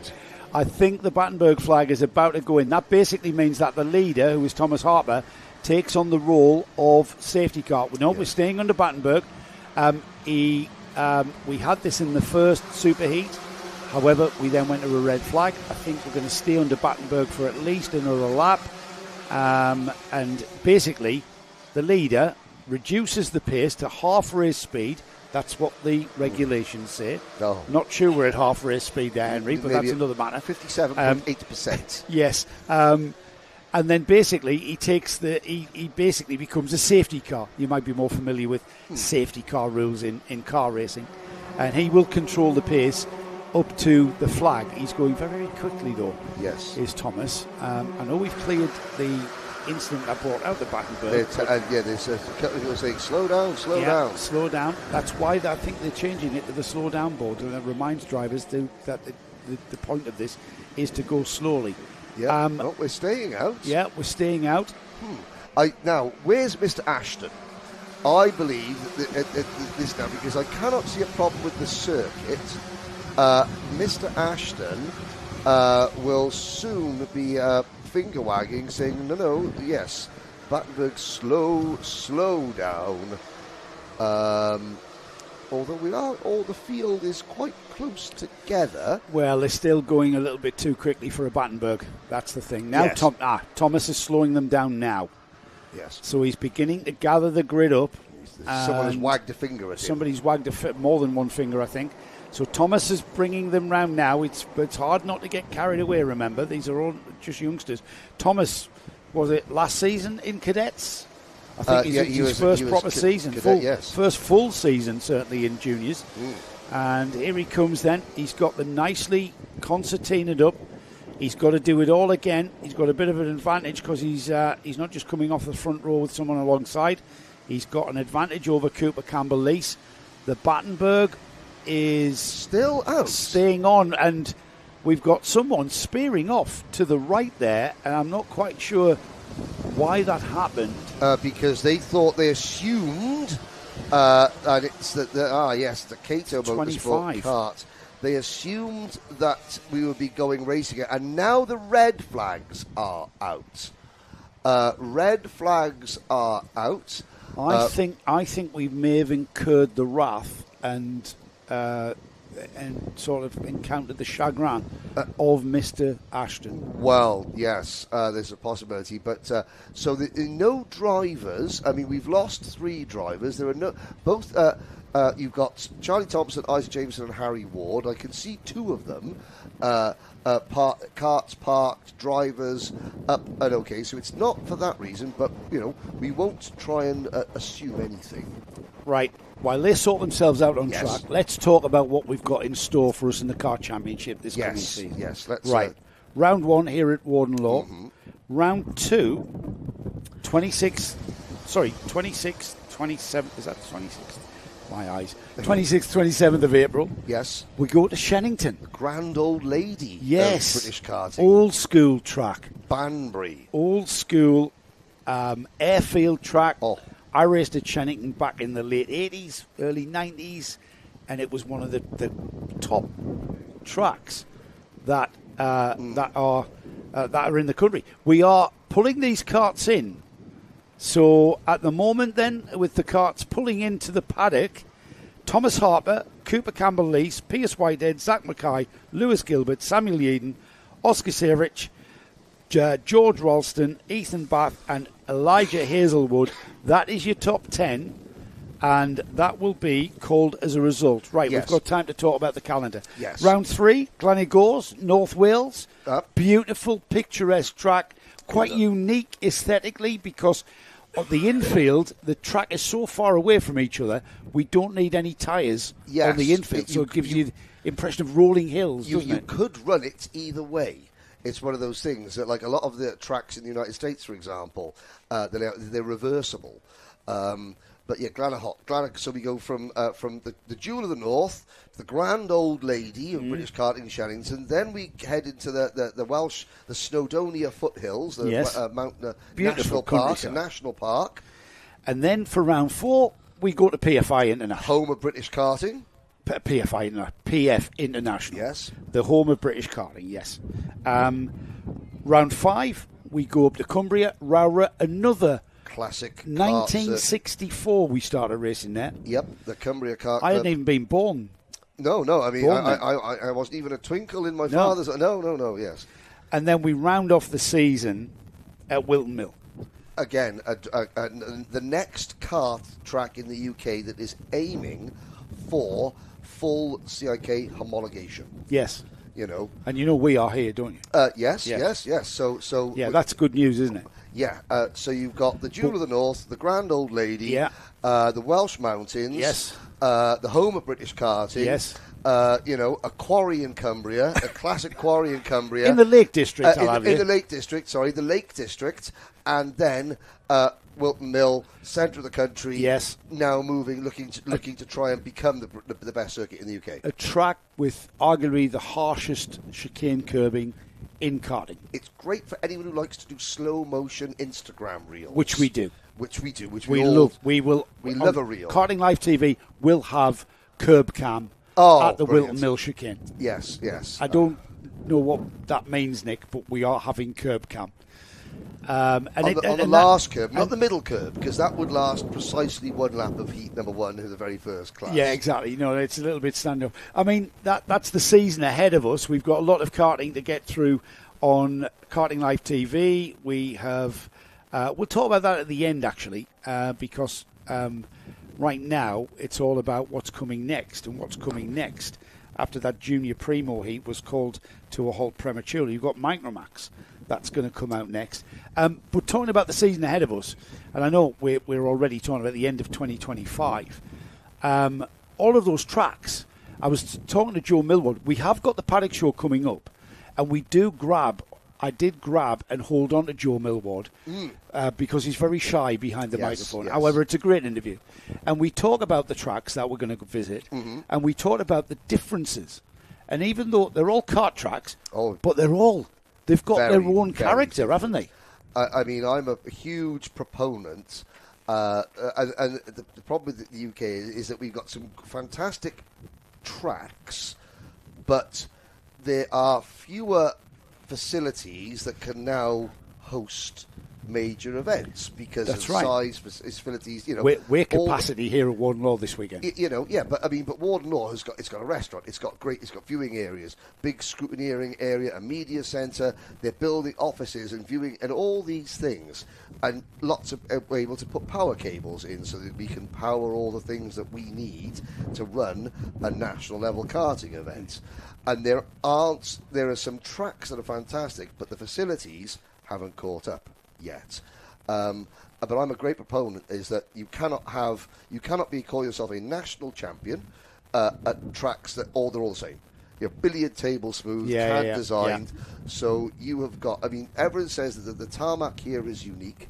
Then you go to Shannington, old school, just flat, featureless, flat out, old airfield drags. PF International.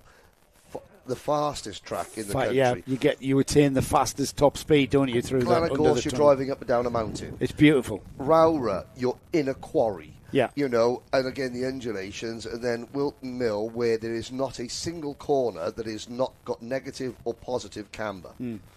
So it's a great mix. Yes. It's a great mix. Well done to Darren Beavers, Joe, Matty Street, Joe Millward, of course, and the team at the Car Championship for putting together, because it's very, very hard to put together a calendar, because there is so much, and there are so many national championships these days. Well done to the accountant for doing the deals to hire the track. And even more so that, and great to have everybody here supporting this championship in the way that they do. I can hear engines firing up behind us, Henry. That's good. I was getting concerned. That means, well, we're sticking to the timetable. That means that we've got a grid of Micromax that have been released onto the track. And this is the order they've been released in. Ethan Lloyd and Alfie Garrett, they're on the front row of the grid. Charlie Page and LBJ Stubbs are on row 2. Scottish champion Lewis Kirkcaldy is on row 3 with Ansel Murray. And then we've got the recovering Sebastian Crawford, recovering from a very disastrous time qualifying. He's on row 4 with Max Armitt. Jensen Darlow, improving all the time as young Jensen, alongside Zach Andrew on row 5. Noah Wicklow, our current Kart Championship C50 Bambino champion, moving up into Micromax. He's on row 6 with Henry Algar, who's got young Miss Cook supporting him out there on the main straight with her poster. I wonder if we can see if we see the poster being held aloft for young Master Algar. So behind row 6, row 7 is Ethan McClelland and Freddie Walker. We've then got Dean Singh Pahal and Freddie Blackshaw sharing weight. Row 9 is Carter Jackson and Oliver Woodall. And then Teddy Roberts rounding off 19 carts. And we are racing, Henry. Off we go. And Alfie Garrett in that MLC Motorsports kart squeezing Ethan Lloyd to the inside, makes the move. Great start from Garrett. And Charlie Page, well, that was Ansel Murray v Charlie Page Mark II, and I've got to say, Murray, I don't know if there was any issue after the first collision between those two, but Murray took another swipe at Charlie going into turn number 1 there, and we've got a couple of carts, one of them climbing over the other one, I think. The drivers are stepping out of the carts. They're on the infield, just out of the centre one hairpin. And so one of them has got to hurt his hand. I'm not surprised. We had them literally climbing over. I think we're under yellow at that area of the first of the centre hairpins. Yeah, well, the yellow flag fly. That's a local yellow there. It hasn't affected the rest of the track as the field come through. Alfie Garrett's our leader. Alfie Garrett leading across the line from Ethan Lloyd, Charlie Page. Ansel Murray, Lewis Kirkcaldy. It's Noah Wicklow and Ethan McClelland. Yes, so and it was Noah Wicklow who I think it might have been taking his gloves off in disgust and slamming them down rather than having hurt his hand, because they're both drivers are now standing and trudging away from their carts. Yeah, that's a shame. To the safety of Marshall's Post P4, is it, or are we going to get them even more safe? Wicklow decided, I want gone. I want to be back in the pit so I can go and complain. And jump into Dad's arms. Noah had a cracking season in 2024, the C50 Bambino champion in the kart championship. But this right now is all about Micromax, and it's a 3-card battle at the front with Garrett still leading. However, I think we've had a change. Charlie Page up to 2nd, Ethan Lloyd 3rd, Lewis Kirkcaldy 4th, Sebastian Crawford up 2 to 5th, Ansel Murray, LBJ Stubbs, Zach Andrew, Jensen Darlow, he's up to 9th, and up 1, Dean Singh Pahal, up into the top 10 goes Pahal. And now we saw Ethan Lloyd sort of march away from the rest of the field in a way that you're not used to seeing Micromax drivers.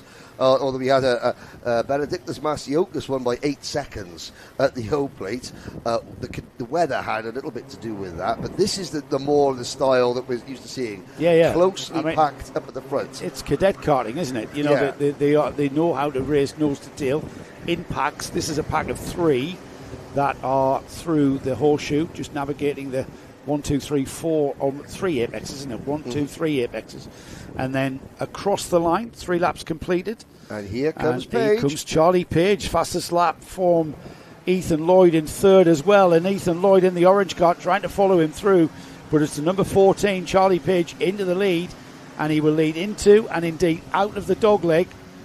And it's Alfie Garrett just recovering from that, it seems. Now, I'm looking at the body language of these karts, and there is Lloyd coming off the corner. Look at how much quicker when Ethan puts the power down, suddenly that kart lights up coming out of the corner. So, what that is, I don't know how they've worked on the setup of that kart. I don't know, but certainly... So you mean he's punching out the corner? Yeah, he's punching out of the corner. But of course, he's not used to running with the British Championship contenders. Page and Garrett are. Yeah. And I suppose they thought, right, yeah, look at the gap that he pulls coming out of that corner onto the straight. Now he's closing in on Page. Of course, Page and Garrett, they finished last year's British Open Championship second and third. So they're no slouches in this class. But yeah, as he picks at the gas, he just gains a kart 2 lengths on the race leader. But now they're thinking, okay, you've come to play, but we're the big boys. In Micromax, we're the big boys. Well, we've just clicked by half distance now, 4.5 minutes remaining. So Ethan Lloyd, is he going to prove Henry right? Has he got enough punch out of the corners to get on terms with Charlie Page? He's on the green and white kart there, just heading towards the Gasworks hairpin now. The leader turns in, and it looks pretty like, well, the gap was just under 3/10. It's about that, I think. So no great ground gained. Let's see how they punch out the corner, though.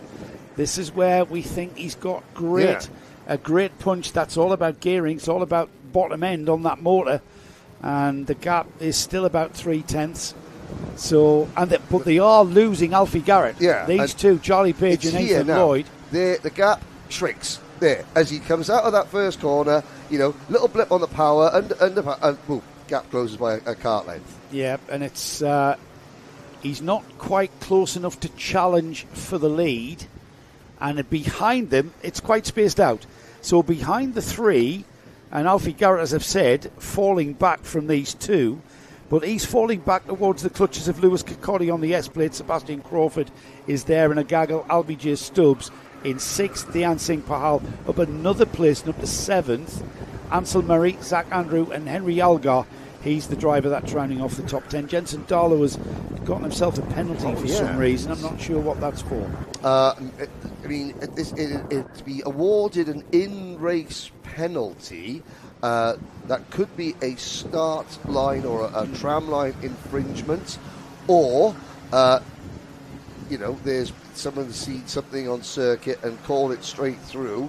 That is a stonewall penalty. There's no appeal. I wouldn't want to speculate, but certainly now Page is able to keep Ethan Lloyd at bay.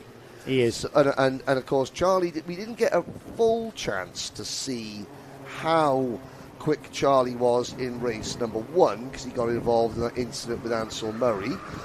So this is the first chance we've seen, Charlie really running unobstructed. Garrett's going to have an issue, and it's going to be an issue in the form of Lewis Kirkcaldy and Sebastian Crawford. That's a midfield coming together of Henry Algar, the number 12, who seems to have bounced off Zach Andrew, just bounced off and continued on. But of course, it's not Henry Algar that young Kitty's cheering. It was George Algar. It's George Algar. George Algar, yes. Mighty Bambino. Of course, it's that. No wonder she's not on the sideline. We'll go to sign watch later. We got our Algars mixed up, didn't we? I think you're right about Charlie Page, though, Henry. Inside of 2 minutes now, Charlie Page has kind of controlled the pace. I know these drivers are going as fast as they can pretty much from the very outset. Once the tyres come in, then you've got a balanced kart underneath you. You can just keep on pushing, and that's what we've seen. And we've seen very little movement in the top, at least the top 6, 7. And now it's all settled down to 7th as Dhyan Singh Pahal has taken that 7th spot. The 66 here, Ethan Lloyd. He has been and proven that he can play with the big boys and girls at the front of this pretty high standard of field. Charlie Page, we know how quick he can be, and this is where the action is, though. Look at this, the 47, yes. Alfie Garrett, Lewis Kirkcaldy, Sebastian Crawford and Albie Stubbs, a 4-kart train going into the final minute, and this is going to pay dividends as to who's going to make the move and improve their grid positions for the all-important final. Yeah, so let's take a screenshot there. We've got a minute to go, and the order amongst this 5 is Garrett, Kirkcaldy, Crawford, Stubbs, Pahal. What are the odds that they're going to finish in that order? I would say I've got more chance in winning an Olympic gold medal in 100-metre sprint. There's more chance of one or two of them not finishing at all, actually, when the 2-minute, when the last lap bell rings, as they say. The leaders are already heading towards the start-finish line, so they'll get 2 more laps, 18 seconds on the clock, 2 more laps of racing. Charlie Page through, Ethan Lloyd through, and then we've got this cracking battle here. Alfie Garrett leading the field, or this string of carts. The S-plate of Kirkcaldy, Crawford in his wheel tracks there through the dog leg. Everybody in each other's wheel tracks. Alfie Garrett's controlling it from the front.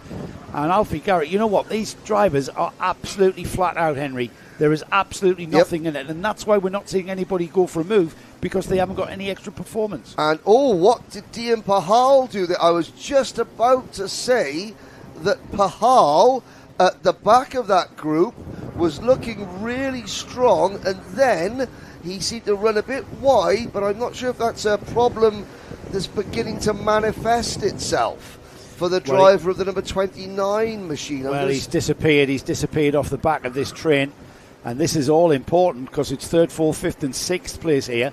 The leader's already through. Last lap board has been seen by them. I actually think it might have been a mistake from Dian. It might have been, yeah. We take it for granted that these kids are not going to get anything wrong there, is it? You know, and when they do, we're like, oh, what's wrong there? It's got to be the kart. But simply, it's very, very hard to do this. They make it look easy. It's not. A 10-year-old misjudged his race. A 10-year-old misjudged his racing line by 6 inches. I know. Shock. It was like shock horror. Yeah. It's not easy out there, I can assure you. When I was 10, I could sometimes misjudge putting my dinner in my mouth and getting it all down my front. Absolutely. Kept falling off my bike, I did. Yeah. Because now Dian is coming back into play, but it's Garrett defending from Kirkcaldy, Crawford, Stubbs, and then Pahal. This is Pahal's coming back onto them as well as the leader comes out of the final turn. There he is, the number 14. Good. Nick's a wonderful producer, isn't he? Yeah. There he is, getting the checkered flag right for Charlie Page and Ethan Lloyd, and it's going to finish like it has been for pretty much the whole race. Wow. Alfie Garrett, Lewis Kirkcaldy, Sebastian Crawford, Albie J. Stubbs, Dian Singh Pahal. Great racing, and you know what? Round of applause to those drivers, because they didn't get drawn into making a silly move that was never going to come off, because they were so equally matched. It's almost like they were told, listen, this isn't the main event. One mistake here, and you'll mess up your final. And it's almost as though they listened. Yeah, well, it's almost like they had the brain space to actually read the situation beyond what's just happening around them. Absolutely remarkable. Has Nick had enough? He's off, is he? All right, we're going to be stuck with this picture then. That's birthday boy Nick Damon doing a fantastic job as a producer. Sharing a birthday with Darren Beavers, our series organiser. Yes. Or as everyone in the organisation calls him, God. Yes. Thou what holds the checkbook, otherwise known as God. In senior Rotax, which will be our last race before the lunch, the God earlier on was the driver in the bottom left-hand corner, Lewis Brown, who turned up and won by a mile. Joey Brown, that's the one. Lewis Brown. Somebody else. All right.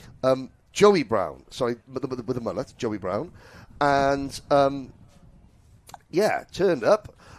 Would have won by an awful lot more, but eased off at the end of the race. Saving his tyres. Saving his tyres. Again, brain capacity to make decisions outside of what's happening just in front of you. Yeah, and he's got the Fusion Motorsport graphics kit on his kart, and Fusion, so he's not running with Fusion this weekend. He runs with Fusion in other series, does Joey.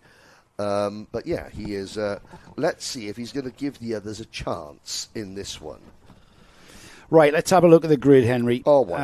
Joey Brown, you've discussed in great detail on the pole position. Alongside him, though, no slouch here at Warden Law, is Morgan Hudson-Brown. He knows his way around, does Morgan.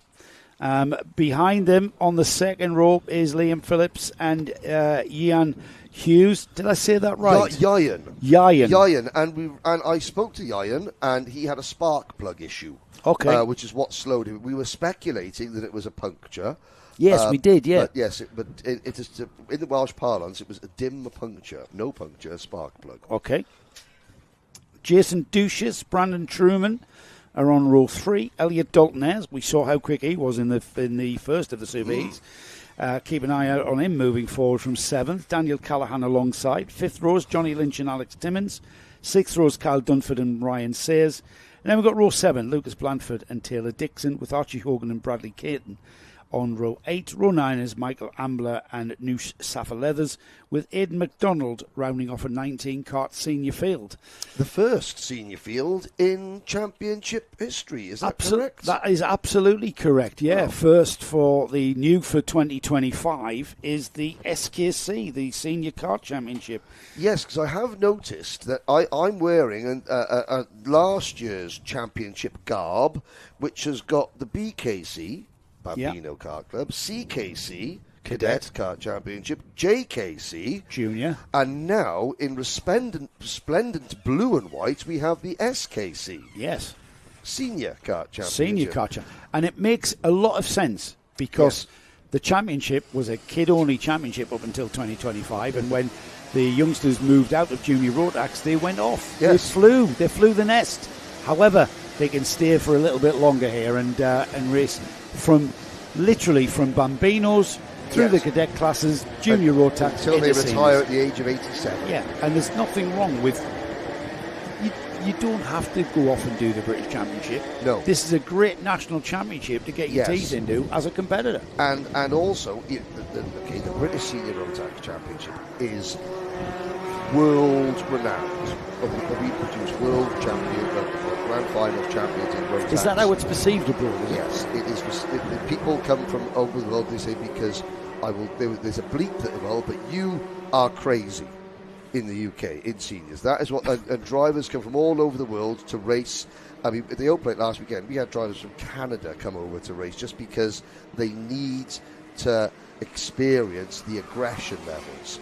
Now, if you have no inkling to move out of karting, you don't view karting as a stepping stone, you view it as a sport in its own right, which of course it is. It is. I mean, you can come and you can race the scene. You don't have, when you get to 20, 21, 22, and you want to race national level karting, as a senior driver, this grid will be the way forward. And I can see Darren having his eyes on the 177 grid when these juniors get older, taller, bigger, heavier. Karting's main problem globally is the fact that the drivers don't stay in it long enough.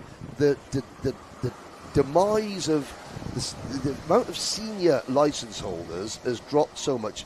It would be a perfect way of keeping those senior license holders in the sport, I think. This is the second superheat for senior Rotax, and after this we'll be going to a lunch break. For now, though, we've got Joey Brown and Morgan Hudson Brown heading the field into turn 1, coming together there, bit of wheel banging, sorting themselves out, catching the slide, and up into second place with a great move has gone Liam Phillips, the number 31, with a bright white nose cone on that car, easy to spot. There's a false start flag out. A false start. So, okay, Joey Brown got away with one there, because you could see what Morgan Hudson Brown, so on the outside of the front row, Matty Hingley, Ben Hingley, the Ultimate R team, they would have seen what Joey had in race number 1 and say, okay, if you give this kid a clean start, he's gone, and you're racing for second.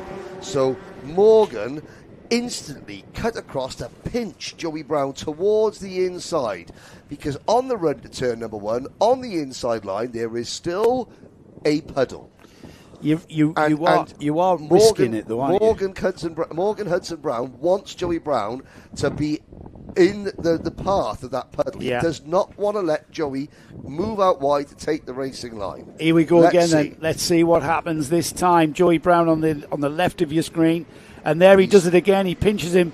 It's very, very tight in there, but Joey Brown forces himself to the left to get off that wet patch, and brilliant driving now. Liam Phillips unable to match what he did in that first false start with a couple of cars, and that's Elliot Dalton-Ayres. Elliot Dalton-Ayres off at the back of the field at the dog leg, and that's his race effectively over. It's a recovery drive now for him. Meanwhile at the front, though, It's Joey Brown and Morgan Hudson Brown off through the chicane, and it's Liam Phillips going with them. Yep, and again, that looked very aggressive, and it was, but both the front row drivers, they knew what they had to do. That's all fair. They know how to deal with that. Yeah, they know. They know how to deal with somebody leaning on you. You've got to learn how to go wheel to wheel. You didn't get in front of me, so I'm going to elbow you out wide, and that's fine. Hudson Brown, I think, if I only, didn't quite get it done, and now they carry on. The race is on, and it is a race because Superheat 1 was a procession almost, because Morgan Hudson Brown challenge. Yeah, the Ultimate Art Kart. I'm trying to identify. Is that SFR? No, it's a Fusion mode. It's a Fusion. You said and that. Here we go. There's the Ultimate Art of Morgan Hudson Brown making the move there towards the chicane there at the second of the centres. He's looking over his shoulder there. Yep, that kart is still there of Joey Brown. And Liam Phillips coming up the back end of him as Brandon Truman connects as well. 3 karts conjoined there into the braking area for the Gasworks, sorting themselves out before they get towards the end of the lap. And here they go then across the line, 2 laps completed and a new leader. Morgan Hudson Brown leads from Joey Brown, Liam Phillips, Brandon Truman, Jason Duchess, Alex Timmons, Ryan Sayers, Lucas Blanford, Kyle Dunford and Taylor Dixon is your kart that rounds off the top 10. And this is where Joey Brown will almost be a victim of his own success. Everyone else saw how easily he won the first race, and they're going to think to themselves, okay, if I get half an opportunity to make a move, I'm going straight in. There's no sitting behind and trying to work with Joey Brown, because that's what they'll be thinking. I've got to go. And suddenly, Brown, he finds himself in and amongst the hornet's nest, where he has to defend because everybody else knows how quick that package can be. Yes, and he's falling foul now. He's got Liam Phillips, who's just moved ahead of him, so he's down to third. And who's this? Brandon Truman.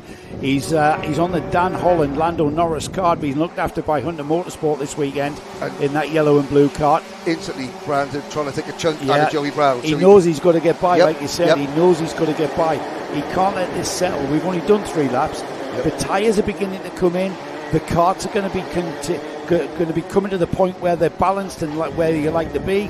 And we're seeing this now from Brandon Truman, who demotes Joey Brown, winner of the Superheat number 1, down to 4th, and will, I think, Henry, pull away. Yeah, and they got Lucas Blanford, in the Kiddix Kart Republic chassis up next, number 67. He just passed Jason Dukas.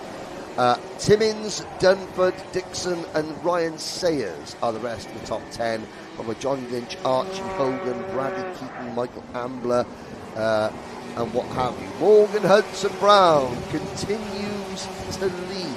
I still remember one of Archie Hogan. I was asked for a cameo from Archie Hogan. His birthday.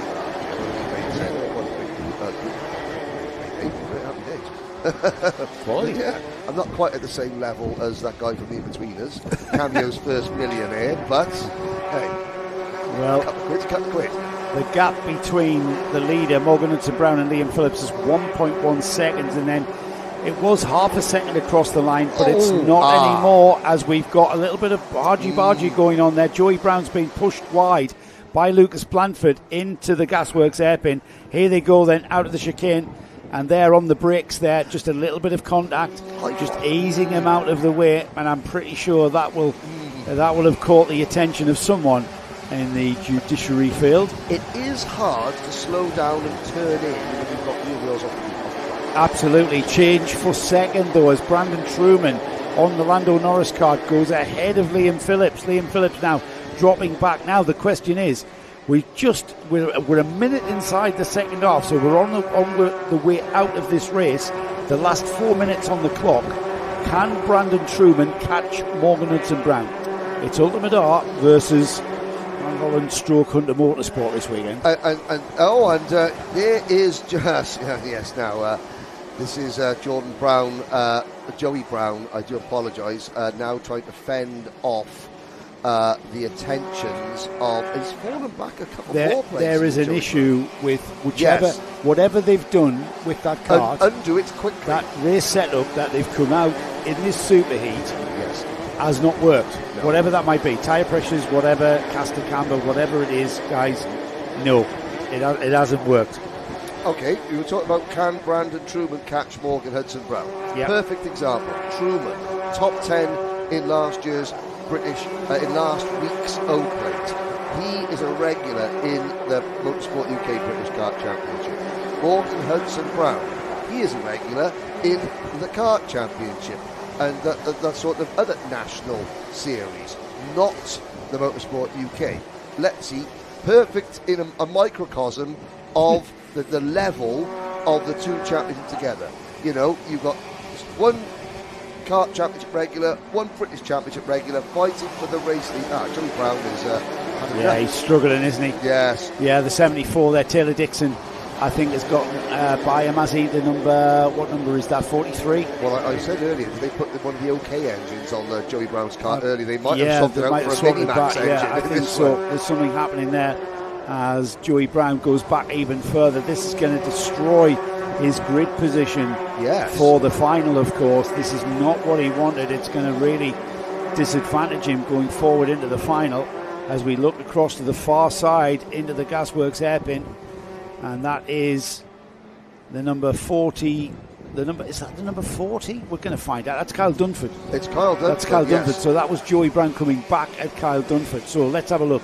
So Kyle Dunford 5th, Joey Brown 6th, Taylor Dixon 7th, Timmins, Hogan, Elliot Dalton Ayres from the back of the field up into 10th. That's a recovery drive for Elliot, and without that coming off, he would have been a factor in the final. Whether or not that's going to be the case is going to be a tough ask for him going forward. So we are continuing to watch the struggle, that's the only way I can put it, of Joey Brown here on the number 74. And now he's got Taylor Dixon right with him. And he seems to have settled into a pace here, hasn't he? Yeah. He's been going backwards and backwards and backwards, and now he's kind of settled. Well, of course, yeah. I mean, if the setup changes that Joey Brown's team made cost him half a second a lap, he's now running at the pace that setup allows him to, which is about 5th, 6th, 7th place pace. So yeah, he's found what is the maximum of what the package has got for this race can give him. Yeah. Hudson Brown still leads. Trueman is closing in, but not hand over fist. The gap's half a second. Yeah, the gap was 1.2. Remember. A couple of so we maybe take a look at that one. They're just coming out of the horseshoe now, and the leader just coming through Paddock Bend. So as we will try and pick up that little tussle, here we go. Yes. That's the leader there, and there's the Brandon Trueman, Lando Norris kart, chasing him down. The gap was 0.5 something, it's now 0.45. Yes. So it is coming down. Now, whether or not he's got enough time on the clock to actually do something about this, that's arguable. There's only 20 seconds, so it's going to be one more lap after this one. But he's closing the gap, Henry. Yes. And when he gets onto the straight, he may be able to get into some sort of slipstream and get a little bit of a pull. He is going to ask Morgan Hudson-Brown the question. That is for sure before the end of this one. They'll see the last lap board next time around. Lucas Blanford, regardless of what may or may not happen afterwards regarding his move on Joey Brown, Lucas will want to get as close to these two as possible when sparks begin to fly.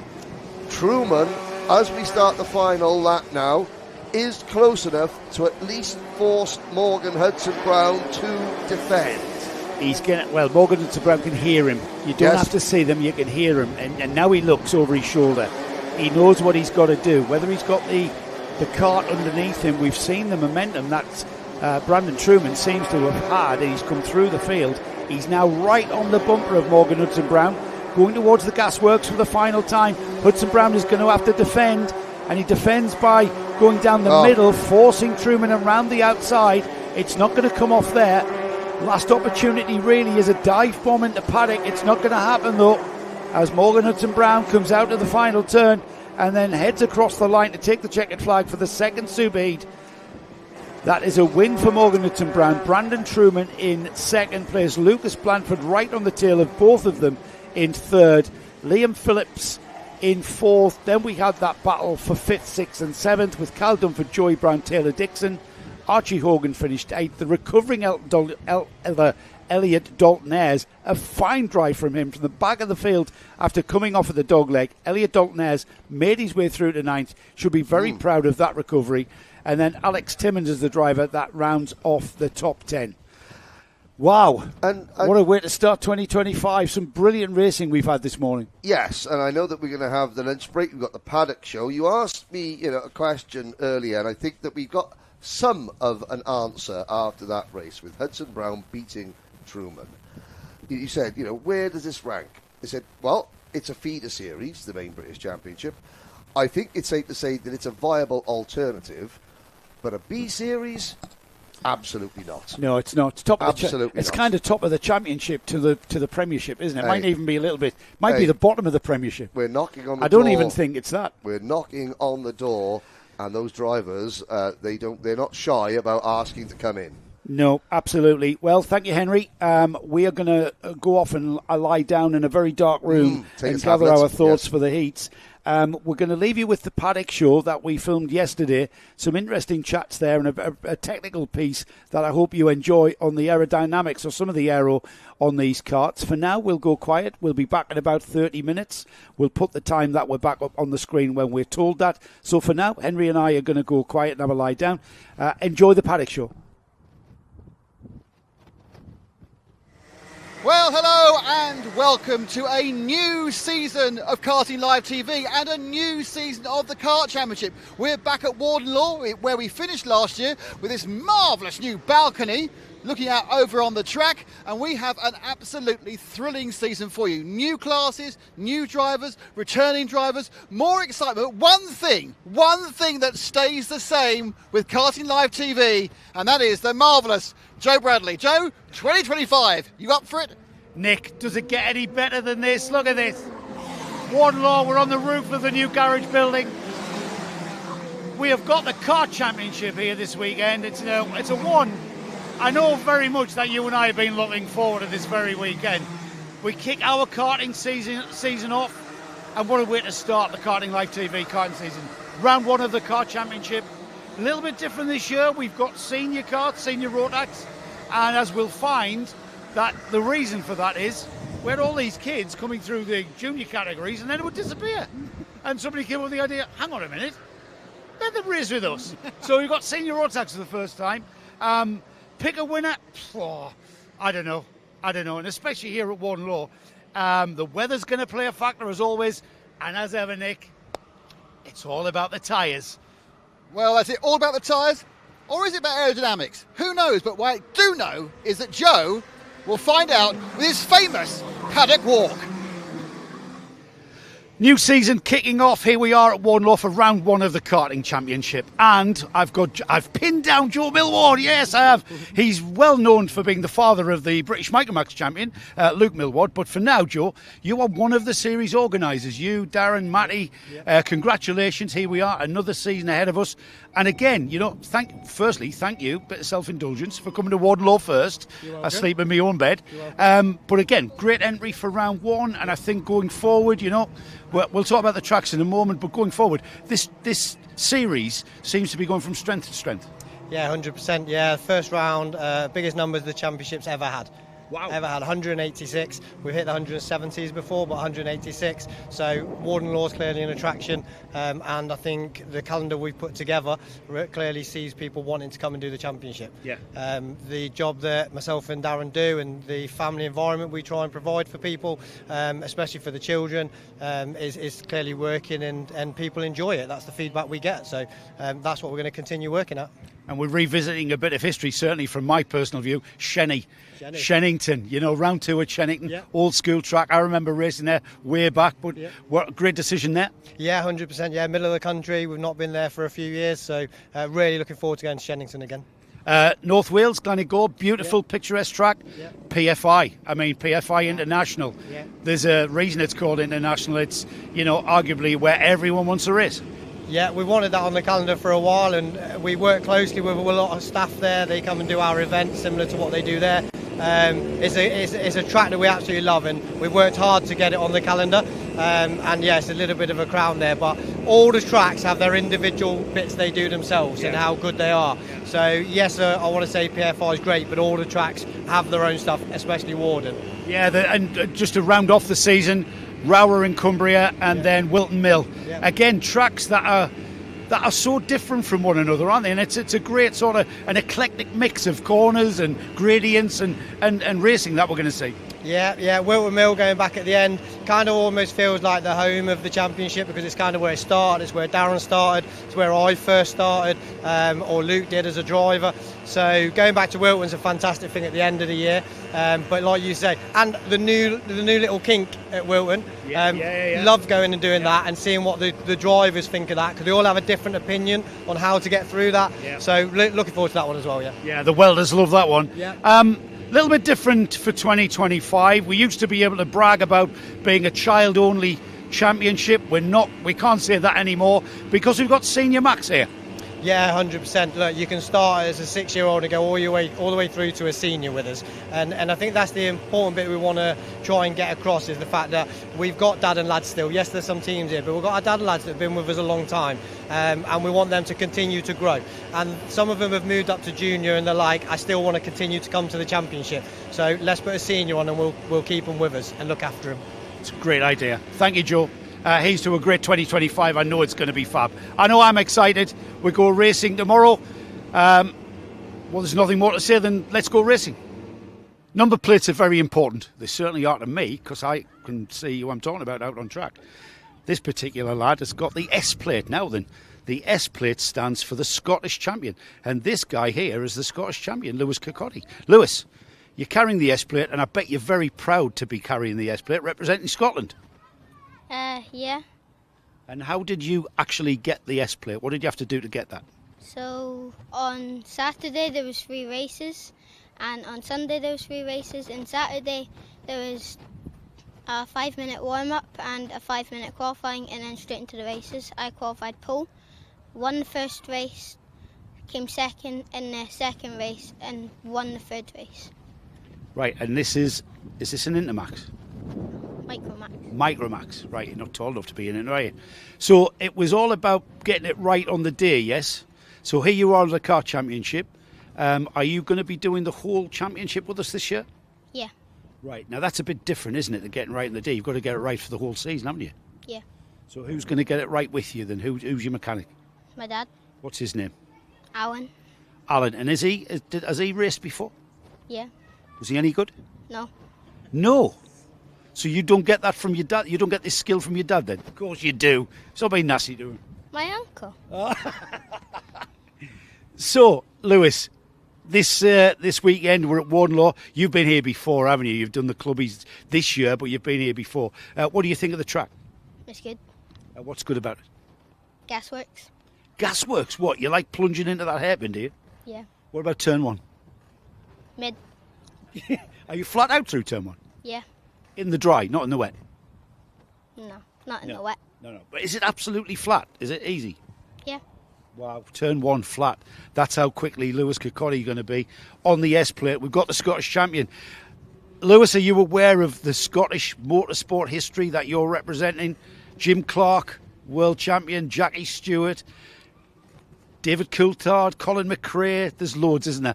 Little place, little province, the top of the British Isles, and yet motorsport at the heart of it. Well done, Lewis. Best of luck for this weekend. Thank you. So, are aerodynamics important on karts?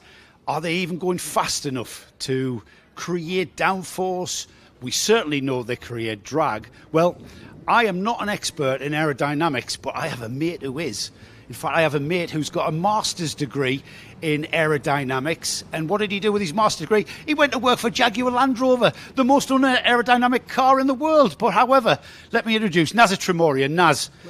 Naz, I need to pick your brains, mate, because the variations on the ideas of aerodynamics around these kart fairings are absolutely like through the roof. There's so many different designs. So this is ST Racing's Kart Republic in Micromax. It's Freddie Blackshaw's.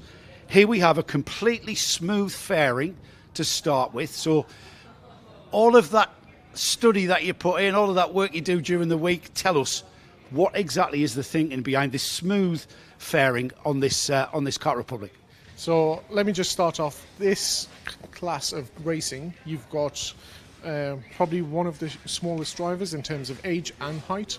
So it means you don't have to work the air around the kart as hard, because the drivers are fairly short in height because of their age. So for this, it's to minimize drag as much as possible. And as you can see, the steering wheel is relatively square behind the NAS panel on this kart. And by having a single piece NAS panel, which doesn't have ducts, cuts, or vents, it means it's very cheap to manufacture probably, but at the same time, it's very aerodynamics because it doesn't need to work the air as hard.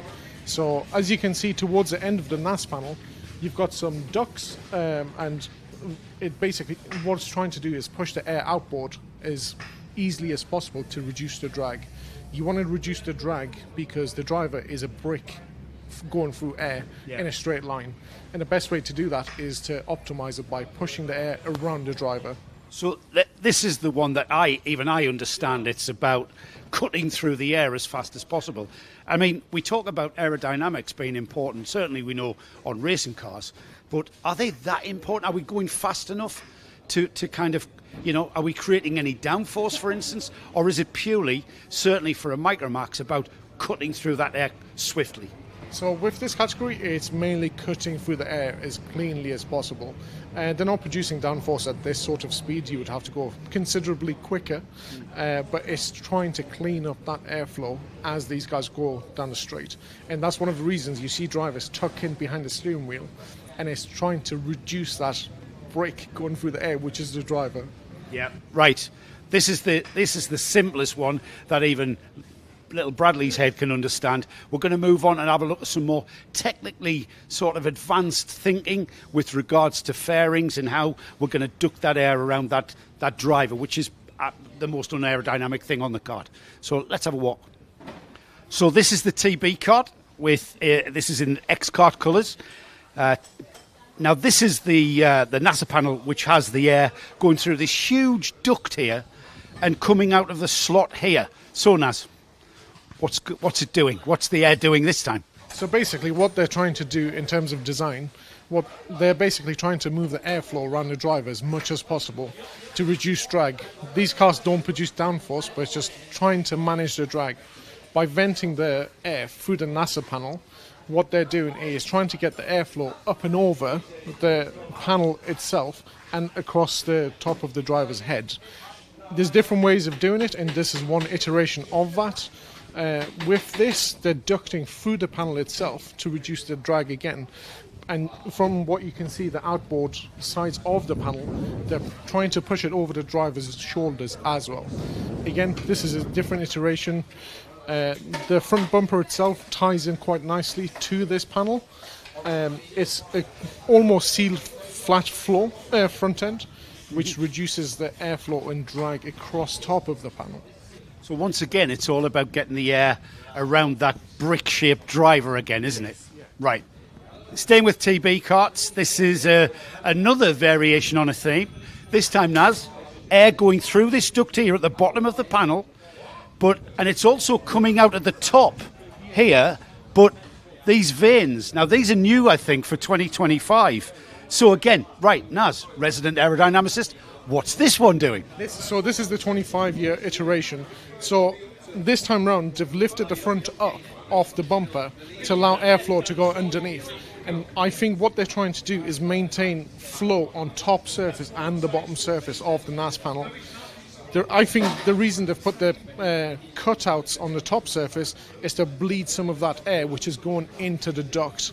By doing that, they can control the flow on the top surface of the NASA panel, and again it helps to push that airflow around the driver. Instead of having a high velocity air going around the driver, they're bleeding some air off to maintain the surface contact with the top surface of the panel. So why is it important to maintain that air's attachment to this body part then? Is there a reason for that?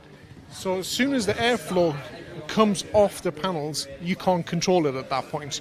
If you maintain the surface contact... Is that when it's called dirty air? Yes. So if you can maintain contact with the actual surface, you can control it. As soon as you have any sort of wake where it comes off the panel, at that point you've got no control of it. So it's trying to maintain that surface contact and trying to guide the air around the driver. The other difference you can see on this iteration, the 25 model year, is they've also got cutouts on the bumper ends. So what this is doing, they're channeling the air around the front tyre and guiding it to the side panel. Again, the name of this is just a reduced drag in a straight line. Round corners, the speeds aren't sufficient, I don't think, to affect the speed and the drag. It's down the straight, and that's why you can see the drivers tuck in like motorbike riders to reduce that drag. And it's, if you imagine the driver is a brick through the air and they tuck down, and it's fine when you're a smaller driver, but when you're tall, like some drivers we've seen, 6'6", you're an air brake. Yeah. So it's tucked down, hide behind the steering wheel, and let the airflow go around you rather than having a flat front. So the name of the game is to reduce drag and go a bit quicker in the straight line.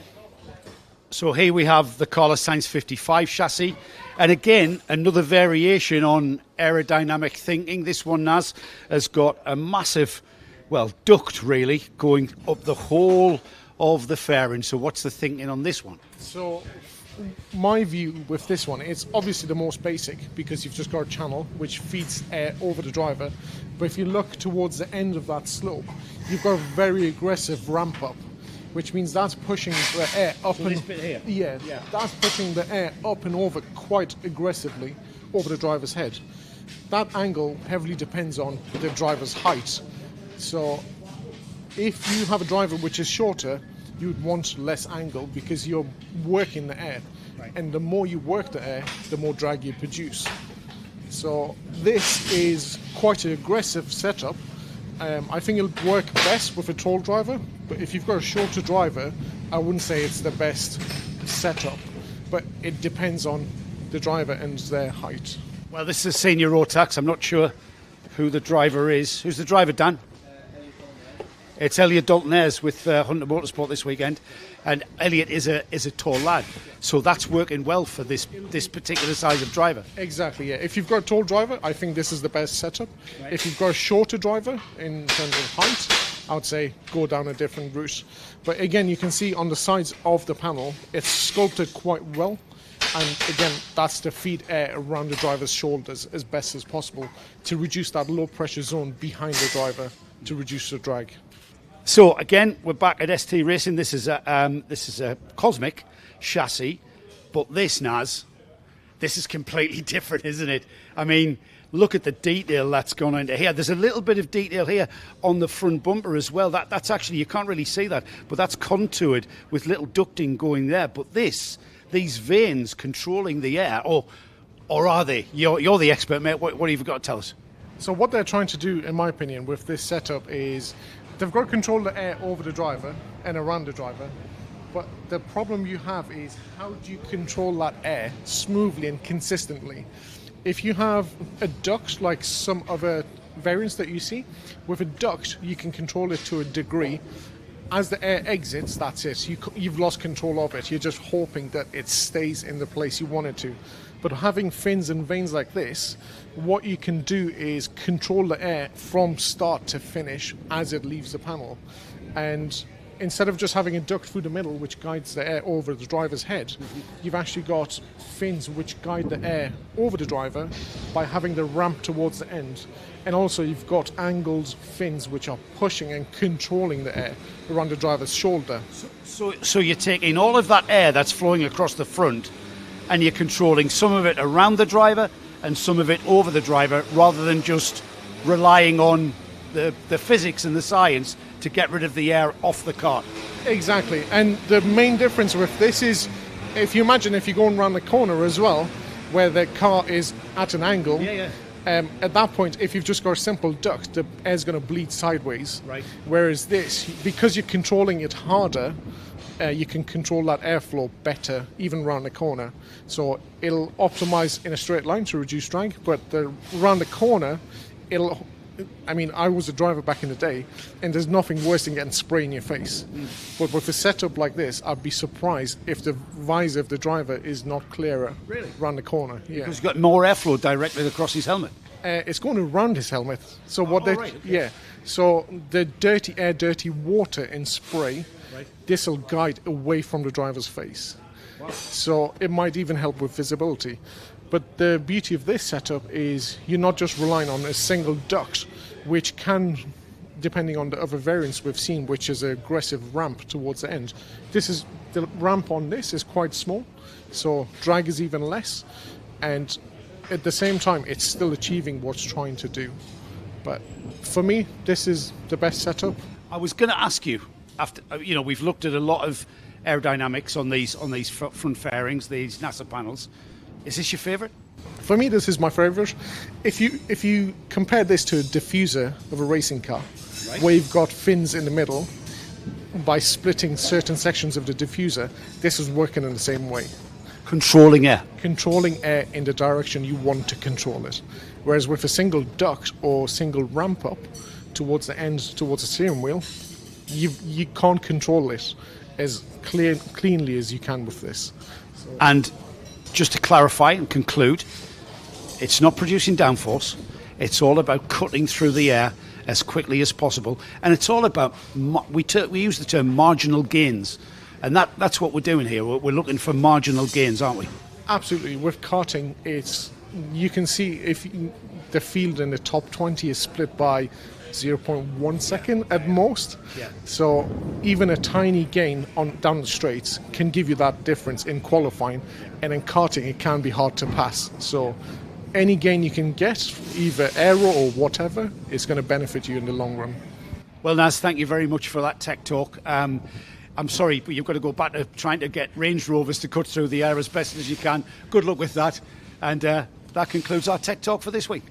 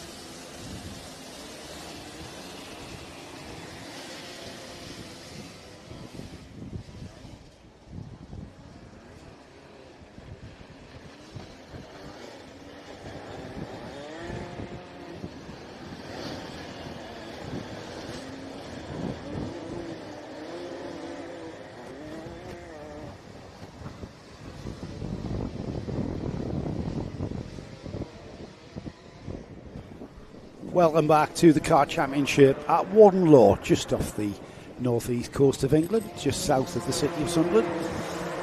God's country, absolutely. Karting Live TV bringing you all of the Kart Championship for 2025, and we are into the bits that matter, let's call it. Myself, Joe Bradley, and Henry Baudet will take you through to the final checkered flag of the weekend.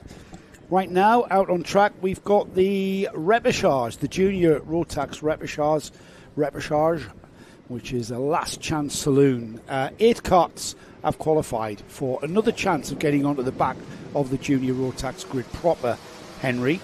And it is the first 4 that go through. So yes. The key, what we're going to concentrate on is 4th place, basically. The bubble, as it were. Yes, 8 drivers, led by number 220, Lewis Holt, Matthew Clark, P2, Riley Mason-Lewis will start 3rd, Kevin Ivanov will go from P4, Matt Scott and Ralphie Branscombe, they're the first 2 drivers, 5th and 6th place starters. On the outside looking in, Tyler Richardson and Laurie McVeigh are our final 2 qualifiers. 8 into 4 doesn't go. Well, we need 4. We need 4 to put on the back of the Junior Rotax grid. Mm-hmm. How that's going to pan out remains to be seen, and it's all down to these 8 youngsters who are going to squabble for it. We can see the 2 karts on the front there, Matthew Clark, Lewis Holt on the pole position, and it seems a little, you know what, I always feel sad for the 4 that are not going to qualify for another race. But, maximum grid sizes are the rules. But yes, it's there's going to be 4.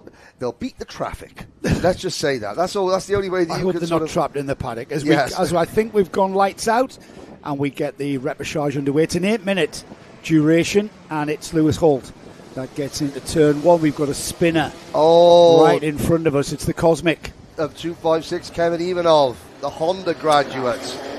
And I was about to say, the one thing that none of these drivers want to do is go off at turn 1. And there we are. Well, we're on cold tyres, and you can really tell by the amount of slipping and sliding around from these karts. We've got ST Racing kart that looks, I think it's ST Racing in second place there, moving up into second. And we've got the Honda Motorsport kart of Matthew Clark that is in third, but that the cusp of where we need to be is that 4th place, and that's Ralphie Branscombe, property of Ralphie Branscombe. Oh no! And he's over the top of Clark down the inside of the horseshoe, and that was unfortunate there. He's taken Matthew Clark out. That's his weekend over, and I think Branscombe weekend is over, because I think he's bent his axle riding right over the top, and I hope Matthew's all right there. They've gone on to the infield section of the hairpin, but you saw Clark understeering going into the horseshoe. Now, we talked earlier about the jump from cadet straight into junior.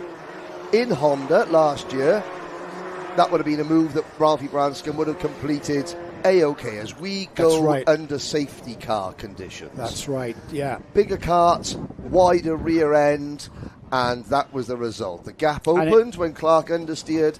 Branscombe just put his nose in to make the move, and of course, there's less space to play with, and there we go.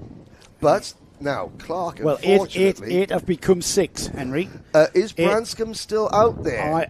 He looked like he had a wobbly axle. We'll be able to check that as they come through. We're under Battenberg flag rules, which is effectively the virtual safety car, where Lewis Holt, who's leading... And let's see, will Ralphie... That looks all right, doesn't it? 2-1-2. Yep. 2-1-2 looks all right. I think he's gotten away with that. He's still out there. He's on. Red flag. Red flag. Matthew Clark is still sat in his car. Mr. Ashton and 2 safety workers are there. He got hit in the side, Henry. And I can see the medical team entering the circuit. So a brief foray into racing this afternoon. Now, we haven't got to half distance, so Mr. Ashton can decide whether or not we have a full restart, although I think we may probably have a single file restart. The red flag will always take it back to the end of lap 1. So if we will restart in the order at the end of lap 1. Now, I'm not sure whether our timing systems allow us to do that. Possibly, I think it should. However, it does give me an opportunity. I have to say that the restaurant here, these potatoes... The garlic potatoes. The garlic potatoes, yes. They're not very social, but they're very, very tasty. It's a good job you're driving home alone. Yeah. With Mr. Ashton holding up the grid of carts while we sort out Matthew Clark, who did get a bit of a hit in the side there as Ralphie Branscombe climbed over. Just to remind everybody, the TB kart raffle, that is going to be ran until round 4. He's a replay of what we've just seen. Just slid into him, didn't he? Yep. And then Bosch, Matthew goes off. Hopefully he's all right. He's been tended to now. The TB kart raffle going on now is a £10 a ticket. It's going to be drawn at round 4, so we've got round 4 to buy a ticket. So get your tickets in. You win a brand new TB kart, rolling chassis, brand spanking new. And it's very much well worth a punt at £10 a ticket. They're on offer now at the Kart Championship headquarters, position just opposite the entrance to the cafe in the paddock. It gives us an opportunity to thank Rover Oils, who are a partner with the series this year. And then also in the paddock, you will find them next door to the Kart Championship headquarters, is ROA. ROA standing for Racers Official Apparel, for all of your merchandising and teamwear. If you fancy creating some teamwear, if your team needs new teamwear, then ROA are the people to go and speak to. You'll find them next door to Mr. Beavers tapping away his computer. And I've got to say, I noticed that Josh Cook, he's got some Cookie Monster clothing, and as more and more drivers get into... Because every driver needs their own brand to help promote themselves and to give fans a reason to cheer, to give them an identity, to make them stand out from the crowd. Having an apparel store on site, I think, is an excellent move. Yeah, I mean, so you get. This is a good question, actually. So if we wanted, right, I'm going to use this as an example. Yeah, karting live TV. Yes. T-shirts, sweatshirts, whatever. Does ROA sell them from the paddock for you? I would imagine that there would be a fee to sell them, and the percentage of the sales is split between the provider. We'll find out. Yeah, unless ROA, simply, they would. I'm sure they would take a fee for stocking the. Selling stockings. I know others, like Torque do that with British Touring Castle. I want to mention as well OTM, our on-track marketing team. It's the series media company. We have also got Stu Stretton snapping away, and Stu Stretton Media will be that where he will make available the shots that he's taken from this weekend's event. But OTM is a media company that's aligned to the series, and that they will make any kind of content, video clips, video footage. Again, it's worth chatting to them, especially if you are on the hunt for some sponsorship, etc. Yes. And it's a good idea to put a professional video package together, a video presentation together. That's just one idea. You might just want to look at them. I'll put one stuff for your Instagram page to create more followers. But that is worth chatting to. I didn't get any information where OTM can be found, but the OTM marketing and media company are aligned with the Kart Championship, another series partner, let's call them. Yes, well, they'll be in the pink tabards. So the pink army is the media, the press corps. That's good information. And if drivers are thinking, well, I could do social media. Newly crowned Intermax British Open champion Max Jolly has 75,000 followers on his Instagram page. From all over the world.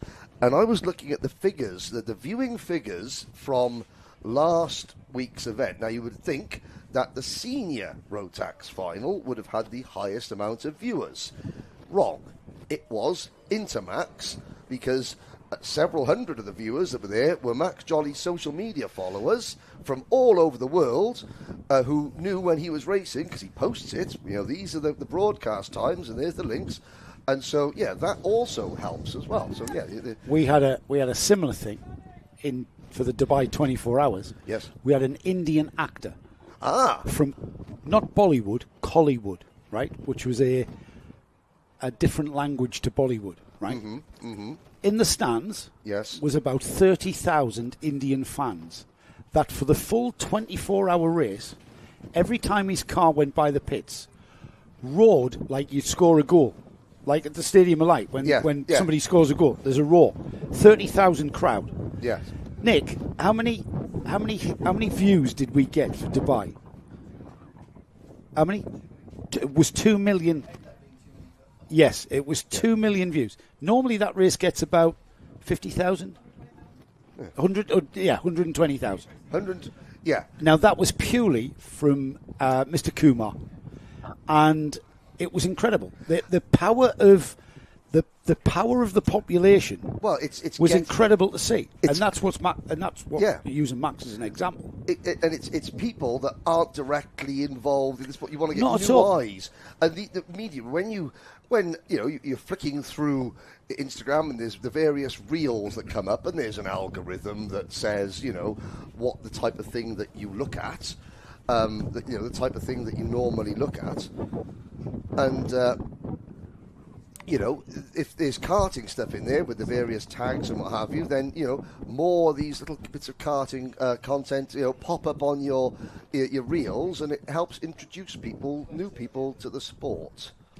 So that's it is absolutely. We talked last night about getting a job at the British Grand Prix down to my Instagram followers and stuff. And it's like, down with the kids. It's just reach, isn't it? It's just reach. And any potential marketing or sponsorship opportunity that you get using the sport as a marketing tool without that social media profile is minimal. It's hard, and, and more and more drivers are getting nicknames. Like I said about James Roots, the Roots is on fire. He's got some T-shirts that reflect that the Roots is on fire. Are you invoicing them for these marketing? Innovative marketing ideas. There's something. But of course, drivers, they've got to run with it. It goes from being something in the paddock that they have a laugh and joke about with their mates to think, okay, if I want to be a professional athlete, I have to build my brand, and that brand has to include, it's a corporate logo. Crash helmet designs, that used to be the driver's lifelong brand. And more often than not, drivers change their crash helmet design. I have never been a fan of that. Ronnie Peterson. Oh, see, you know where you are with black, with like proper deep purple blue with yellow Swedish trim. Blue and a yellow peak. Yes, that he clipped onto the helmet. Tom Price. All you need 3 black stripes down the front. That's it. And we talked about we got the Nigel Mansell. But they kept them for the whole career. Whole career. Yes, because they were identifiable. But you are gaining attention and exposure by changing your. We had a colleague who used to work with us in America in IMSA who would keep right on top of driver helmets, and she was always telling us about such and such has changed his helmet, and I'm like, I don't really want to know that. I want to know what setup he has in his car, not what colour helmet he's got. And he was like, whatever Corvette driver, he's got a new helmet design. Are you going to go down and have a chat with him? No. That's your I'm not job. going to walk up to Johnny Your Hello O'Connell magazine. And ask your Hello Johnny, magazine. How's your helmet? I'm race car engineering. Yeah, it's and I do get it. And the crash helmets are works of art. They are works of art. But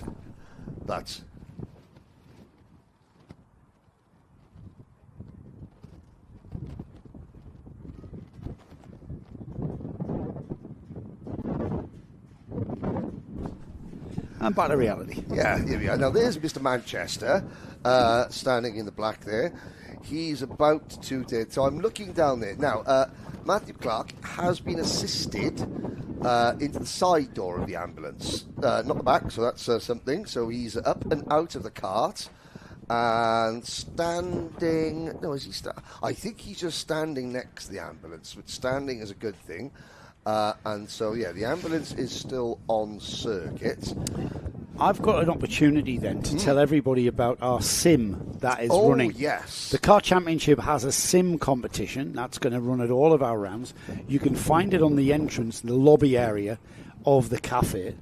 It's run by Samsung Thrustmaster, powered by Scan, and it's free to use. And who are there? Iami.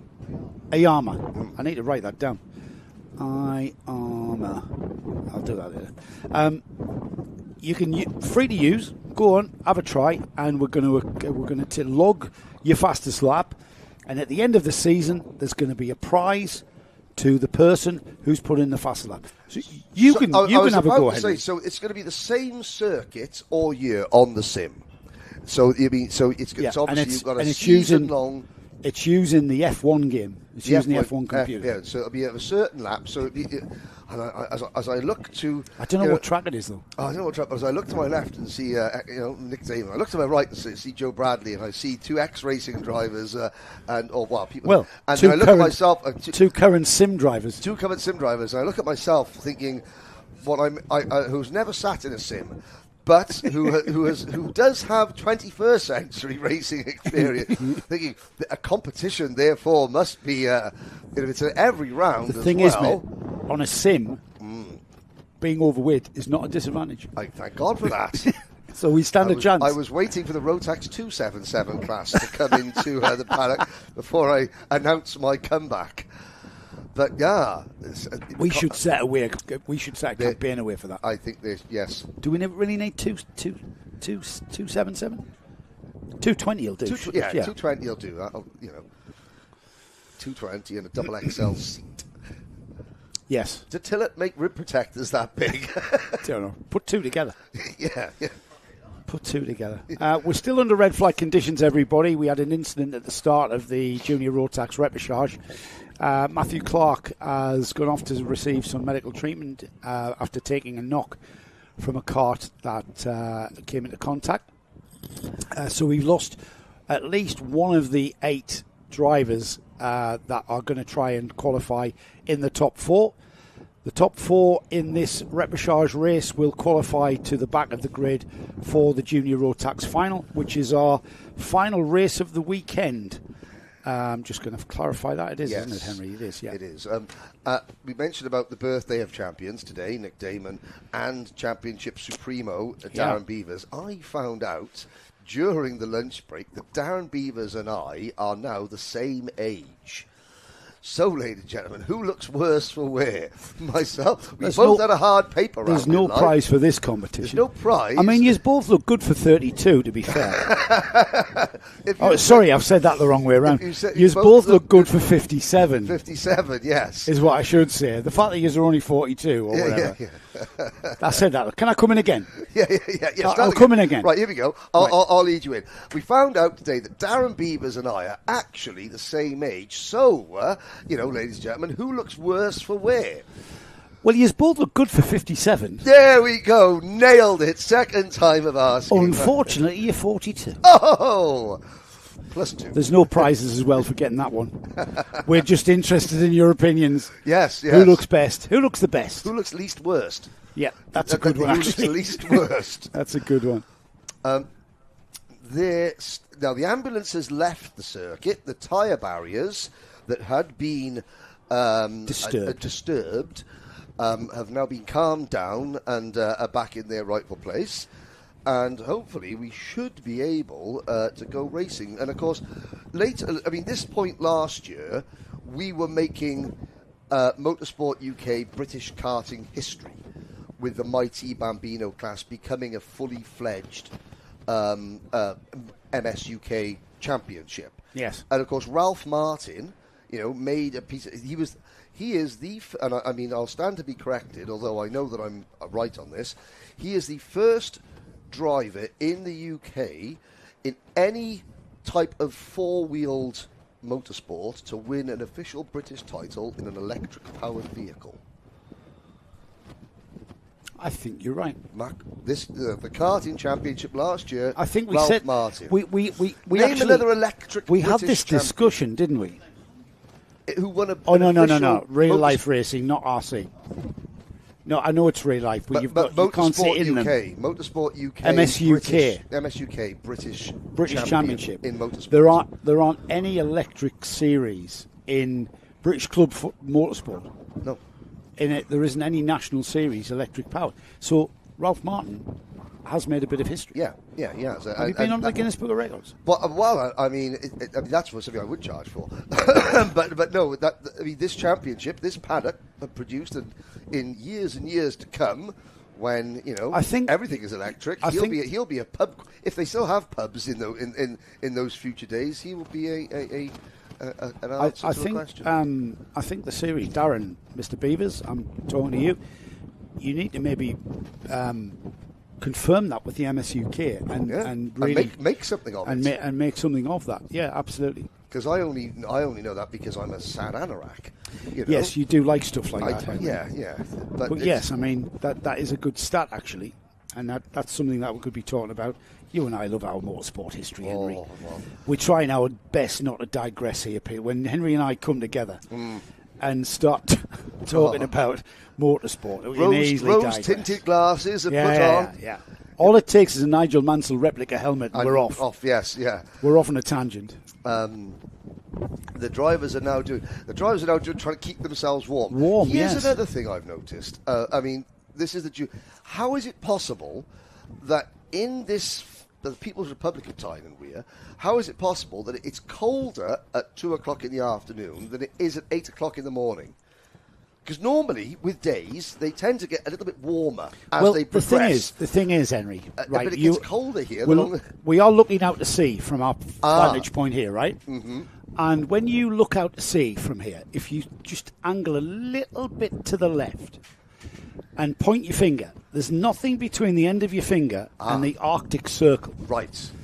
And if that wind starts coming from that direction... Which it is, looking at the flags... Yes. Then if the wind's coming from behind us, we're fine. If it's coming from the direction it is now, there's nothing between us and the Arctic Circle, you see. So what you're saying is, we're on the northeast coast. If the wind is coming from behind, it's a sub-Arctic, it's a sub-Saharan. It's a sub-Saharan, yes. And if it's coming from the north, it's Arctic. There's nothing in between. Yeah, absolutely. It's either Arctic or Saharan. Also, this is the highest point in the borough of Sunderland. We have a Neolithic burial site over the road, which was because they chose that 5,000, 10,000. I think Neolithic's 5,000. Neolithic I think Monolithic as well. Yeah, Monolithic is... That's 10,000, isn't it? Yeah, Monolithic is at Rissington. And really? Yes, and Neolithic... So we're on high ground. So I live 2 miles away, right? And it's usually, on average, 2 to 3 degrees colder up here. I can be sunbathing in my garden. Don't even picture that. And then I come up here and think T-shirt and shorts in the summer. Yes. And, oh my God, I need my big coat. Here we go. We've got go-karts. Yes. The audience, I think, thank goodness for that. I think they're going to send them round again, though, because the tyres will have cooled off. We're about to get going. We've got 7 karts now competing for 4 positions. But they're back in their original grid positions. They are Ralphie indeed. Branscombe starts 4th. They've let them go. Let them all go, like Chris Economaki said. We are on cold tyres, everybody. And we are racing, and the drivers will find the conditions and the karts underneath them very tricky indeed. So caution being the better part of valour, I think. Yeah. Well, and I've got to say, so two drivers... And, of course, sadly, Matthew Clark is out of the race. 2 drivers will be thanking their lucky stars. Kevin Ivanov being the first of them. He is in 4th place. Ralphie Branscombe being the second. He's in P2. Now, without wanting to apportion blame or assume anything, to be on the safe side, if I were Ralphie Branscombe, I would like to have at least a 5-second advantage between myself and the driver in 5th. Just in case there is a little bit of afters in the steward's room regarding that incident, just in case, and that was just a speculation. I see where you're going to do that. I would want that buffer. So we've got a challenge for second, and it comes off Laurie McVeigh. just eases himself down the inside of the Kart in second place. It was Ivanov passing McVeigh, sorry. It was Ivanov passing McVeigh, sorry, that was the battle for third, the move for third. So now Ivanov finds himself in that vulnerable fourth place. We've got two ST Racing drivers, Tyler Richardson and Matt Scott are the drivers, the bright yellow and blue livery karts coming up behind him, but Ivanov, he's the kart we need to focus on. That's the red and green kart, fourth in the picture there. So if we can just latch on to him, he's the one that's vulnerable. That's the final qualifying position for this Rotax final. In the classic Project One racing livery. Then the two, I mean, it's great to see John Stewart, the ST Racing team, because John, back in the good old days of Super One, before it became before Motorsport UK took control of the British Championship, John Stewart control back, you mean? Control back, yeah. John Stewart was a fearsome competitor in senior Rotax, a multiple national senior driver, John Stewart, running the ST team, and his dad on the spanners as well. Yes, I remember John Senior. In my age, he's got comfortable, hasn't he, Laurie McVeigh? Because he's pulled out a bit of a gap of about 6/10 to Tyler Richardson, and at the moment these 7 karts becoming quite strung out, and importantly that red, white and green Project One liveried kart of Laurie McVeigh, he's the important one here, because he's the final qualifier for the final. So unless he can gain ground on Kevin Ivanov and take the pressure off himself by overtaking him, then the pressure's going to be on that purple and white Cosmic there of Ivanov. And I'm sure that's what's at the back of Laurie McVeigh's mind, is to do that. And Ivanov, though, he's got the Red Bull livery on his crash helmet. I mean, I would, be trying to tap Red Bull up for some sponsorship. I mean, just give him a ring. Or just send him a text. That way. They can only say no. Yeah. But now Ivanov is coming under pressure, and again, this is a Cadet Honda graduate going against Laurie McVeigh, who's a bit more used to these bigger karts, I believe. And now McVeigh closing in, but with 2 minutes to go. So we had a full grid restart, but only for we had 8 minutes. Yeah. 5th place, Tyler Richardson. We were speculating about what happens if Ralphie Branscombe were to get a penalty, and I'm not saying that's going to happen, but it could after that incident. I'm sure it was looked at. Branscombe is now right behind the race leader, Lewis Holt, and this is bad news for Branscombe, potentially. And of course, please don't think I'm willing a penalty on him. I'm just stating, there was an potential, isn't it? Yeah, there's potential. There was an incident. It will be looked at. Holt is now backing them up. Branscombe needs to go. He looks behind him, head down. He's got his old Honda sparring partner, Kevin Ivanov, right behind him. Branscombe needs to go and try and put that safety net, should he need it. At the moment, here are your 4 qualifiers, nose to tail. Tyler Richardson and Matt Scott aren't out of it either. Yeah, but we thought that McVeigh would have a possible punt at Ivanov and take the pressure off himself. These 4 seemingly circulating together. The ST boys are hanging on there. Tyler Richardson, Matt Scott, Riley Mason-Lewis has dropped off the back of this train of karts, and if we're not careful, I think we're probably going to have a train of 6 karts here, the 4 and the 2 ST boys. So that could be very, I mean, it's all right, there's 43 seconds left, so we've got 2 more laps. So and I'm not sure there's enough time there for the ST Racing teammates to catch onto the back of that red and green kart. Only and now if these 4 drivers are smart, they'll stay in position. So Branscombe is now, this is where he's going to be. He cannot get a gap of more than 5 seconds over 5th place. So they don't need to battle. There are already 30 drivers in the main event. So the winner of this starts 31st, 4th starts 34th. It's row 7, it's row 16 and 17. The way I would always look at it is it gives me another race that I can get my teeth into. And and you're then going to put in a personal challenge to yourself is how far up that 34-card field that you can actually get to. But there's no point battling now. No, not at all. I fancy starting on the outside of row 16 as opposed to the inside of row 17. There's an element of that you can kind of see.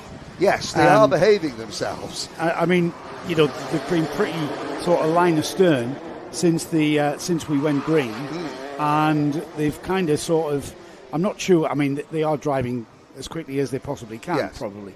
So there's not any difference in performance. We haven't really seen anybody be in a position to challenge one another. However, again, we take for granted that these youngsters are not going to make any mistakes. And it's easy to make a mistake. It's easy to mistake there and end up sliding very wide and losing a load of time and maybe losing the place or even spinning off. So as we get towards the flag, though, Henry. Yep, it's going to be Holt, Branscombe, Ivanov and McVeigh, your provisional qualifiers. Provisional, and everything we say is provisional, subject to post-race scrutineering, to nose cone checks, to the weigh bridge, to technical inspection, and then, of course, to the stewards. So sadly, it looks as though at the moment, Tyler Richardson, Matt Scott and Riley Mason-Lewis, as well as Matt Clark, their day is done. Yeah, we'll wait for the publication of the grid proper for the junior Rotax field. It's Mighty Bambinos now then. Is this going to be a one for the Joe Bradley Race of the Month? That's coming up later on, because we tend to have some fabulous kinds of racing from these Mighty Bambinos. Strange Man lurking just outside of our box. Well, yes. He's a peeping Tom. Stu Stretton Photography, Mr. Karting. He's a voyeur for a living. Is that why he's got the camouflage on his... I think so. So you don't see him coming. Yeah. Or is that because he's a bird? He sits in a... What do they call them when they sit in a bush and look at birds? A hive. Yes. A hide. Yes. Sorry, a hide. Bees live in a hive, and Stuart lives in a hide. Anyway, we're teetering here. We're teetering on the verge of going off on a tangent. Yes. Let's drag us back. Let's have a look at the grid for the Mighty Bambinos. So after 2 heats and 2 super heats, this is the grid for the Mighty Bambino final for round 1. Oh dear! Oh, that's not good. That was Felix Tandy spinning. No way. He will be able to take up his position on the grid, though, I'm pretty sure. Clear leader in the race to the grid there, and they're almost in quick step. They've been watching strictly. They're bouncing up. Oh, look at that! Excellent trotting there from the Mighty Bambino parents. And there's good style points there as well. I wonder if they've got together. Oh, look at that! Elbows out. There we go. And good work there. Good work. Again, we should give them number plaque. Absolutely. And that's the first time you'll see someone in a Ricky Flynn jacket at the back of any pack in the world of karting. Well, let's have a look at this grid then. Heath Smith has earned pole position with 0 points taken. It's the one with the least points. That's a perfect score for Heath Smith. Arthur Rhodes will join him alongside on the front row. Second row is Ethan Hume and Freddie Dye. We've got Jack Harper and Felix Tandy. Hopefully we'll be able to take up his position on row 3. Luca Pede and Jensen James Williams. Luca only in his second event here. He was here for the clubby last weekend. So it's his second visit. I think his second visit to Warden Law. Might not be his second event. His second visit to Warden Law. Ed Pede's kid. Row 5 is Calais Tennant with Elliot Hitch alongside. Logan Edwards and Arthur Thompson on row 6. Row 7 is Harry Wass and Freddie Purnell. Noah Brad and Bobby Slater share row 8. Row 9 is Frank Pearson and Nico Mohan. George Algar, where's his fan club? George Algar fan club on the sidelines. He's alongside Teddy Smith. Tilly Cook, please put up your sign of support. And we've got Oliver Yap and Oakley Howlett rounding off what is a 22-cart field. Right, here we go, Henry. Standing start, lights go on. The engine revs don't rise, of course, because it's an electric-powered Bambino class, and off we go. And it's a great start from Arthur Rhodes there. Yep. And has Arthur Rhodes got enough momentum to get him into the lead? No, he hasn't. It's going to be Heath Smith on that orange helmet. But side by side through Brian's Bend, he's gone and made it happen. Arthur Rhodes with some really, really courageous driving there. Excellent, good, respectful driving between both those the two leaders. They were side by side. They were side by side, wheel to wheel. They gave themselves just enough room as we continue now. But as I say that, the number 3 plate Kart has retaken the race lead. So Heath Smith, who's not popping up on our he's not on timing the screen, he's in second on this one. He's not on the scoring pylon. The TV will pick that up. At the moment, we've got a great battle. 3 karts about to be joined by Felix Tandy to make it 4. Heath Smith back into the front of this field. He doesn't lose the lead for long, does he? He's had a maximum score here. 2 heats, 2 super heat wins.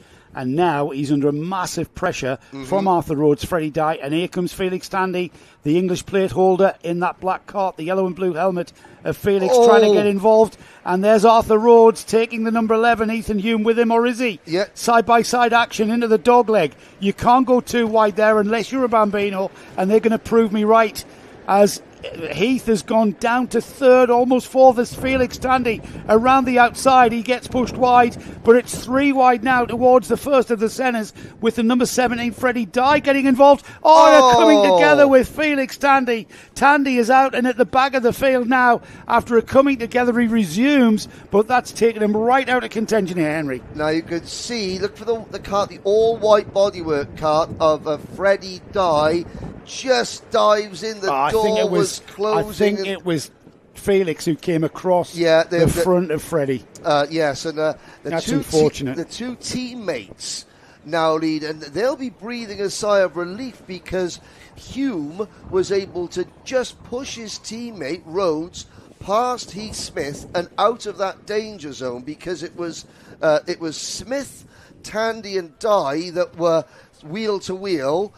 Just behind them, so a fortuitous piece of teamwork there, timed it right, and now you could see Ethan Hume locked on the rear bump of his teammate, but Heath Smith, who's now reappeared on our scoring pylon, is there in P3. He keeps momentum through the corners massively, does Heath Smith. And he's latched straight back onto the back of Ethan Hume. I thought these two were going to pull away. They were in each other's wheel tracks, literally glued to one another, Arthur Rhodes and Ethan Hume. They're the 2 karts at the front there. The bright yellow helmet is the leader. That's Arthur Rhodes. The second kart in the frame was Ethan Hume. And then Heath Smith, he's onto the back bumper now. And as they get round to the it's side-by-side action from the teammates with Arthur. And now 3 wide action into the horseshoe. And there's still 3 wide, and Heath Smith cuts underneath, coming off the gasworks here, and then maintains momentum on the outside and sweeps around the outside of the horseshoe to take the lead. But you're looking at the single-digit numbers, because this is an official Motorsport UK British Championship. You're allowed to run your national ranking numbers. So Heath Smith, 3rd in Britain last year. Jack Harper, 6th in Britain.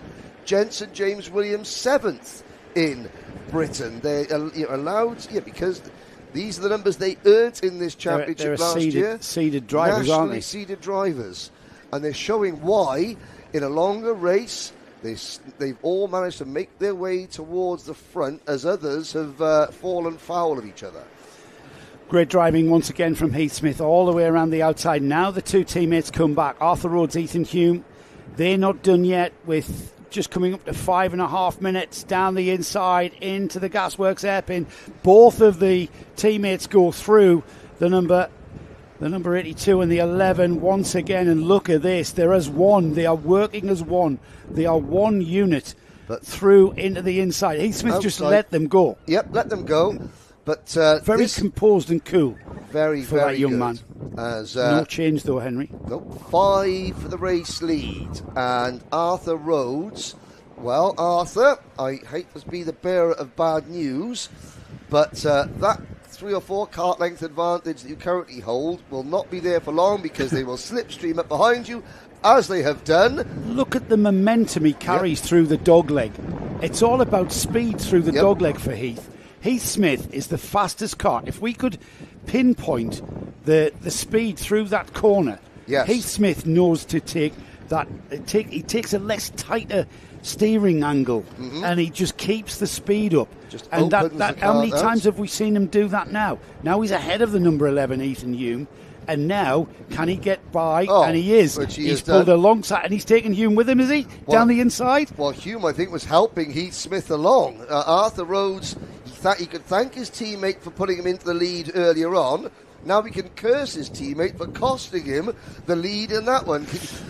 But sometimes you have, in this level, in this age group of racing, your teammates change during the course of the race. You have to use different drivers to further your own advantages, in different ways as the race progresses. Now that's not what you want to see teammates doing. Now they're tripping each other up. Now that's going to be to their detriment. They've lost third place there to, is that Jack Harper on the number 6? Yes, it is. Jack Harper now into third place and ahead of Arthur Rhodes. And that was because, I think it's Arthur Rhodes, isn't it? That's because Ethan Hume and Arthur Rhodes started wheel banging through turn 1. Yeah, teammates. And that was to their detriment. That's not what you want to do. Worked together beautifully earlier on, not so much now. 3 minutes to go. We're getting down to time running out for these drivers to make any kind of impression. Here we go again, though. Ethan Hume into the slipstream of the leader, Heath Smith. He's down the inside into the gasworks. Heath Smith stays composed, doesn't panic, just slots in behind and comes together, says didn't panic.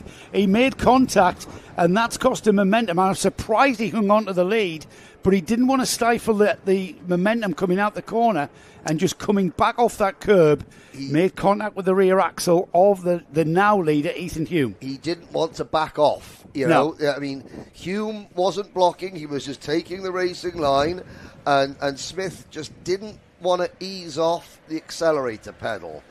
I was going to say the gas pedal there, but I've got to... Oh, here we go. See again, that line he takes, the wide, smooth line through the dogleg, absolutely assisted him massively there. So it's Arthur Rhodes now in the lead. Heath Smith second. Ethan Hume is the kart that now finds himself in third. Felix Tandy has moved up another movement as he's back up to 7th. He's now behind Luca Pede in 6th. But it's this 3, 4, 5 kart battle at the front there as the karts for 4th and 5th, they're scrapping, aren't they? Jack Harper and Jensen James Williams, JJ. And there's the chasing pack. Now, what is impressive to me is as much as these 5 drivers, 3 drivers really, have been chopping and changing and battling and going side by side, passing and repassing each other, they haven't slowed themselves down enough to allow the chasing group of Pede, Tandy and Dye to close in. 90 seconds to go, and now Heath Smith defends down the main straight. Now that was called Conrod Straight, was it not? Or have we? When I first came here, it was called Conrod Straight, I'm sure. But I think was it really? Yes. That's what Mr. Hunter told me. I mean, he wouldn't lie, would he?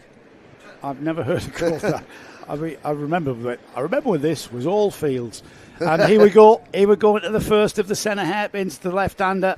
And it's Arthur Rhodes getting back ahead. Or is he? No, he's not. Or is he? The second centre, side by side. This is going to be to the detriment as number 6 there, Jack Harper, coming through. And who's coming with him? JJ Williams coming through as well. They're on the back end now, just resting up against that number 82 of Arthur Rhodes. And they'll want to make their way by. Now, all of this kerfuffling has allowed Heath Smith to just break away. Heath Smith's saying, what are you doing, guys? This is my This is my first place. This is I've won everything today. You're not going to snatch it from me at the final. I'm going to leave you to scrap over second place. And I'm now going to take advantage of what you guys have done and slow yourselves down. And I'm going to go off 2 more laps. And I'm going to see that checkered flag first. That's his objective. But, so there'll be 2 laps to go. And the next kart behind this group is now the fired up Felix Tandy. I don't think he's going to catch this group. unless they really, really start throwing haymakers at each other. Yeah, they're going to really have to mess up before Felix comes back into the fore. However, on saying that, we've just had contact there with Harper and the number 11, Ethan Hume. If they got away with it, though, they're coming side by side, bit of wheel banging going on towards the back chicane, and Ethan Hume ahead of Harper. He's off after his teammate, who likewise is off after Heath Smith. I think Heath Smith, though, it's going to take a lot. It's going to take about 2 laps to get back on terms, without fighting over position. Yeah. These 4 are going to have to work together in this last lap if any of them want to be on that first step of the podium. At the moment, these 4 are squabbling and fighting, and it's great. We love it. They're fighting over the second and third step of the podium. And as they start their final lap, the main prize is escaping up the road. I think they may have realised it for a little bit, because they didn't go side by side through turn number 1. Now the 2 teammates once again decide, okay, we've had our fun, now we'll join forces again. Have they left it too late? Because you know what, Joe?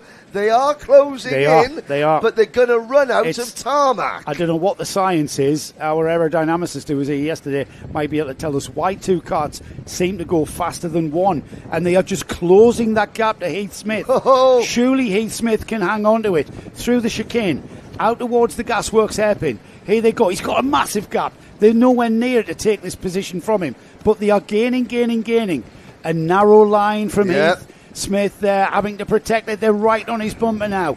It's only 1, 2, 3 apexes to go. This is the second. The last apex is the final turn. He's gone for the inside line. It's going to be a drag race to the line. And who's got it? I'm going to look at the timing screen. Rhodes. It is Arthur Rhodes. It's Arthur Rhodes and Ethan Hume.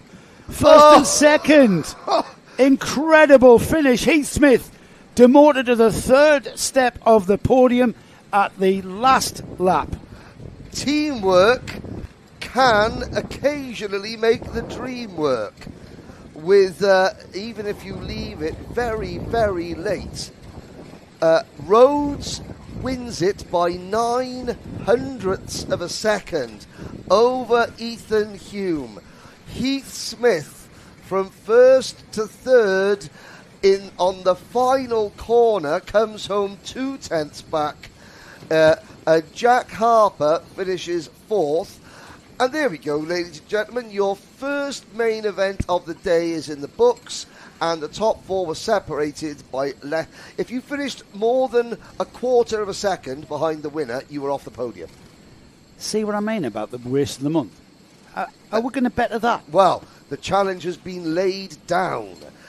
Jensen James Williams finishes P5. Felix Tandy was 6th. Freddie Purnell 7th, followed by Luca Peed, Arthur Thompson, Freddie Dye, then Logan Edwards, Elliot Hitch, Harry Wass, Nico Mohan, Teddy Smith, Bobby Slater, Oakley Howlett, George Algar, Noah Brad, Frank Pearson, Oliver Yap, and Calla Tennant.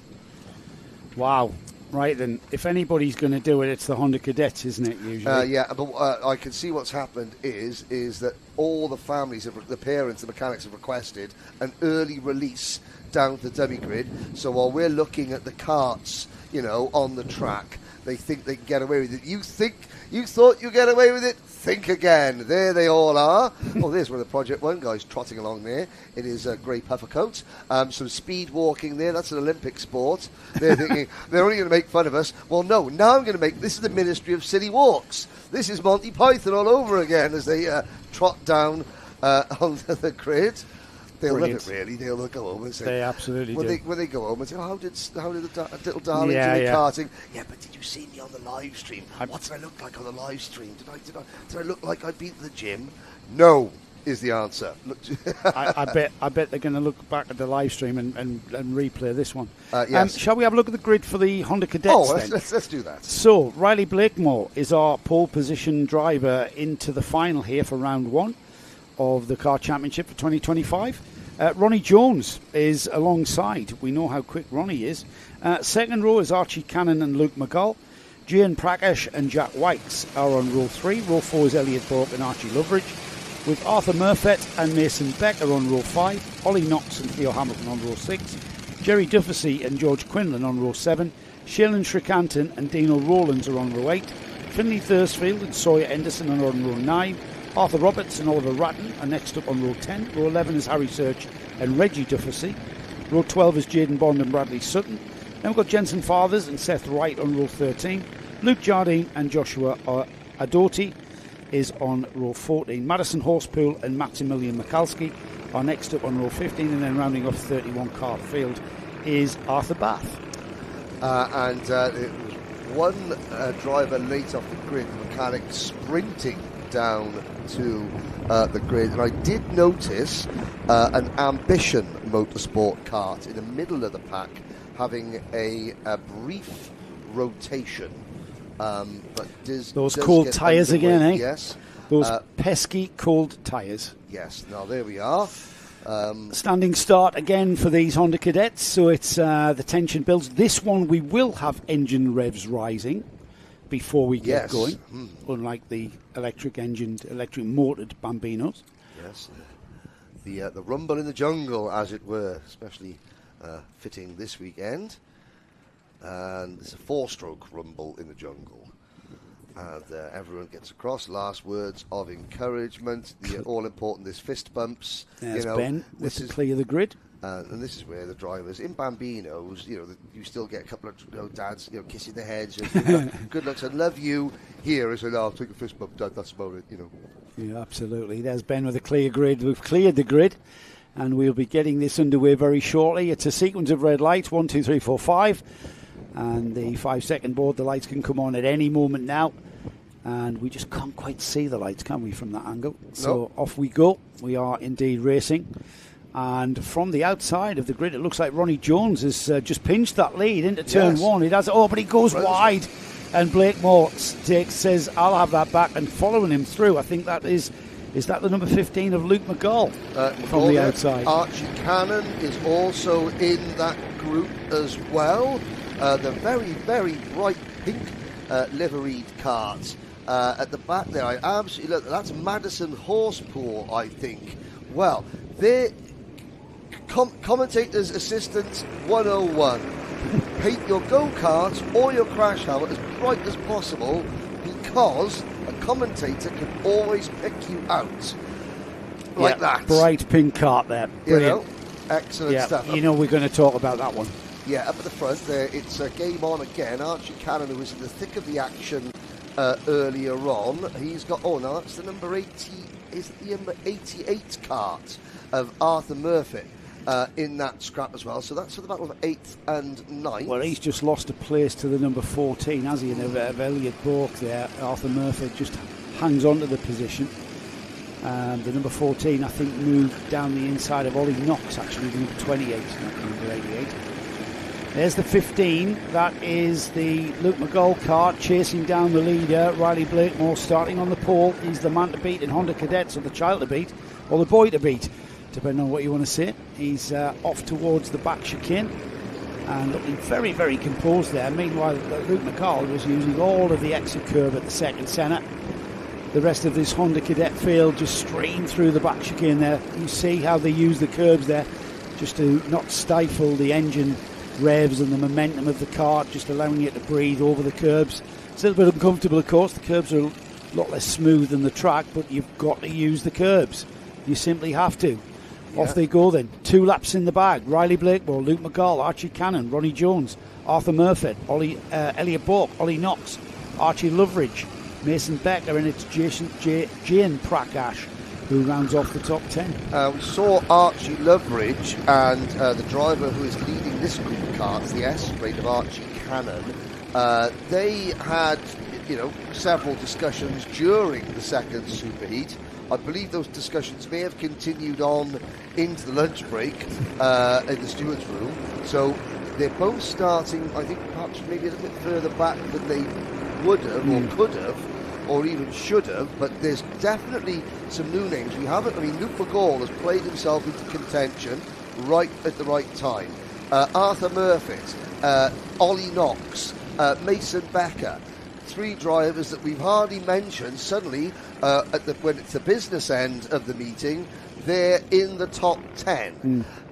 Whereas another, Jack Wykes, who we've spoken about, he's down in 28th position at the moment, and a few other drivers who are a little bit further back than you would expect. We've got the usual effect that Honda Cadets have. So the S plate there. That's there's some waving Archie going on Cannon, there. And now we've got a change of lead. Yes. We've got a change of lead. I'm not sure what the waving was about, but Riley Blakemore doesn't like something that's been going on there. Maybe. There's a Battenberg flag out. Right, okay. And there's a cart coming out of St John's. There is a cart parked backwards in the barrier. Driver sat in the cart. That's what Mr. Action. That's what Riley Blakemore was waving at. Yes. Because Luke McGall clearly didn't see the Battenberg, and when Riley was slowed down for it, that was when McGall said, "Oh, thanks, I've got the lead." And to be fair to Luke McGall, he then realised. Yes, yeah. And then okay, no. And he settled it back. Right, okay. And unlike the Junior Primos, these Honda Cadet drivers have actually read the slowed regs. down. They've read the regs, haven't they? Because I did ask what the situation was, why we had a red flag, and Mr. Ashton was saying, well, it's quite simple. They were going too fast, they wouldn't slow down, and then we had the cart spinning under what is a safety cart situation, so I red flagged it. It was too fast. It was too fast. It says, read the regs. Read the regs. You're too Half fast. race speed. Important lesson learned. It's your track time you're wasting, drivers, and so the Honda Cadet drivers are obeying the rules. The driver who has gone out of the race, it was Arthur Roberts. Was it Arthur Roberts or Arthur Bath? No, Arthur Bath. Arthur Bath has just come through here. Yes. So it's Arthur Roberts who is out of his cart and walking away. So the cart is now next to the barriers. Track staff here at Karting North East have done their job, and we are, I would assume, getting ready to go racing again with just under 5 minutes plus a lap to go. So the Battenberg flag, effectively the lead car takes up the position of like a safety car and controls the pace of the whole field punch up like you're under full course caution, and then we go green where the Battenberg flag is pulled in, and we go green. We could go green this time by, or we might leave it another lap. Usually it's either or. We don't know what's going on out there. The clock has continued ticking, so it still ticks on down. We've got just over 4 minutes remaining, and we have gone green as we approach the start-finish straight, and it will be Riley Blakemore with Luke McGall right on his bumper. Luke McGall pulls off to the left. Blakemore takes the inside line on the inside entry, and McGall has... Yes. Failed there by leaving the gap for the S-plate of Archie Cannon, who slipped through there. The freight train has come through. It absolutely was. He was waiting for the door to be open. And who's this? This is Ronnie Jones. Ronnie Jones on the orange cart, right on the tail now of Arthur Murfitt. And Murfitt has gone ahead of Luke McGall. Luke McGall has been caught out on this restart and now finds himself what I think is fifth spot. Yeah, fifth spot there. And again, it has been... I have to say, McGall has dropped from second to fifth, or maybe even sixth. He's just about hung on to fifth position. But of course, that's the risk that you run. The door opens and everybody else comes flooding through. Cannon started that move by being particularly aggressive going through Brian's Bend, and that forced McGall offline. And then these two drivers, the number 88 of Murfitt. Now I'm trying to see, is that a Rob Saw racing cart, or is that another privateer engine? Not quite sure. And then the 70 of Ronnie Jones. They slotted. They saw a gap. They thought fantastic. Archie Loveridge is the first driver, who's now having a little look at. As McGall, as Elliot Bork runs wide afterwards, and we've got a new leader. Yeah, we have. Into the chicane, into the back chicane has gone the Scottish champion, Archie Cannon, who was a beautiful move out of the second centre. He had the inside line. They're already at the Gasworks hairpin though, and he's consolidated that lead with a bit of a breather, bit of a breathing space. Blakemore will want to get back onto the rear bumper of that S-plate cart as he comes out of the final turn. It'll be 7 laps completed this time by. And with still 2 minutes remaining, it's getting to that witching hour, isn't it? Yes. This is where you want to be in a position to get on the podium, and even better, to get into the front of this field. But I tell you what, Henry, 4 karts now coming together, almost 5, could even be 6 by the time we get round to the start finish. Now we know what the Honda Cadet drivers were doing during the mighty Bambino Final. They were listening to us, and they heard the challenge that was laid down to them, and they thought, yes. we shall not go quietly into the night. We shall give Joe Bradley a headache when it comes to him deciding what his race of the month is going to be. Thank you, drivers. Challenge accepted. There's a move. That is Murfitt suddenly moving into P2. After not being in the top 5 all morning, we got a minute and change to go, and Murfitt now finds himself in with a chance of taking the win. And Riley Blakemore's wondering what on earth he has to do here. He started from pole into this final. We are almost, in fact, we are now inside the final minute, and 1 lap remaining after that minute has concluded. So maybe 3 laps to go. Archie Cannon using the curb there on the exit of the dogleg. He's under pressure here. Murfitt is looking racy and down the inside, side by side, through the first of the centres. Blakemore forces him wide. Around the outside has come the 73 of Archie Loveridge, and it's Loveridge in third. Blakemore now in second. Oh, and there's Ronnie Jones. Ronnie Jones latches onto the back as well.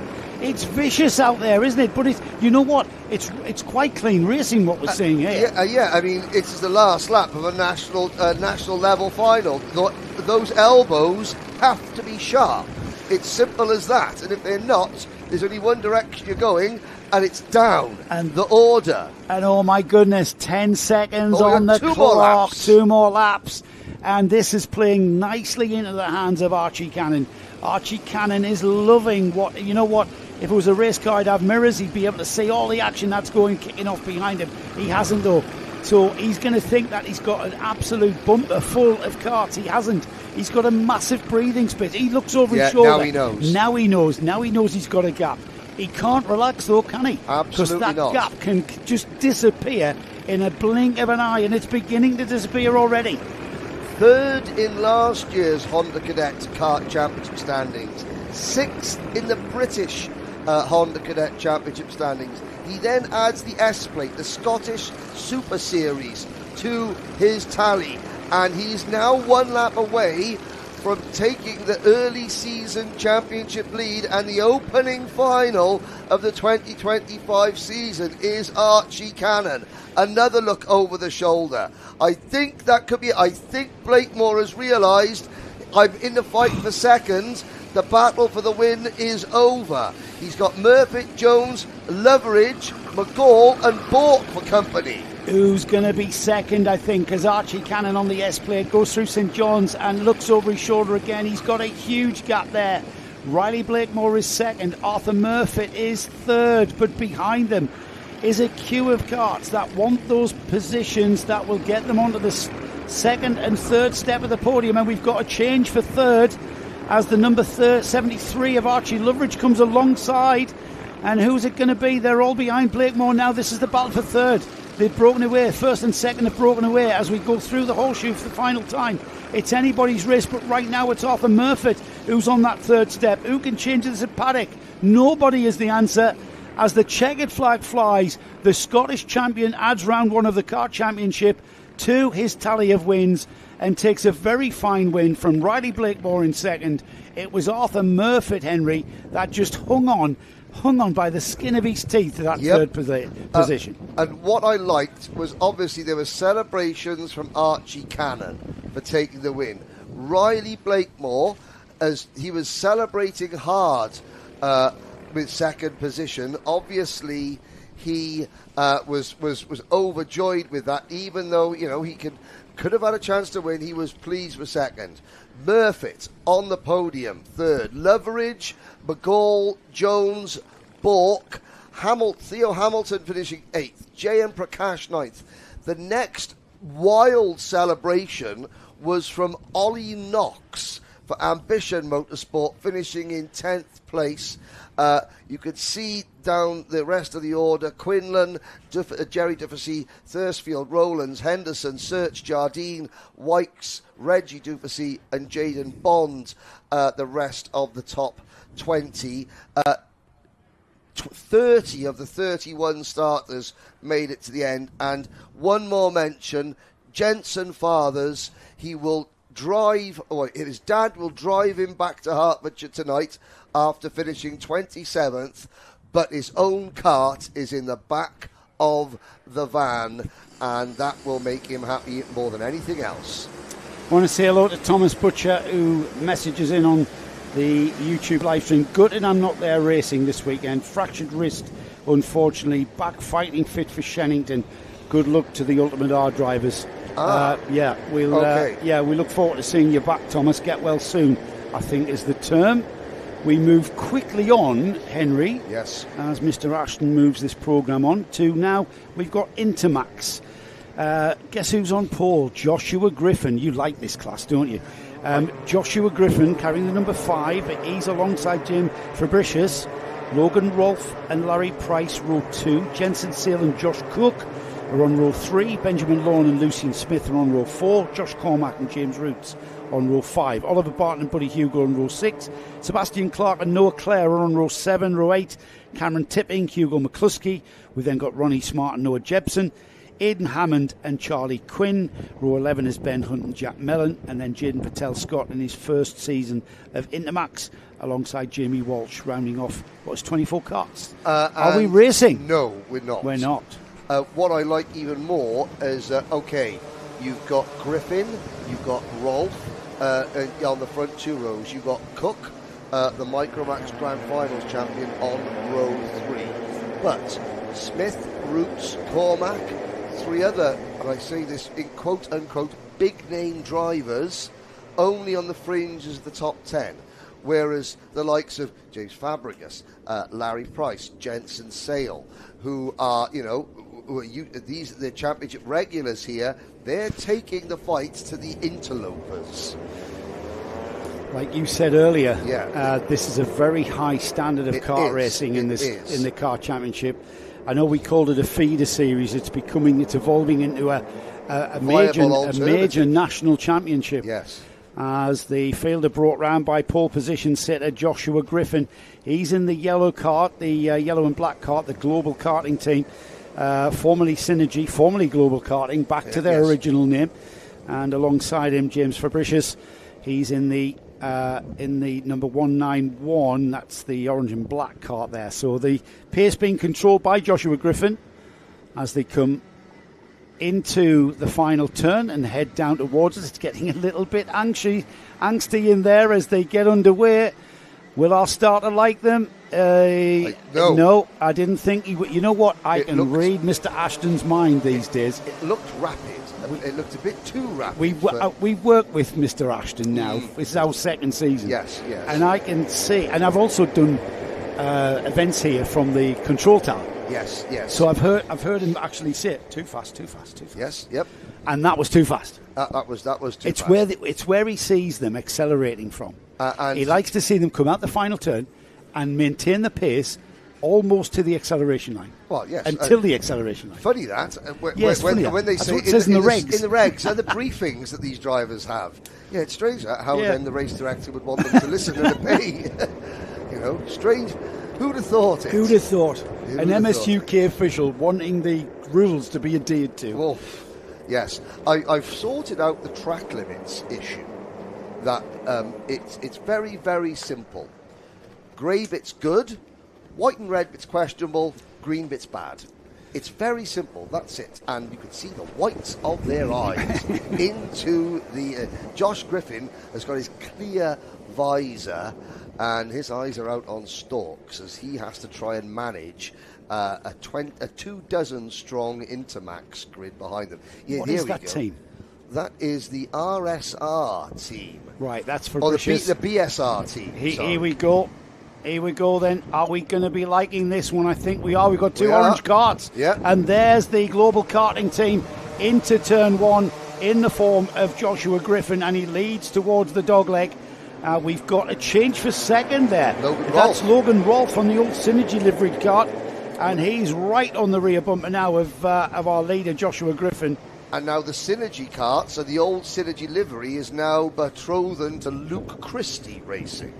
And is it going to be renamed Luke Christie Racing? I hope so, because my stats for the British Championship are going to be all to pots if they don't. I mean, I'm already having to write my own supplementary regulation saying that the results attained by the Synergy, the former Synergy factory team, are now allowed to be held over to Global Karting. I mean, it's a one-man committee, I'm it. All right, I see. But you have to take statistics extremely seriously. Dictatorships get things done. Don't quote me on that. Yeah. Here we go then. One lap completed. A little bit of a acknowledgement from his crew there on the left-hand side, driver's left, just under the canopy that's formed by the new viewing area. That will hopefully be available. I think it will be available for the British Champs here next month, as we've got 3 karts now breaking away from that number 191. James Fabricius struggling to stay on terms with the 3 ahead of him, and as I say that, the gap disappears, and we've also got a 4-kart train towards the back chicane with Joshua Griffin on the number 5. Yep. He is leading and looks very comfortable, doesn't he? And also the engine, so Aurum racing engines, Danny Sweeney's new engine, Rotax Service Centre. Yeah. Rotax don't like the word tuning, because the idea is you don't have to tune the engine. That's right, sealed, isn't it? He's an approved engine builder, an engine service station. There's plenty of waft, there's plenty more waft and Logan in that Rolfe, number 132 kart. Yeah, young Logan Rolfe there. We've been watching this kid for years, haven't we? We've been chatting to him even more, and he's a great kid to chat to. He's there, he's where he wants to be, he's had his sights set on it, he's waited his time, and now he's made the move on Josh Griffin. However, Griffin's not finished yet, and you can't discount Larry Price and James Fabricius. They are absolutely staying with these two at the front, and you get a feeling, Henry, that everybody at this stage of a race like this is kind of just biding their time before they really kind of go to that 0.5 of a percent that they're leaving. Before they turn the gauge up to 11. Yes, If you're a certain age to understand that reference, because the chasing pack are there or thereabouts. Smith, Lawn, Sale, Cook, Cormac. Where did Josh Cormac start? He started back in... he started ninth. Okay, so he's moved up one position, but these 4 run and hide, as soon as it run and hide, because the cavalry are just coming over the ridge, so to speak. Massive. They are indeed. That gap between Fabricius, Lucian Smith in 5th is beginning to close, and then that string of carters behind Lucian Smith, Benjamin Lawn, Josh Cook, Josh Cormac, Jensen Sale, Sebastian Clark, James Roots, Oliver Barton, Ronnie Smart in there as well in 13th. They're just gaining. So this 4-car battle for the lead is about to become, everyone battling for the lead, quite frankly, as we continue. 4 laps completed. Griffin, Rolfe, Price, Fabricius, the rest of the field coming through to complete their 4th lap as well. Top 11 drivers separated by 2.6 seconds. Incredible. And we're not even at half distance. No, we're still a minute away, Henry. We're still a minute away before we are coming out of this race. Going into the race at this point, coming out of the race after that 5-minute mark and heading towards the checkered flag. And I do get the feeling that we are just biding our time and just reining off the laps until that 2-minute bell. And then we'll start seeing things. It's like we've had the phony war at the start, where a couple of opening salvos were fired. Now everyone's sitting there and assessing what they've got underneath them, what their rivals what they think their rivals have got, and who is around them. How am I going to utilise this driver to help me?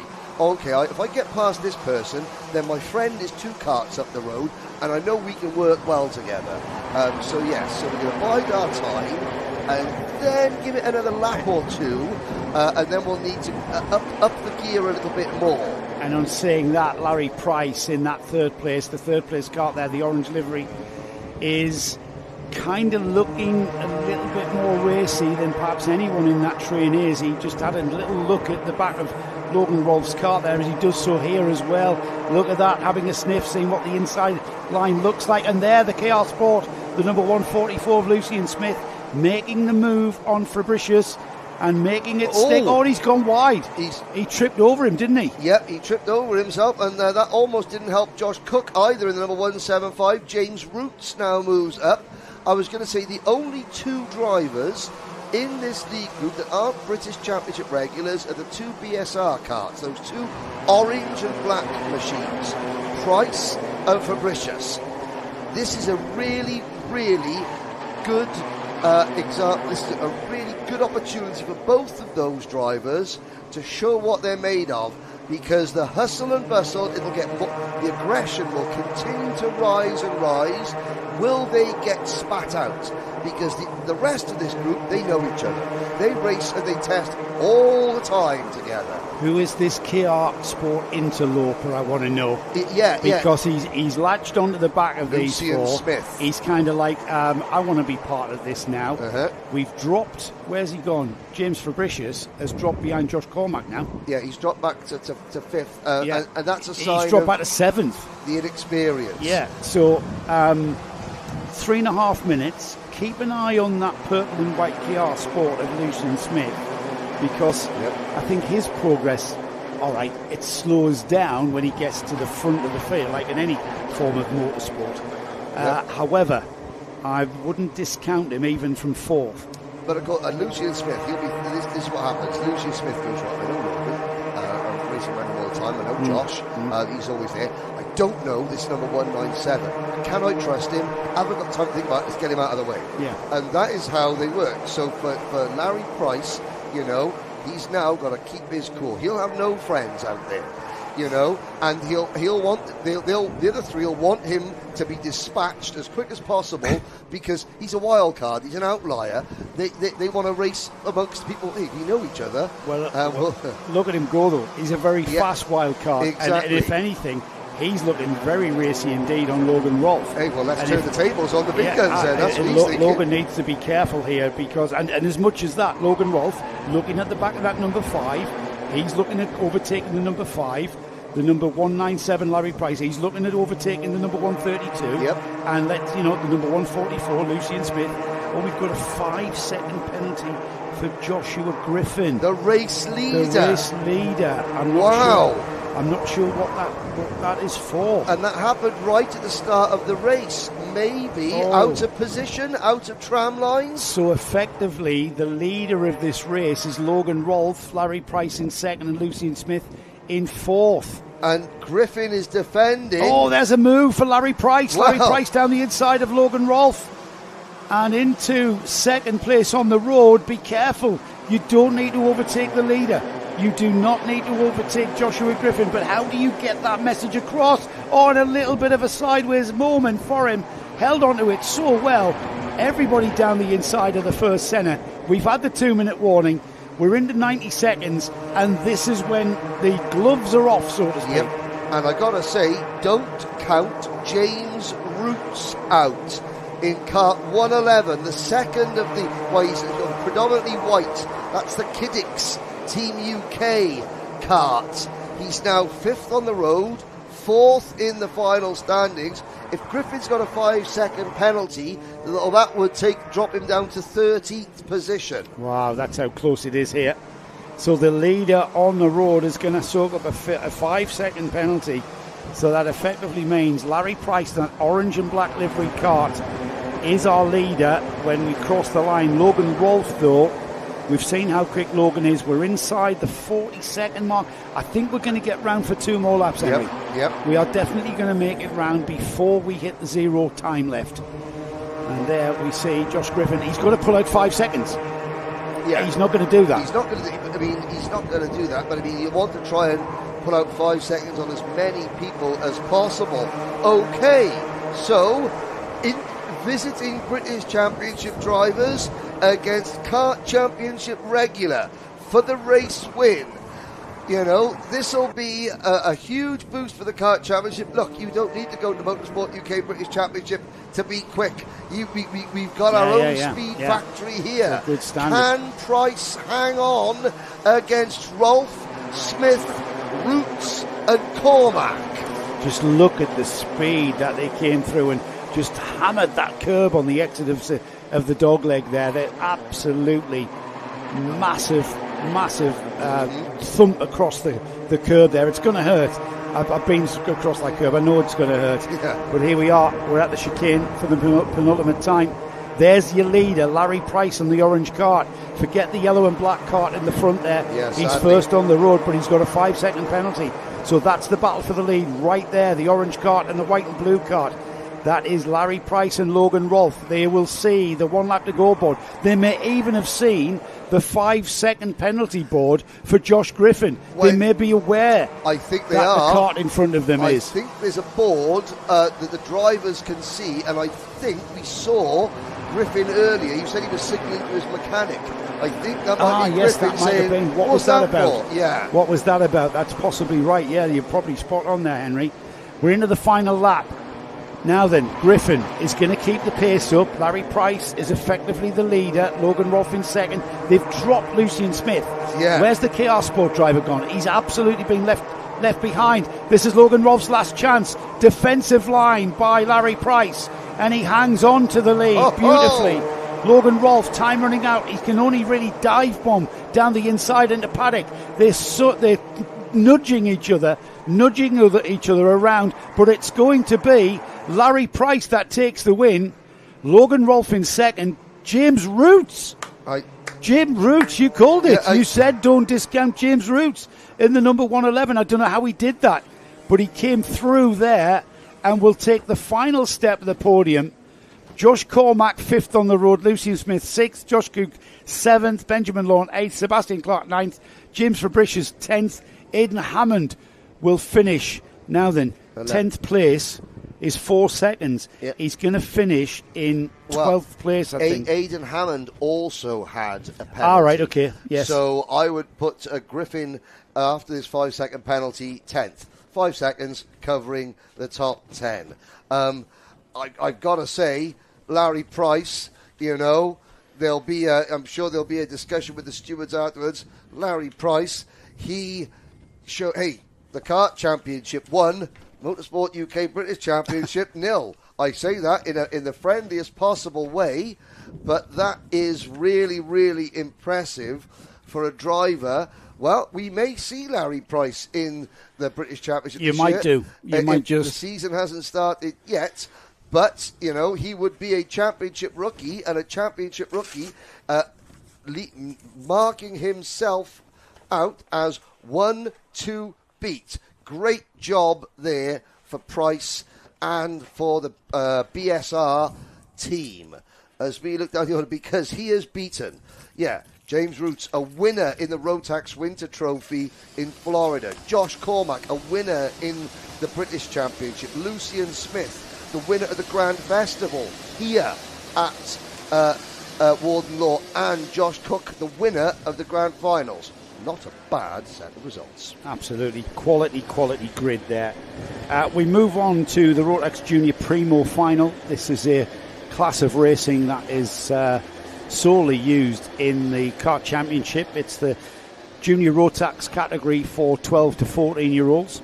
Basically on age, the karts are exactly the same as the Junior Rotax final that you will see later on this afternoon. Got Thomas Harper on pole. This has been a great scrap between these all day long, with Cooper Campbell-Lease alongside. Zach Mackay, he was a Superheat winner in Superheat number 1. He's alongside Oscar Servich, with Samuel Yeadon and Pierce Whitehead on row 3. Row 4 is Ethan Bath and Alfie Forrester. Lewis Gilbert shares row 5 with Oscar Pitt. Charlie Thompson is on row 6 with Noah Clark. Then we've got Isaac Jameson and Miles Clayworth. Zach Jennings, Archie Ray Watson. On row 9, Elijah Hartley and Elijah Hazelwood. With row 10, George Ralston and Lucas Olofsson. And then there's Harry Ward. 21 karts have qualified, only 18. 19 karts have come out. Yes. Earlier on, Harry Ward, yes. When I was on my travels, I saw a rather forlorn-looking driver sort of trudging into scrutineering, and he mentioned, he was right, my engine's blown up, can I bring another engine and get it put through scrutineering? And the scrutineer, the Ben said, you've already put 2 on your scrutineering card, haven't you? Yes, I think I brought my other one as well. Oh, really? So maybe that is why we haven't got... maybe Harry Ward was said forlorn-looking driver. That's a shame. That is always a shame. Mechanical problems. He's a novice driver, and if you've popped 2 engines in one weekend, rather than risk a third one, maybe go and have a review of the week and say, right, what were we doing wrong? Right, here we go. They have come out of the final turn and head down towards the lights. The lights go out and we are racing. Thomas Harper on the inside gets caught out, I think, or does he? That's the number 15 of Thomas Harper into the lead. The bright orange and white cart. We've got Zach Mackay, who's gone up into second, and you know he can win a heat. We've got Karts off as well. 85, Noah Clark and Oscar Pitt. Pitt still sat, I think, the driver of the number 85 Lando Norris chassis. I think his day is done. It is Axel, Rim, Bent and Finito. So.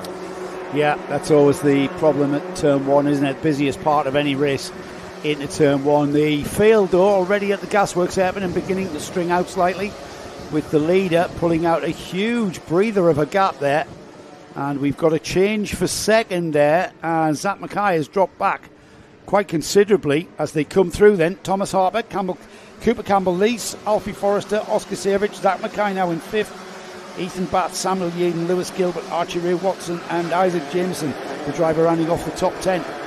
Yes, indeed. So, Luke Fast is that 54.01, 8/10 quicker than the 2 drivers who are watching now from the race leader. So, you've got the X-Kart livery, Cooper Campbell-Lees, being chased by Alfie Forrester. Alfie Forrester, one of the Ultimate R drivers, and then the Kato Motorsport number 29 novice driver Oscar Chizurich, followed by Zach Mackay in the number 16 kart for the Hunter Motorsport team. And they've already gone through. 2 laps completed. Thomas Harper on a charge, 52.16. Fastest lap of the race for him. And sorry, I was getting distracted. There was, I think it was, it was Oscar Pitt's dad, and obviously Terry Franklin of our comments position. He was sort of looking out and he was saying, first of all, it was like, you okay? You okay? You know, angry and upset, yes, but injured, no. And he got the thumbs up, and then he was like, right. Then he sort of looked down at the broken wagon and muttered a couple of words that we're not allowed to say. Sorry, I was getting distracted by that. Yeah, that's well, he's going to have to learn how to deal with the adversity that motorsport will throw at you. The number 11, Cooper Campbell-Lees, is being absolutely hounded by Alfie Forrester, the number 79. He was just showing his nose down the inside of the number 11. This is a battle for second place, remember. The X-Kart driver just managing to stay ahead of the orange and white livery kart in third place. Thomas Harper has checked out. Zach Mackay has gone a little bit further back behind Savage now, and here we go again. Forrester, no, not this time, through the first of the centres, now into the second. That's the right-hander, and then that curving entry seems to go on forever towards the back chicane. I was saying, to finish my point, the dad checked on the driver first. You can tell he's a novice. As you get more into the thing, Dad's all like, look at the kart, oh my God, is the kid all right? Yeah, kid, fine. Kart, I got to worry about. I saw Ben Axel, did you? Yeah. He checked on his son first before the wagon. But here's a good battle, and it's going to be side by side. Oh, Campbell-Lees. That's. I'm not really sure that we're going to like that one. It's one move. That was one move, but we got. It was a glide. Unfortunately, he moved over onto Alfie Forrester and forced Alfie Forrester to back out. And I mean, it's a way you interpret the rule, isn't it? That's the thing. Forrester will have learned. He's the kart in the orange and white livery now, and he will have learned that if he's going to make that move, he's going to make it a bit earlier, or he needs to do a Mansell on Peaky in the 1987 Grand Prix, in British Grand Prix. Yes, but the problem that I would have with Cooper Campbell-Lee's doing that is that there's still 6 minutes to go. That's right, I know. You know, he's going to have to defend for the next 6 minutes. And you can't really do that. You can't. Here we go again then. They're on that same part of the track. Looks over his shoulder. Nope. Alfie Forrester, not enough momentum to pull alongside this time. He stays glued to the rear bumper of the number 11. Everybody, I've got to say, a little bit kerfuffling down the order. There's a driver pulling out. It's the number 29. Sorry, Joe. That is Chesovich. That is He's out pulled off. of 7th place, Oscar Chesovich. His rear bumper was hanging very, very low. He was in 4th. He was up to 4th, was he? Yeah, he was in 4th. Ah, right. He was 7th across the line, so obviously something started to go wrong before he crossed the line, and he's now out of the race. The rear bumper is hanging down, but it looked mechanical. Yeah, bad luck for him. This battle for second still rages as the number 11 out onto the start. Now, Alfie Forrester lost a bit of time there. I'll be amazed if he can get alongside here. That's amazing power that he was able to then draw up. You saw the slipstream there because he looked like he slid a bit wide at the paddock turn. Again, glued to the rear bumper of Campbell-Lees. Campbell-Lees remaining composed. He's here with Kart and Pierce Whitehead has also not come round. Neither has George Ralston. So there is a kart being pushed over the tyre barriers there by the Marshals team by the chicane. So that is either Ralston or Whitehead. And there's another driver trudging away at the final corner. He's out of the way. He's not going to affect Thomas Harper in the lead of this race as he comes across the line. There is a said disappointed driver. Yeah, absolutely. Again, character building stuff. They are alongside now as Alfie Forrester shows that he's actually ahead of Cooper Campbell-Lees and will make that move stick finally. He's been threatening to do that for a few laps now, and it was all about coming out onto the start-finish straight, and now he pulls away. That's how much stifled he has been, and with a gap of 2.5 seconds to Thomas Harper up and away in the lead of this race, the question is, can Alfie Forrester catch him? Now that he's been freed up from the clutches of Cooper Campbell-Lees, who remains in that third spot. What's the gap between Campbell-Lees and Zach Mackay? 2 seconds. 2 seconds. So a little bit of a big ask, I think. Further back, lots of battling going on further back there. That's the number 24. That's Ethan Barth.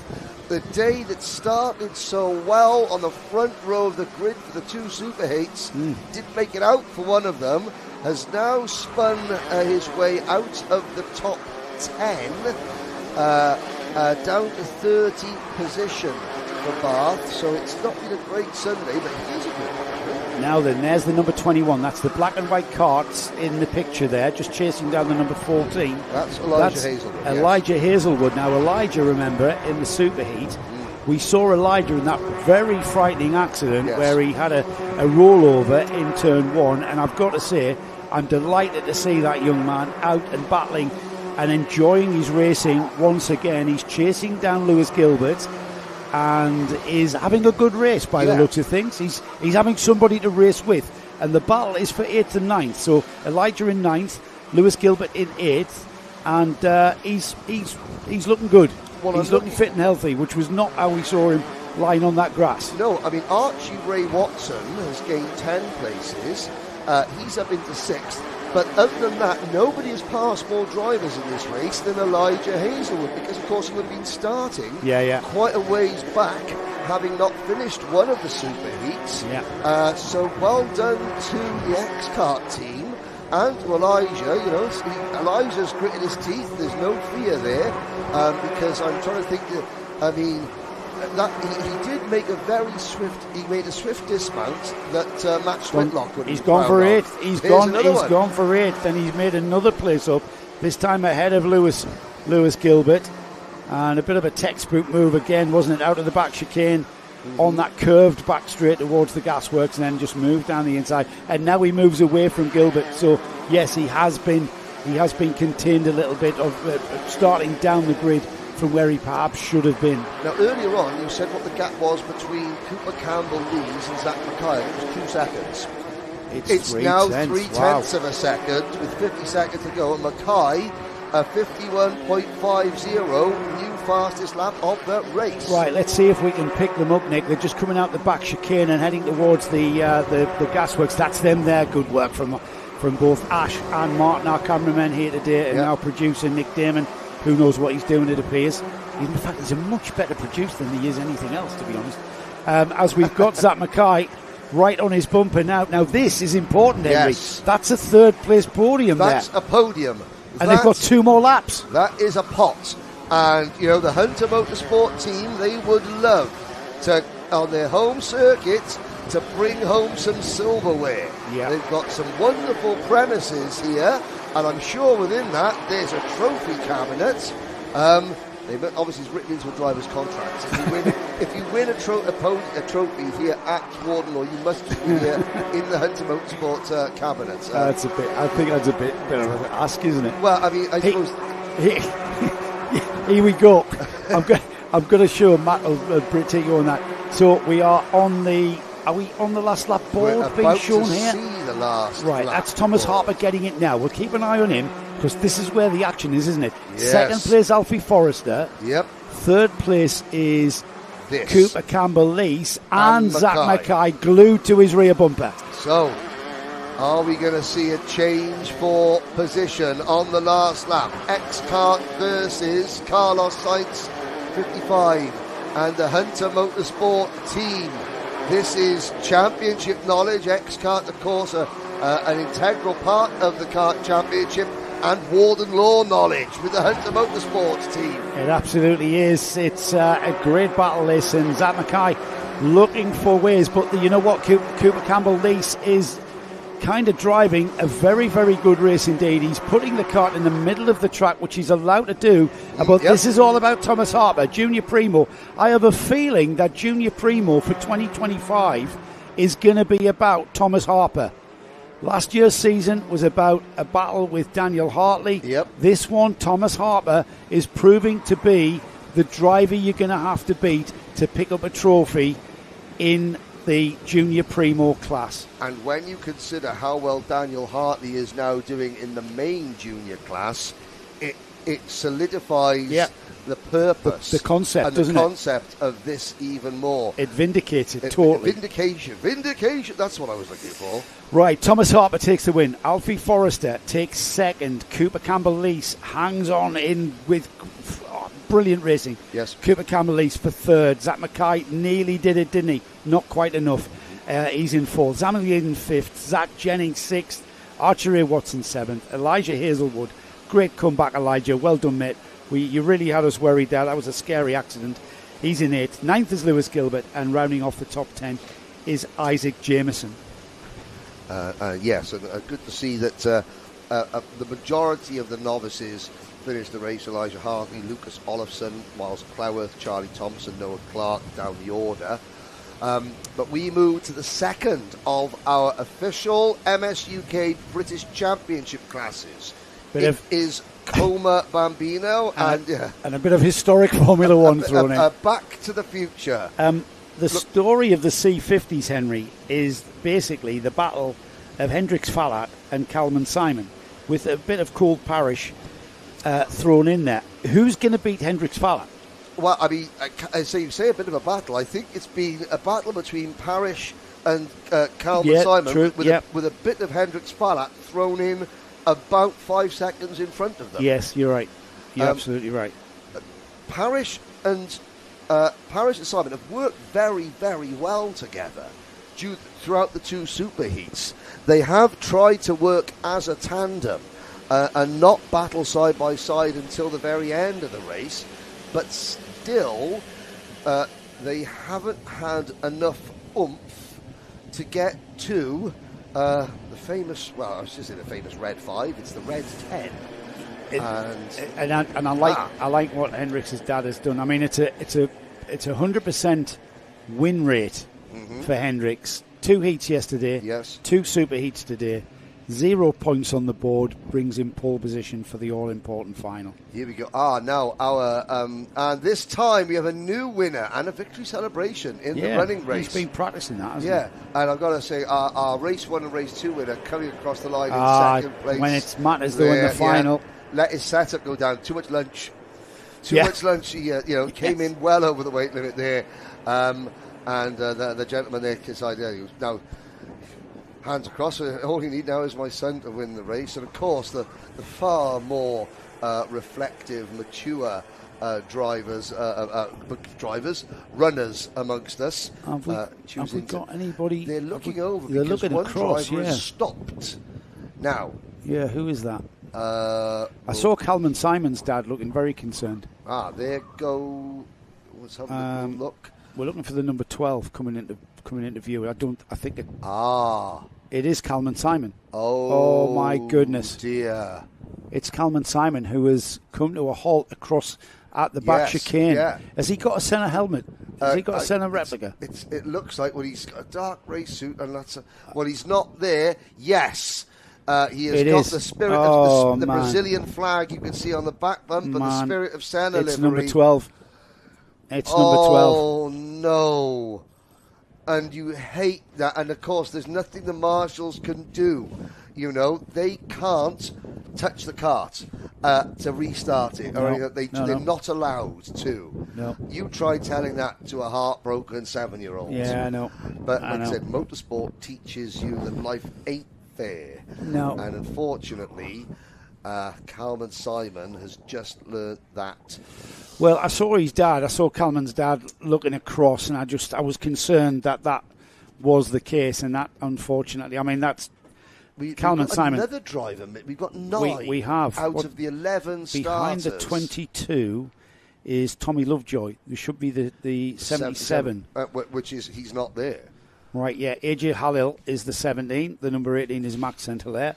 Yeah. The number 11 is Lenny Barton. And we get things underway. We are starting. Now, Hendrix Falat will go off into the lead in the Canon livery. Yes. And the Nigel Mansell helmet behind him. Everybody steps and slips into Freddie Purnell slipping into second place. Yeah, and I've got to say, Cole Parrish in the Sebastian Vettel throwback scheme must be kicking himself, because throughout the day, Calman Simon has been just in front of him.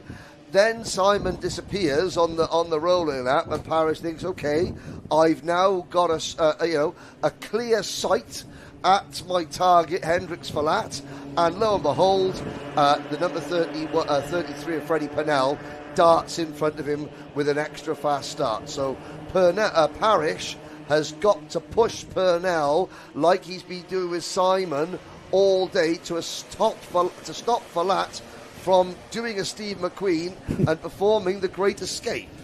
AJ Halil as well getting involved as well. He's in fourth place. That's the white and grey cart there, just turning in there. A little bit of oversteer there, not helping that momentum onto the straight, and he drops back. Here comes the Red Bull driver, just slipping out of the slipstream a little bit there, as we've got Freddie Purnell hanging onto that second place. Falat a gap of half a second after one lap of racing, but 3 karts behind. Yeah, Halil doing really well there. The science proving that 3 karts will go faster than 1. Yes, because you know something, Hendrix Falat isn't as far in front in this race as he's been in all the others. And of course, when you've got so much of an advantage in the super heats and the heat races, there's only so many more adjustments you can make to go quicker. Whereas the drivers behind you, they can make bigger improvements just when things matter most. Just like in Formula One, everybody's caught up to Red Bull, and now we've got McLaren overtaking them. Yeah, and of course, I wonder if Cole Parrish in the Vettel throwback scheme, would he have a blown diffuser on that car? I think not. Ahead of the game. Yes, ahead of the game. Yeah, I wouldn't put anything past these Bambino drivers. Bambino parents, I should say. Look at this. Four-card battle for the... Yeah, Falat has not pulled it away the way we expected him to. And off he goes with absolutely glued to his rear bumper. Freddie Purnell, likewise Cole Parrish is glued to him. And where's AJ Halil been? Halil has been not really in the picture this afternoon, but he certainly is now.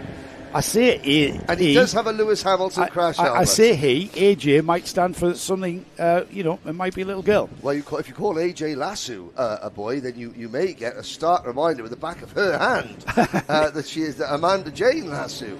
But AJ Halil is there. So, I mean, he's got the Hamilton crash on it. Can we say that Mansell, well, no, we've lost Senna. Yeah, we lost Senna. Yeah. Mansell, Vettel, Hamilton and Purnell. Hey, that could be something for the future. Yeah. Freddie is absolutely on Hendrix Fallat's bumper. And we've not seen this all day. No. Now then, have we seen Hendrix be able to pull a gap because people like Cole Parrish, Freddie Purnell and Calman Simon have been changing position, swapping position, fighting and scrapping, and allowing Hendrix to look like he's got more of an advantage than he perhaps has. Now that they're driving cleanly and not squabbling with each other, they're staying with him. Yeah, I mean, great. I mean, don't get me wrong. Hendrix is a really cool little driver in this class, and you've got to be really on your game. You've got to be. This class is all about smoothness and understanding momentum, and I find it fascinating that kids of this age actually understand that science. Yeah, and it just comes instinctively from them. They don't really think about it. It's just a feeling that they've got that I'm driving quick through this corner and I need to be over here rather than over there. Yeah, and I mean, I think that by the time, I think the first couple of laps are key. The first couple of laps of both the previous races, there was a discussion over second position before Simon and Parrish started working together. No discussion here. Purnell was in the second and he's there following. Now, I won't do the curse of the commentator, but in the motors of all the British Championship classes, of which this is one, even though it's part of the Kart Championship package, the last female mechanic to put their driver on the podium was Jessica Hawkins, who did so for Roman Kamyab back in 2021 at Mansell Raceway, Dunkerswell. Freddie Purnell's mechanic, Mummy Purnell.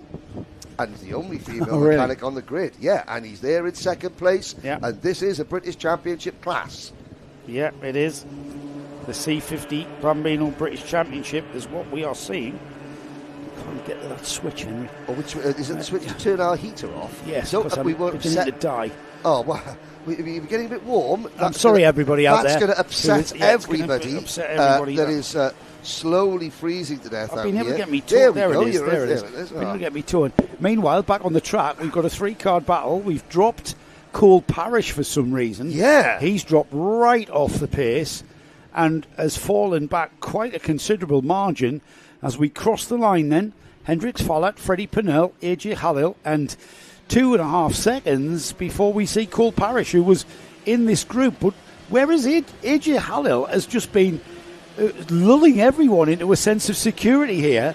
AJ now on the rear bumper of Hendrix Fallat as AJ got the pace to actually overtake Hendrix Fallat and leave it for the final. And I've got to say, in the Project One livery, Danny Cruttenden helping to run the Project One racing group. I can say this now, he's a wily old fox, is Danny Cruttenden.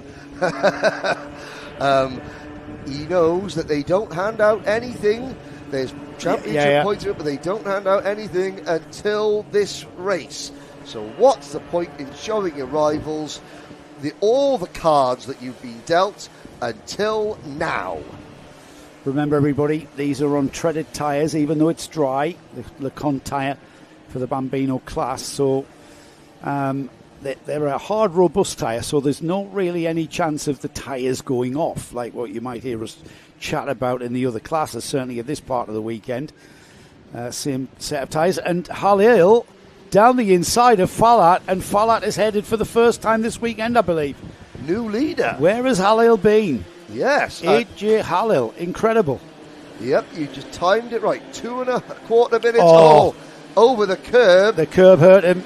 The curb hurt AJ massively. Wheel to wheel, tyre smoke. Those lovely retro graphics kits are going to be getting scuffed as they do a bit of sticker swapping. Coming together, bumper to bumper driving here from the Bambinos. It's not deliberate. It's just about momentum there, and just carries you into the front of into the rear bumper of the cart in front of you. You're not trying to nudge anybody off. It's just you'd rather do that than actually lift off to stop that happening, and it's sometimes unavoidable. And at the rate that they're driving, it's not really a disadvantage to be hit in the back. In fact, it sometimes picks your revs up. I used to enjoy getting thumped in the back because you push me along. Yeah. That's why sometimes see drivers jumping up and down in their seats. Yeah.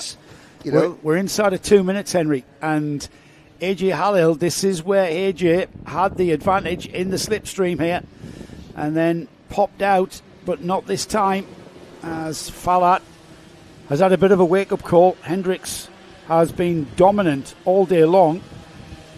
And what remarkable, Halil is, he was deliberately not going side by side with Falat there.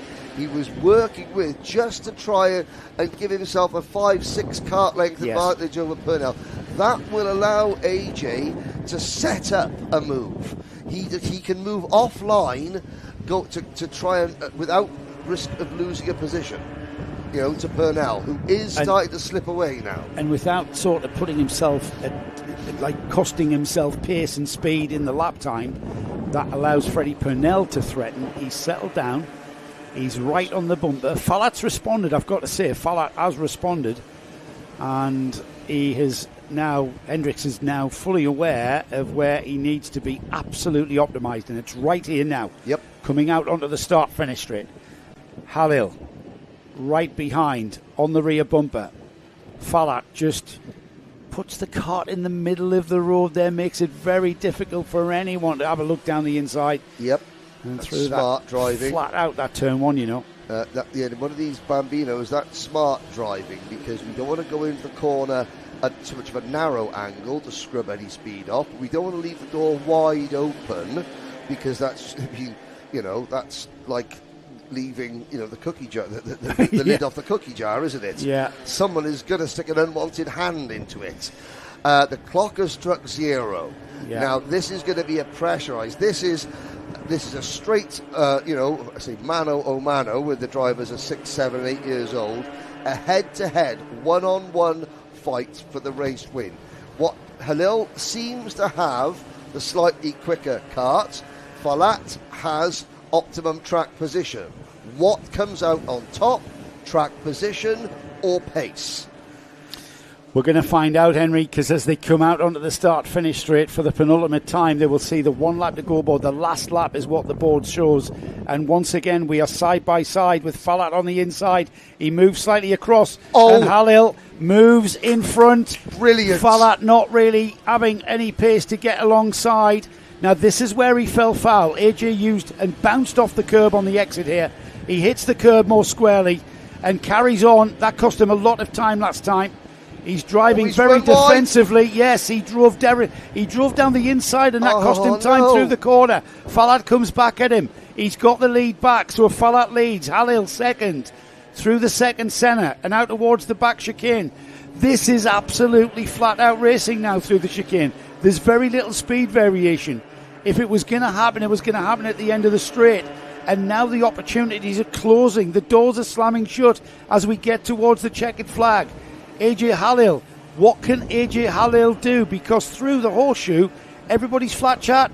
You can't move offline. You can't just drive around the outside. Dive bomb into the last corner, question mark? No, of course not, because they hardly slow down. Wow. And it's going to be Hendricks Falat. You know what, Henry? He absolutely had to fight for that. Absolutely. And do you know what? Look at AJ Halil. AJ Halil is celebrating, or is he? I don't know if we can look back, possibly, Nick, at the start of that last lap. No, because AJ Halil pulled off an absolute peach of a move. Round the outside, just inches apart. It was brilliant. And you know what? Two corners later. But when you're in that position, Henry, it's knowing when to come across. Yeah, and he timed it to perfection. Because you can come across too early, and that can ruin it, because you'll come into contact with the cart on the inside. And 2 corners later, he over-defended, cost himself momentum, and cost himself the win. But that was Falat absolutely earned that. Halil second, Purnell third, so Jessica Hawkins, yes, Jessica Hawkins, who does stunt driving for James Bond and is an Aston Martin Formula One ambassador. Jessica Hawkins is now no longer the most recent female mechanic to get a driver onto a British Championship class podium, because Freddie Purnell's mum is now taken that. You're going to need to tell her that. You know that. Well, I mean, I might do. But hopefully she's listening. Hopefully she's listening. Yeah, true. Cole Parrish, P4, Jensen Drummond, Santo Amico, Logan Edwards, Lenny Barton, and Max St. Hilaire, who makes it to the end of the race. Cracking stuff as ever from the C50 Bambinos, the Coma engine karts there. Entertaining as they always are. We move on to Micromax. We stay with the cadet class. Let's have a look at the grid. This has been a bit of a topsy-turvy weekend for some of the drivers on this grid, but they are now at the front, and it bodes very well for us for a very entertaining final in the Micromax final for round one of the 2025 Kart Championship. We've got Ethan Lloyd on the pole position, and where am I? Hang on, I've got to refresh my page so that I get the Micromax grid up. Micromax Superheat Championship points. No, that's not it. Micromax final. There it is. 4 points scored by Ethan Lloyd. Just wanted to check. Yes. Actually, I didn't need to do that because it's on there. On the grid sheet. So I just wasted a bit of time there. Well, it's a fill. It's a fill. It's a fill. Yeah. So Ethan Lloyd on the pole position. We've got Alfie Garrett alongside him. And then on the second row of the grid, Charlie Page and Lewis Kirkcaldy, the Scottish champion there, joining Charlie Page on that row. Sebastian Crawford had an absolutely disastrous time qualifying yesterday. He's been clawing his way back. Well, he's clawed his way back all the way to the third row of the grid for the final here for Micromax. He's alongside Albie J. Stubbs on that third row. Row 4 is Zach Andrew and Henry Algar. Noah Wicklow, our current 2024 Bambino champion in the Kart Championship. He shares row 5 with Dian Singh Pahal. Max Armitt and Jensen Darlow on row 6. Row 7 is Ansel Murray and Ethan McClelland, with Freddie Blackshaw and Carter Jackson on row 8. Freddie Walker and Oliver Woodall on row 9, and then we've got Teddy Roberts on row 10, rounding off 19 karts. A really strong Micro Max field. I've got to say, Ethan Lloyd has come out of nowhere a little bit. That car is brutally fast.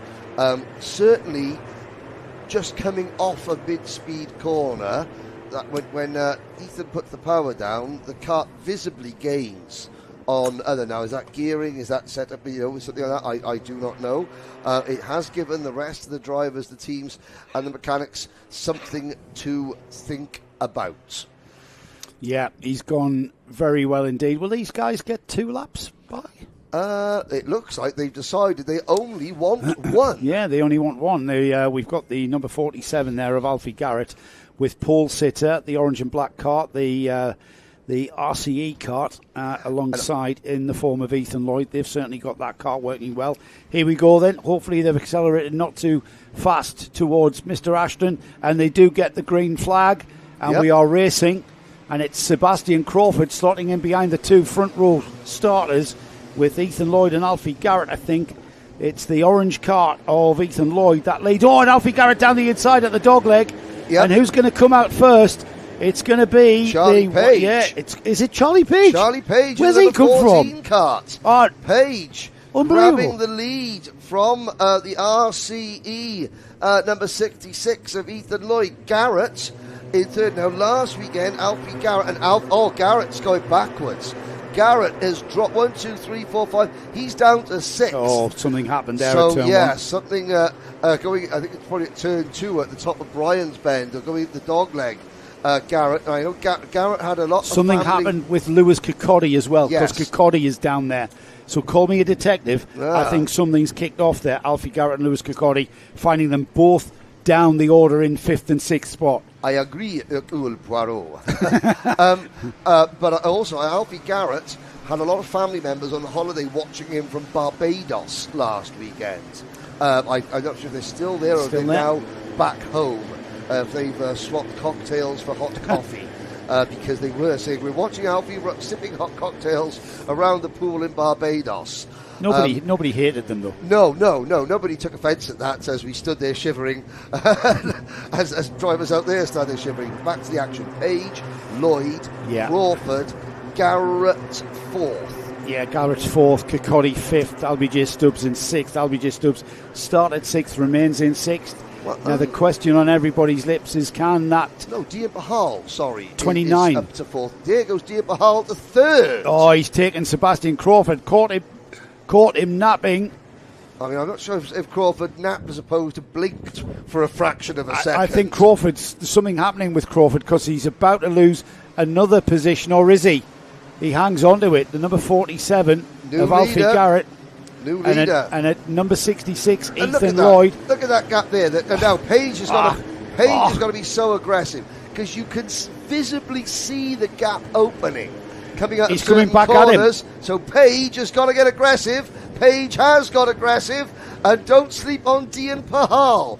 The Kanda, the Sikh symbol of strength and righteousness on the back of Dian's crash helmet. Well, the Kanda, maybe he is unpicking his sword and ready to storm into battle. Here comes Dian. He's coming, isn't he? 3-car battle for the lead then, as Ethan Lloyd gets that first place back from Charlie Page. The three of them slingshot out of the paddock turn there and on down the start-finish straight. Lloyd, Page, Pahal, Crawford stays in that fourth place. Had a little look, didn't he? Pahal was thinking about coming with him as well. Charlie's not going to stand for that. Kate, defending is one thing, just pinching, to the inside, going down the start-finish straight with 7 minutes of the race remaining. That's going to be... there we go. This is very early to be battling like this and not working together, and that's going to allow, as Charlie Page pinches the lead back. I say pinch because it was audacious the way he did that at the first of the centre hairpins. They're out onto the back straight now, and because these lot are absolutely swapping and changing. Here we go again. Ethan Lloyd gets very wide and Page does the cutback. Here comes Pahal round the outside. Pahal into second. Who's that in fourth? The 96 of LBJ Stubbs has gotten ahead of the number 16, which is Sebastian Crawford, and this lot are joining in as well. So 1, 2, 3, 4, 5, 6 karts now battling at the front of this field. Sometimes you could be the victim of your own success. Because Ethan Lloyd was so quick in that first superheat this morning, everyone has decided, in the rest of the drivers, I cannot allow Ethan to lead. So any chance that Ethan may have had of having a partner and working together went out the window, because all his rivals think, well, the minute he gets the lead, he just clears off. So I've got to then drag him into a fight. And so, now Ethan Lloyd finds himself in a fight now. That's the logic, Henry, of scrapping like we've seen. Yes. Because it's very rare we see people scrapping like that in the first 2 or 3 minutes. Usually they're quite happy to sit behind one another. This lot haven't been. This lot have been absolutely duking it out. Everybody wants to lead. And at the moment, Charlie Page, 5 laps completed. Sebastian Crawford's just put in the quickest lap there, but that's been beaten by Pahal now. Dian Pahal in second place, puts in a purple lap time. And the race is very much on, and we were only at half distance. So, turn the clock back 1 week.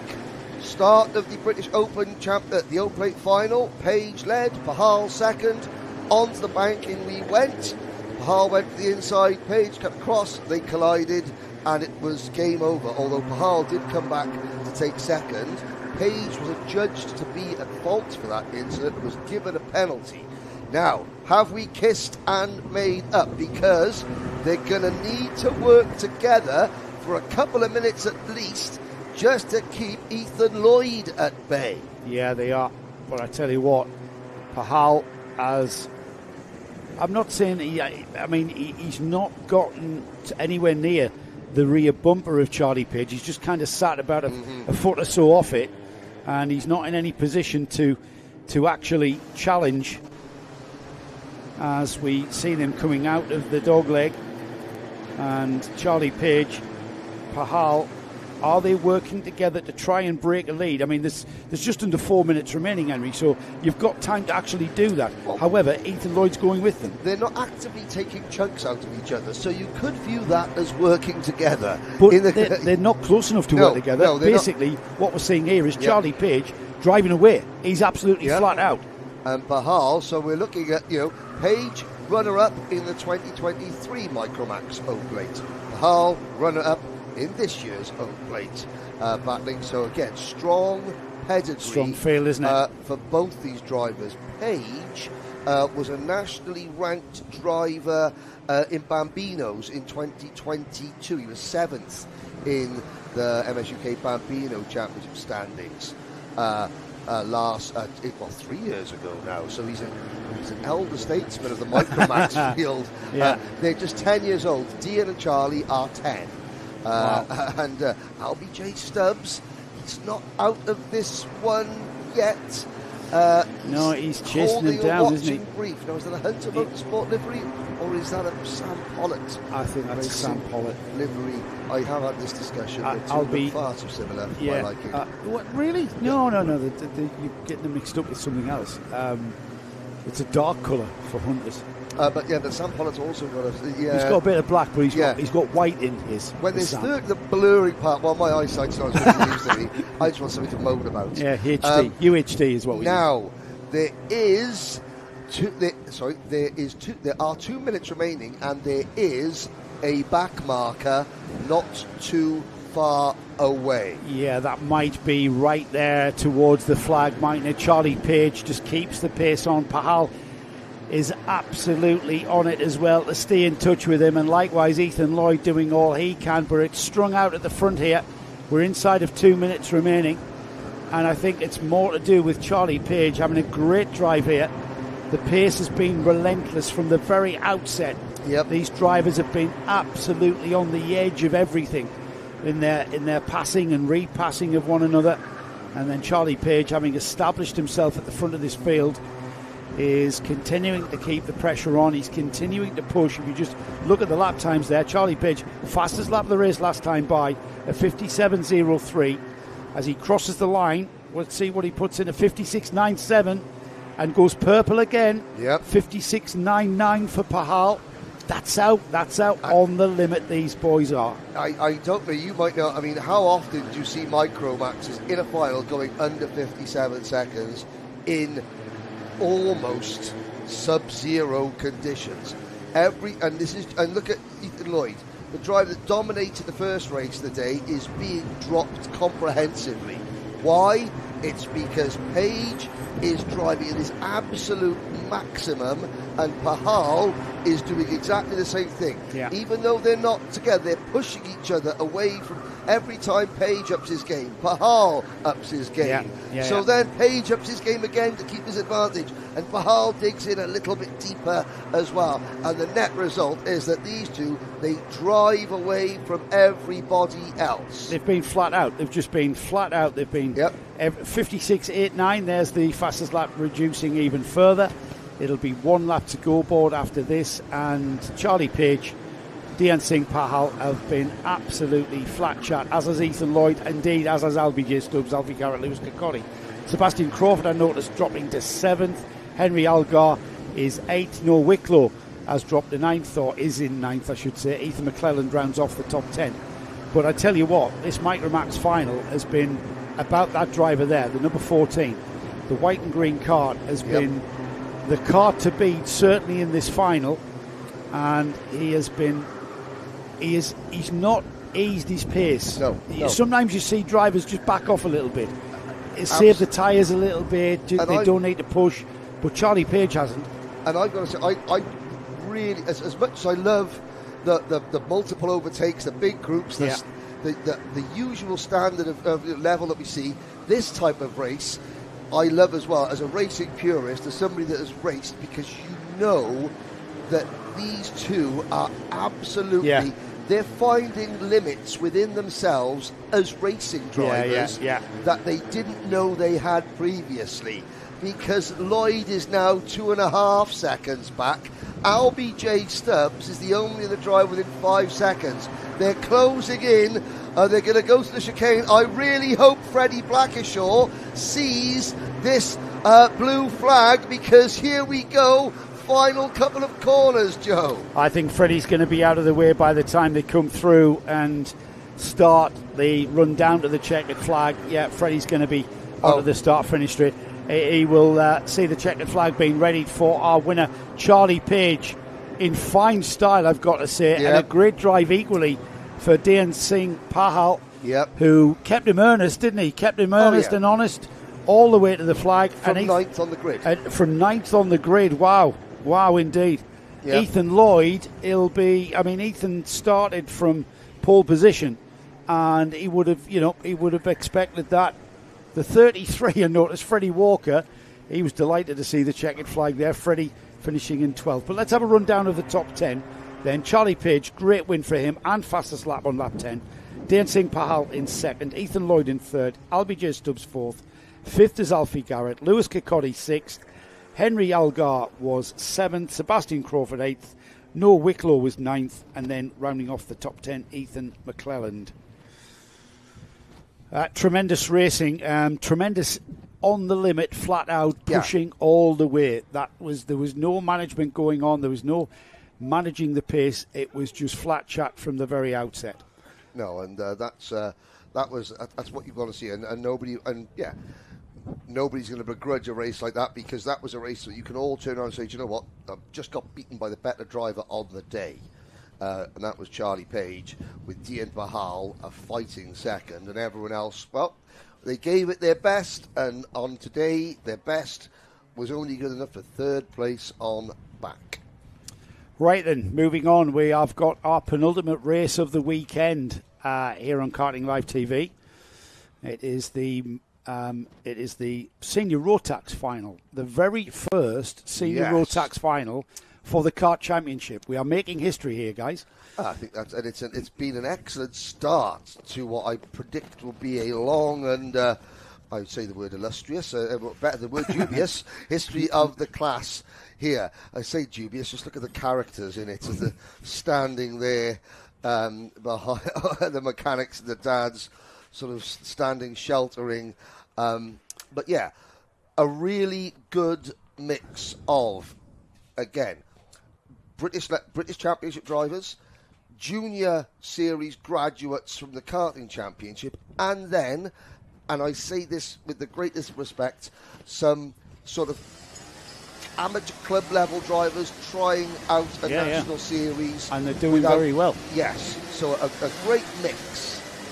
As they are released from the collecting area, then let's have a look at the grid. It's going to be a tough one at the front, because we've got Morgan Hudson-Brown on the pole position. Joey Brown, who's had a great weekend, hasn't he? Yep. He's just been beaten by 2 points to that pole position by Morgan. But Joey Brown starts on that front row, and arguably, has he got an advantage on the outside going into turn 1? We can debate that one till the cows come home. The distinctive white front nose, first time of the weekend. The white nose of Liam Phillips, Kart 31, shares row 2 with Elliot Dalton Ayres. Carl Dunford shares row 3 with Brandon Truman. We've got row 4 in the form of Jason Duchess and Ian.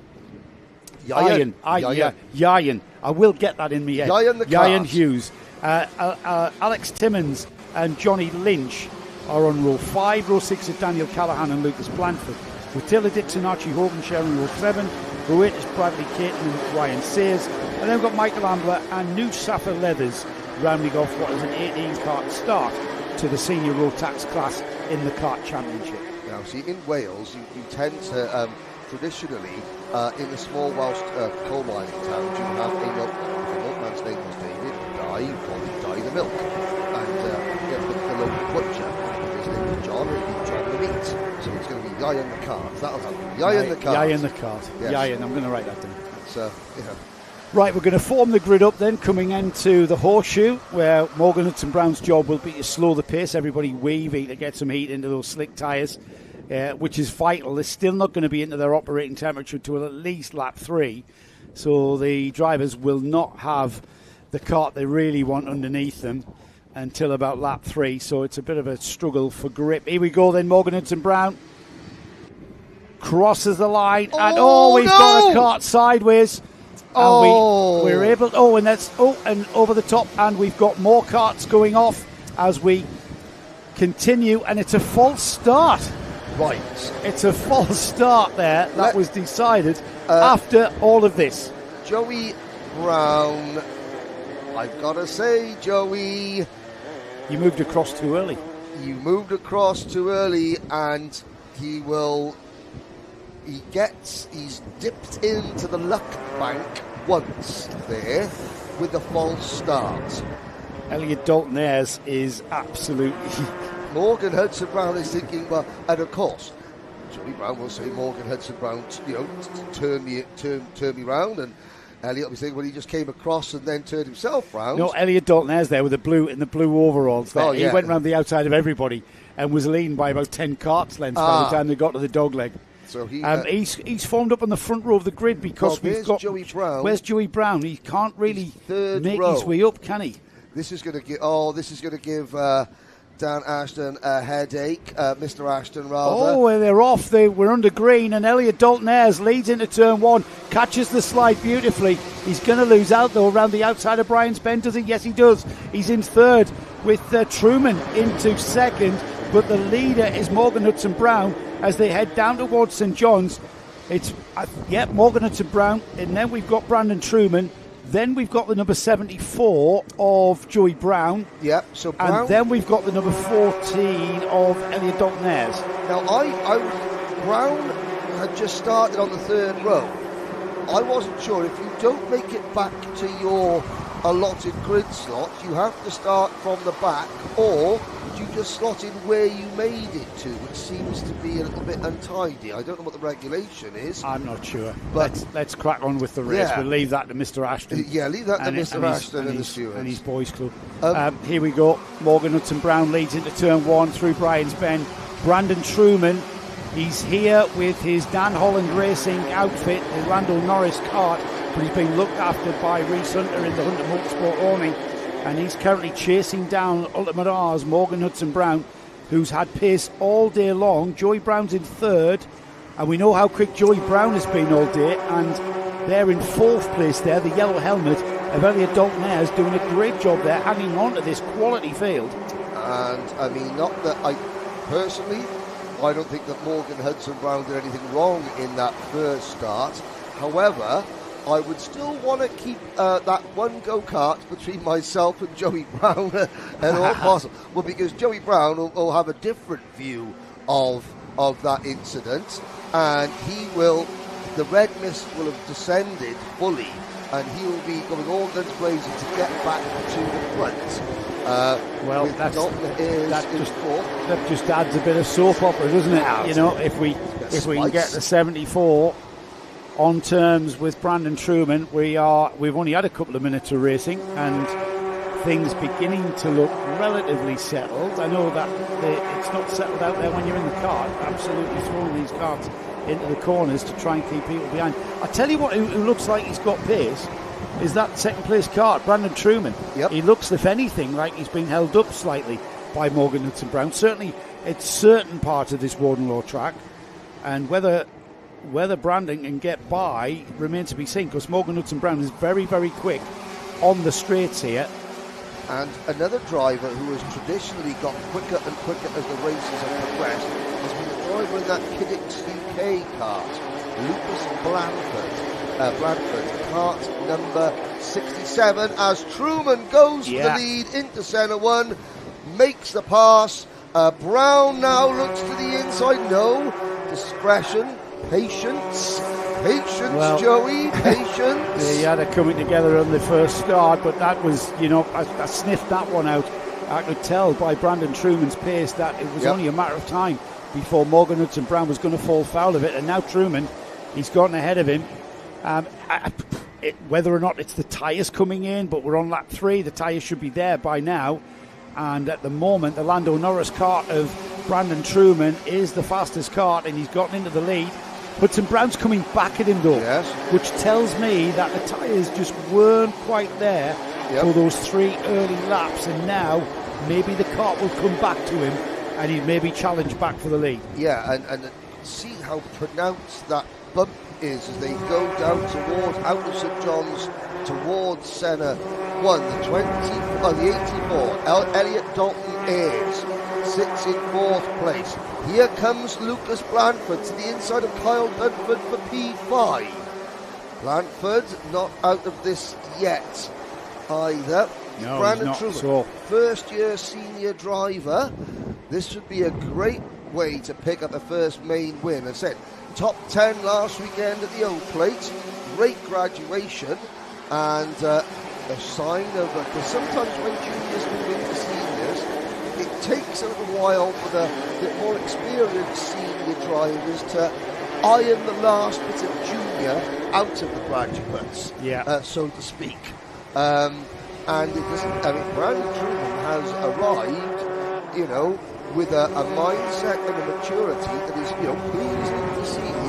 The original Uncle Tyrone of the championship, that's also he was known as well. He had a supporter that would always call himself Uncle Tyrone on the live chat, supporting Brandon Truman. Of course, Tyrone out of Snatch, you know, the film that lent itself to all sorts of pop culture references on commentary. But Uncle Tyrone now leading the Hudson Brown. Yeah, and there's a challenge for third as Elliot Dalton Ayres tries round the inside at the dogleg, tries round the outside. Both of those carts go off, and that's Joey Brown and Elliot Dalton Ayres. That's lost out. Let's have a look and see what happened there. There he is. It all happened at the dogleg, but there he is going down the outside, and both carts on the grass. That's allowed Lucas Blanford and Kyle Dunford into 3rd and 4th. That's the battle for the lead. That's the 3rd, 4th place battle now. And the problem is we've lost Elliot Dalton Ayres and Joey Brown now out of contention for a top 3 slot. That's become the property of that man there, Lucas Blanford. And it now gives these two drivers a clear run to the flag. It's going to be another head-to-head battle, 1v1. I think you're right, Henry. I don't think this is over at all. I think Morgan Hudson Brown is playing a bit of a management game here. He's just managing that gap. It's been the same for about, what we were talking about this, it's been the same for about 3 laps now. Yep. And it's not gaining, he's not losing, and whether or not he can find something to get him on terms with the rear bumper of Brandon Truman and then maybe put himself in a position remains to be seen, because the same could be said of Brandon Truman, who's just, you know, keeping the laps going. I mean, I say that 49.7, fastest lap of the race from Truman, the leader. Let's see who gets the fastest lap this time. Lucas Blanford in 3rd. So he's chasing down those leaders in that white cart in that 3rd spot and wanting to get on terms with that 2nd spot. Yeah, Dunford in 4th.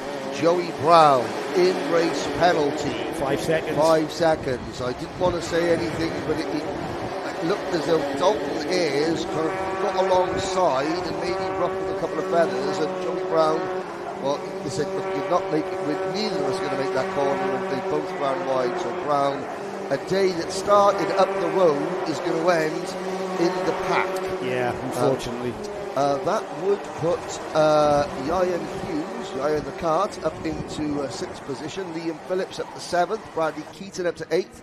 Jason Dukis up to 9th. And it would put Archie Hogan into the top 10. Yeah, that's a shame for Joey Brown. He's had a great day's racing, hasn't he? And it all has come to nothing in the final.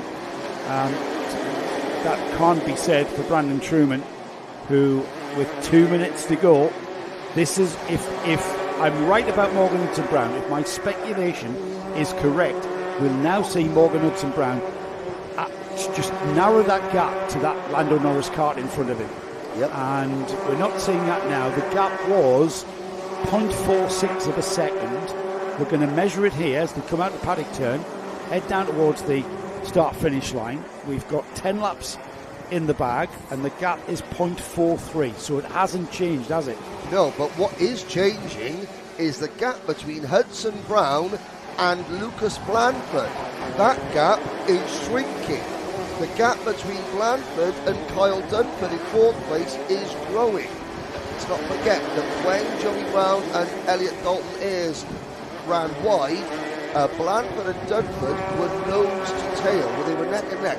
That incident removed 2 drivers from directly in front of Lucas Blandford. He has just kicked on, and you know what? Hudson Brown, that second place isn't as secure as we once thought it was. And Brandon Truman's extended the gap.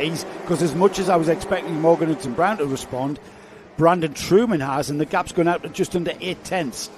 So into the final minute, I think we are probably 49 seconds. We're going to be right on the cusp of whether we do 1 or 2 laps, Henry. Gaynor Heath, our chief timekeeper, this is going to be the worst possible sort of when, well, I mean, it automatically goes from 0 to last lap.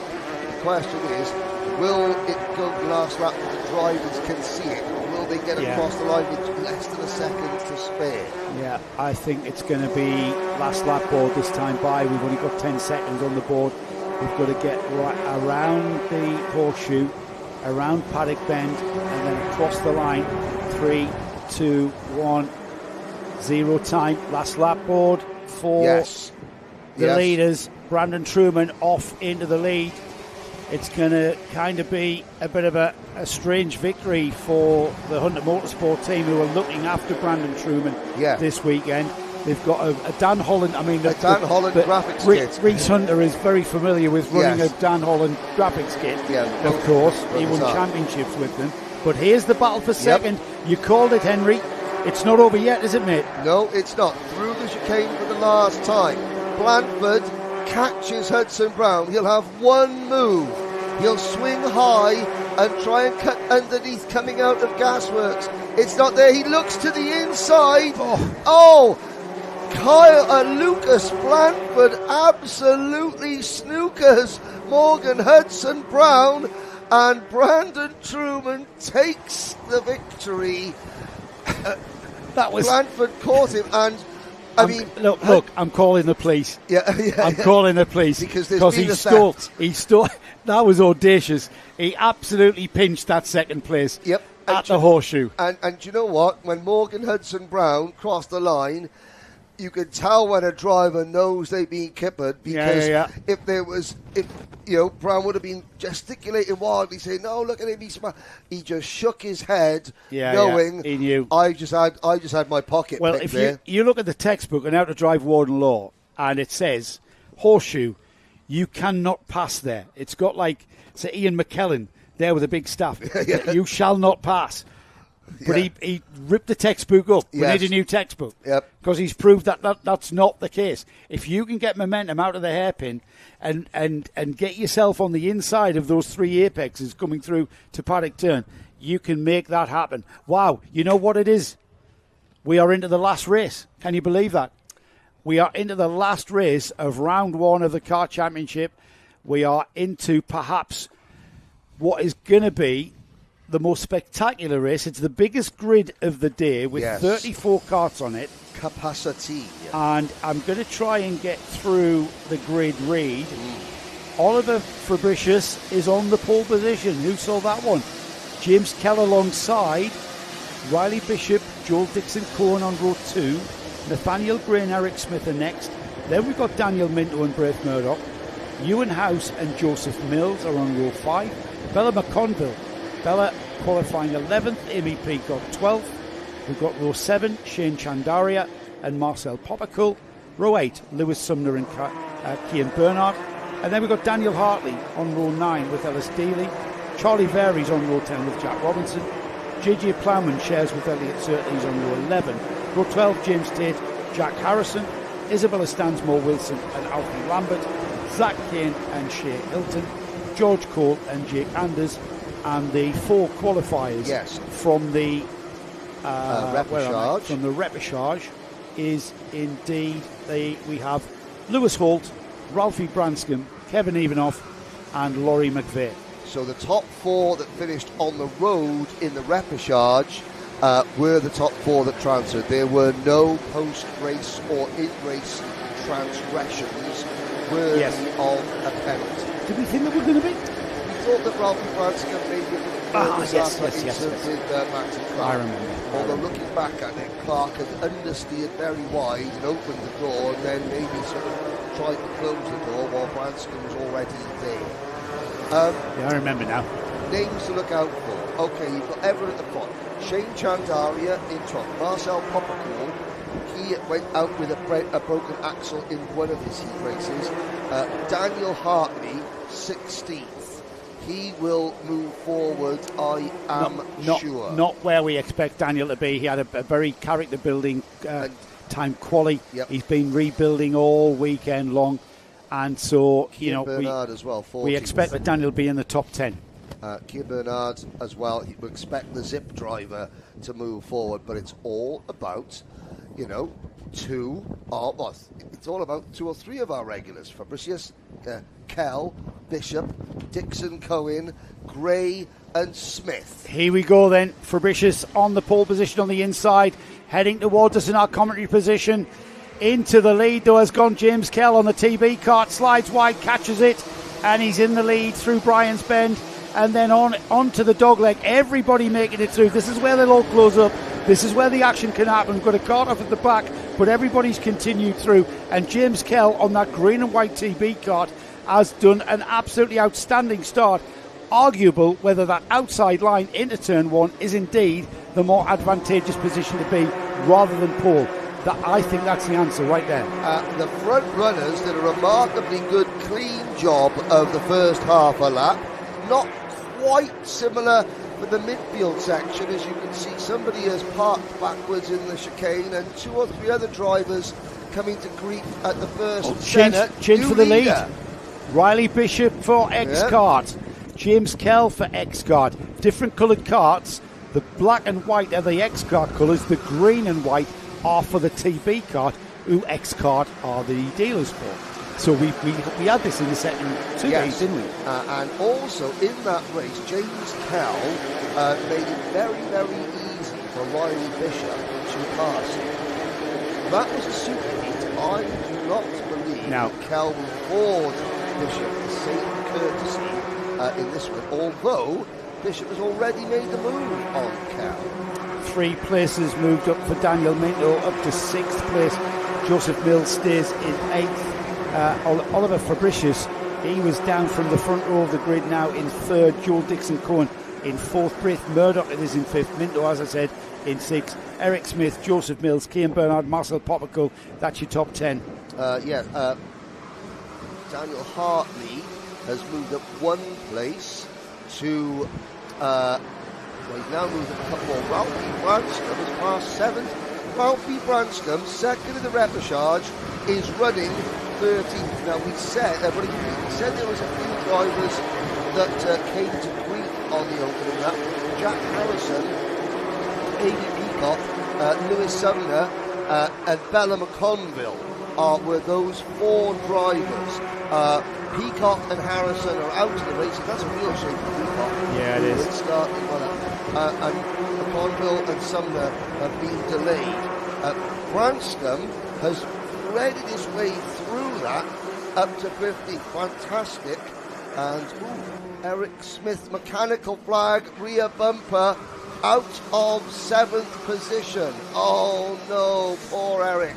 Yeah, he's already come in after acknowledging the flag. But another caller. That's him there. Yeah. We had someone in earlier as well. They've continued on. Riley Bishop has a gap of 4 tenths. James Kell has a gap of 6 tenths to Fabricius in 3rd, who has half a second with Joel Dixon-Cohen, Braith Murdoch. So spaced out somewhat, this.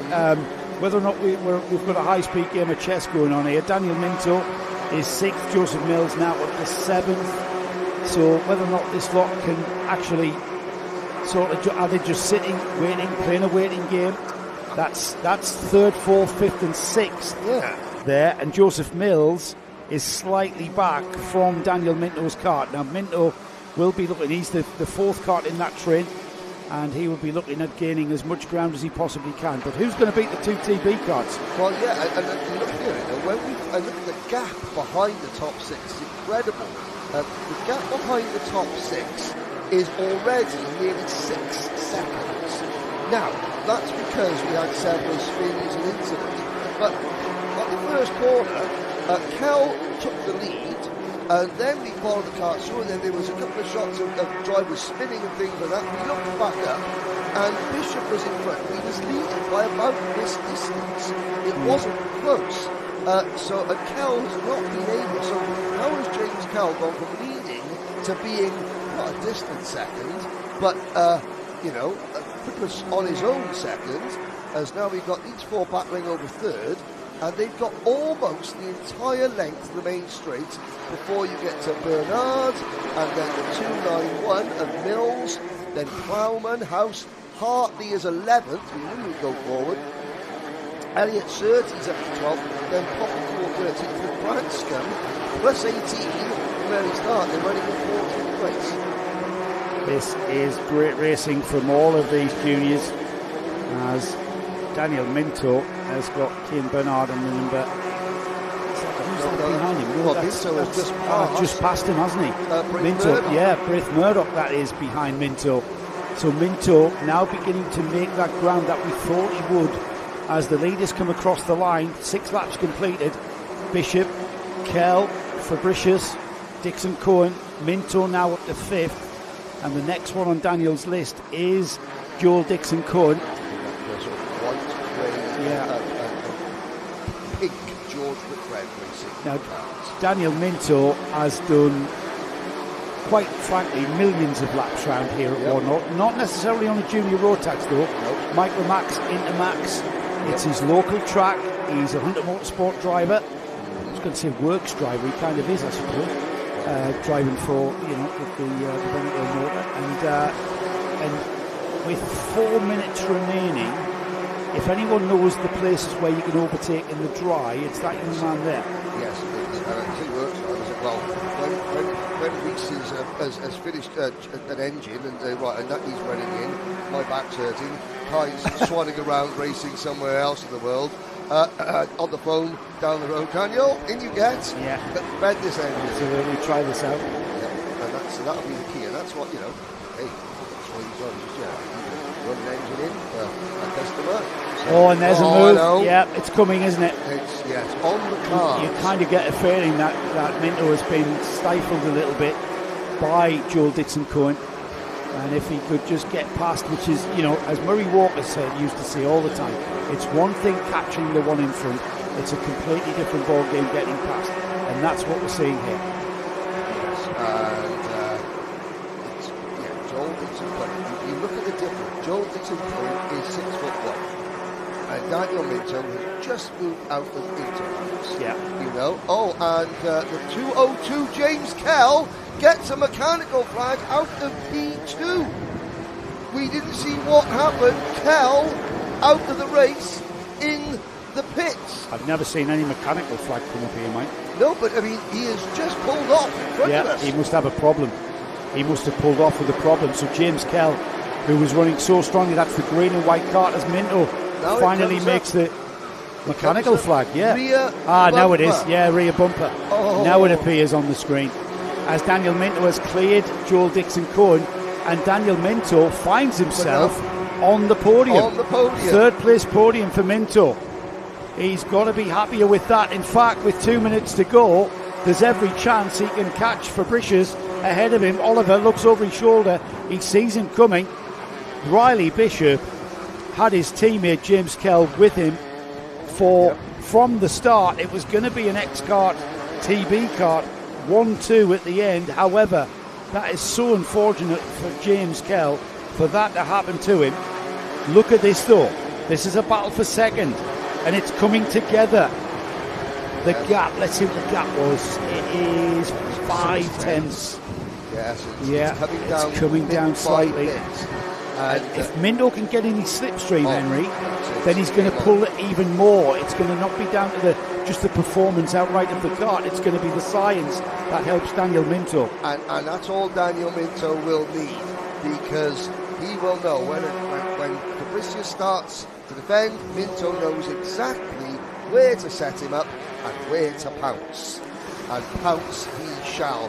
This is like watching the cheetah hunter thing. He separated the old and the young and the weak from the herd of wildebeest. He's got his crosshairs eyes set on lunch, and lunch is in the form of 290 Oliver Fabricius. And Oliver knows that it's coming. Yes. He knows that it's took a little while. He looks over his shoulder. Minto is there. You can see him. You can hear him. You can hear him coming. You can hear the note from the engine behind you. Yep. And you become aware that they are there. He knows it's coming. He knows where he's weaker to, does Oliver, so he can protect the weaker areas of the track. He knows how quick Minto is. 30 seconds remain. 2 more laps. One more lap after this one. It's going to be the last lap board next time round. So opportunities beginning to run low as Minto gets on his rear bumper out of the dog leg into St John's now. It could come here. Massive momentum, but just not quite enough to get him alongside. This is predator versus prey. Of course, every wildlife documentary watch, occasionally the hunter has to go hungry because the gazelle skips away, and that is what Fabricius is hoping to be. Well, into Gasworks. The gazelle is defending its line. That's what it's doing into Gasworks as we get towards the checkered, not the checkered flag. We are getting towards the checkered flag, but we've got one more lap before we do. It's the last lap board that flies here. Fabricius defends his line into turn 1. Minto alongside. He slots back in through Brian's Bend. They will sweep into the dogleg. Not really a passing place, or is it? Minto trying down the inside of the dogleg, and he makes it happen. That is an outstanding move, and that's your local knowledge coming to the fore there. Yep. Fabricius did not expect that to happen there. And Daniel Minto, I've seen him do that so many times in Intermax. However, that's a junior max. A much wider card. You're not supposed to look, that textbook we've got over there. Tear it up. Yes. We've seen it absolutely ripped apart today. Ridiculous. And that'll disappoint Oliver Fabricius because he had kept the bait. But let's not take anything Riley away from Bishop. this man. What a drive from Riley Bishop. And X-Kart. Riley Bishop and X-Kart take the victory in Junior Rotax. Here comes Daniel Minto with Hunter Motorsport in second. Oliver Fabricius. Look at where he put that kart. All the way over the curb. And then when he went to the brakes, he did not bother. He absolutely sent it down the inside. I use the cliche, the adage, colourway like of using a tin opener to open that gap. Yes. He absolutely did there. Yeah, he pries it open because, to be fair to Fabricius, it takes 2 to tango. Fabricius could have just right hand down, he could thou have. shalt not pass. But you know what? He didn't. If he did, it would have taken them both out. They both wouldn't have been on the podium. Yeah. So Fabricius, the door, you said, he opened half the tin going into dogleg 1, and then Fabricius, wasn't able to get back to the inside. And so Minto was able to maintain that momentum and just stuff it at the inside. Great racing. Take P2. Let's look down the rest of it. Joel Dixon-Cohen in 4th and Braith Murdoch rounding out the top 5. Then it was Cian Bernard, JJ Plowman, Daniel Hartley up 14 places. Up at 9 places. Top 10 finish. Top 10 finish on his main class debut. Ewan House and Joseph Mills. Shane Tandaria and Marcel Poppercall the top 12. Jack Robinson, Ralphie Branscombe from the repechage to P14. As the marshals move here at Karting North East start the clean-up operation. The last few stranded go-karts are returned to Parc Fermé. We get to take a breath. That concludes our coverage on Karting Live TV of round 1 of the Kart Championship from Warden Law. We will see you next month where we've got a double header. You've got a choice of viewing. Really? Are you going to watch? Yeah, round 2 from Shannington of the Kart Championship. We've also got the NKC from Forest Edge. That's going to be a one for you, isn't it? That's going to be all day all day to midnight. You're going to have to watch 2 programs. And you get the choice. You'll be on NKC duty. I will. I'll be. Okay, it's myself and Nick Damon at Shannington. Without you there, who is going to keep us 2 in line? I have no idea, mate. Do you know what? I'm actually looking forward to that. Well, you'll have to just listen and find out, ladies and gentlemen. I'm usually the sensible one, keeping us legal. Yeah. You two let loose next month. Everybody, if you're listening at home, you do not want to miss this round 2 from Shennington of the Kart Championship. It's going to be mint. And I'm gonna be torn as to I'm going to watch it from home, obviously, or the long drive back to the northeast from Forest Edge. Anyways, I really thank you, Henry. It's been absolutely great as ever. Great fun. Massive thank you to Ash out there at the Gasworks hairpin. Martin, who's actually the highest person in the borough of Sunderland at the moment. Yes. On the unit there, just on the outside of turn 1. Our 2 cameras have done sterling work at the chicane and at the dog leg. Nick Damon, Nick, you have really worked well here as a producer. I think you've found your niche, mate. Give up the microphone. That's where you need to be. For legal reasons. And can I just say thank you to the entire paddock for having me and to Karting Live TV. Great atmosphere. Loved the smiles in the paddock. Really, really enjoyed the first of 3 races I'll be doing with this year. And thank you guys for having me or putting up with me, you know. It's a thin line between those terms, isn't it? Yes, indeed, yes. I'm just glad you were there for Nick's birthday, Henry. Well. And I look forward to working with you at round 3 yes. in your province of Wales. We go from one God's country to another God's country. Yes, we do. Yes, we do. North East to North Wales. Right, thank you, everybody. Don't forget to look at our Facebook page. You can have a rerun of the Paddock Show if you want, and keep a tab on when we are next on air with our next coverage. Like I say, see you in a month's time. Thank you so much. We'll see you next time. Safe journey home, everyone.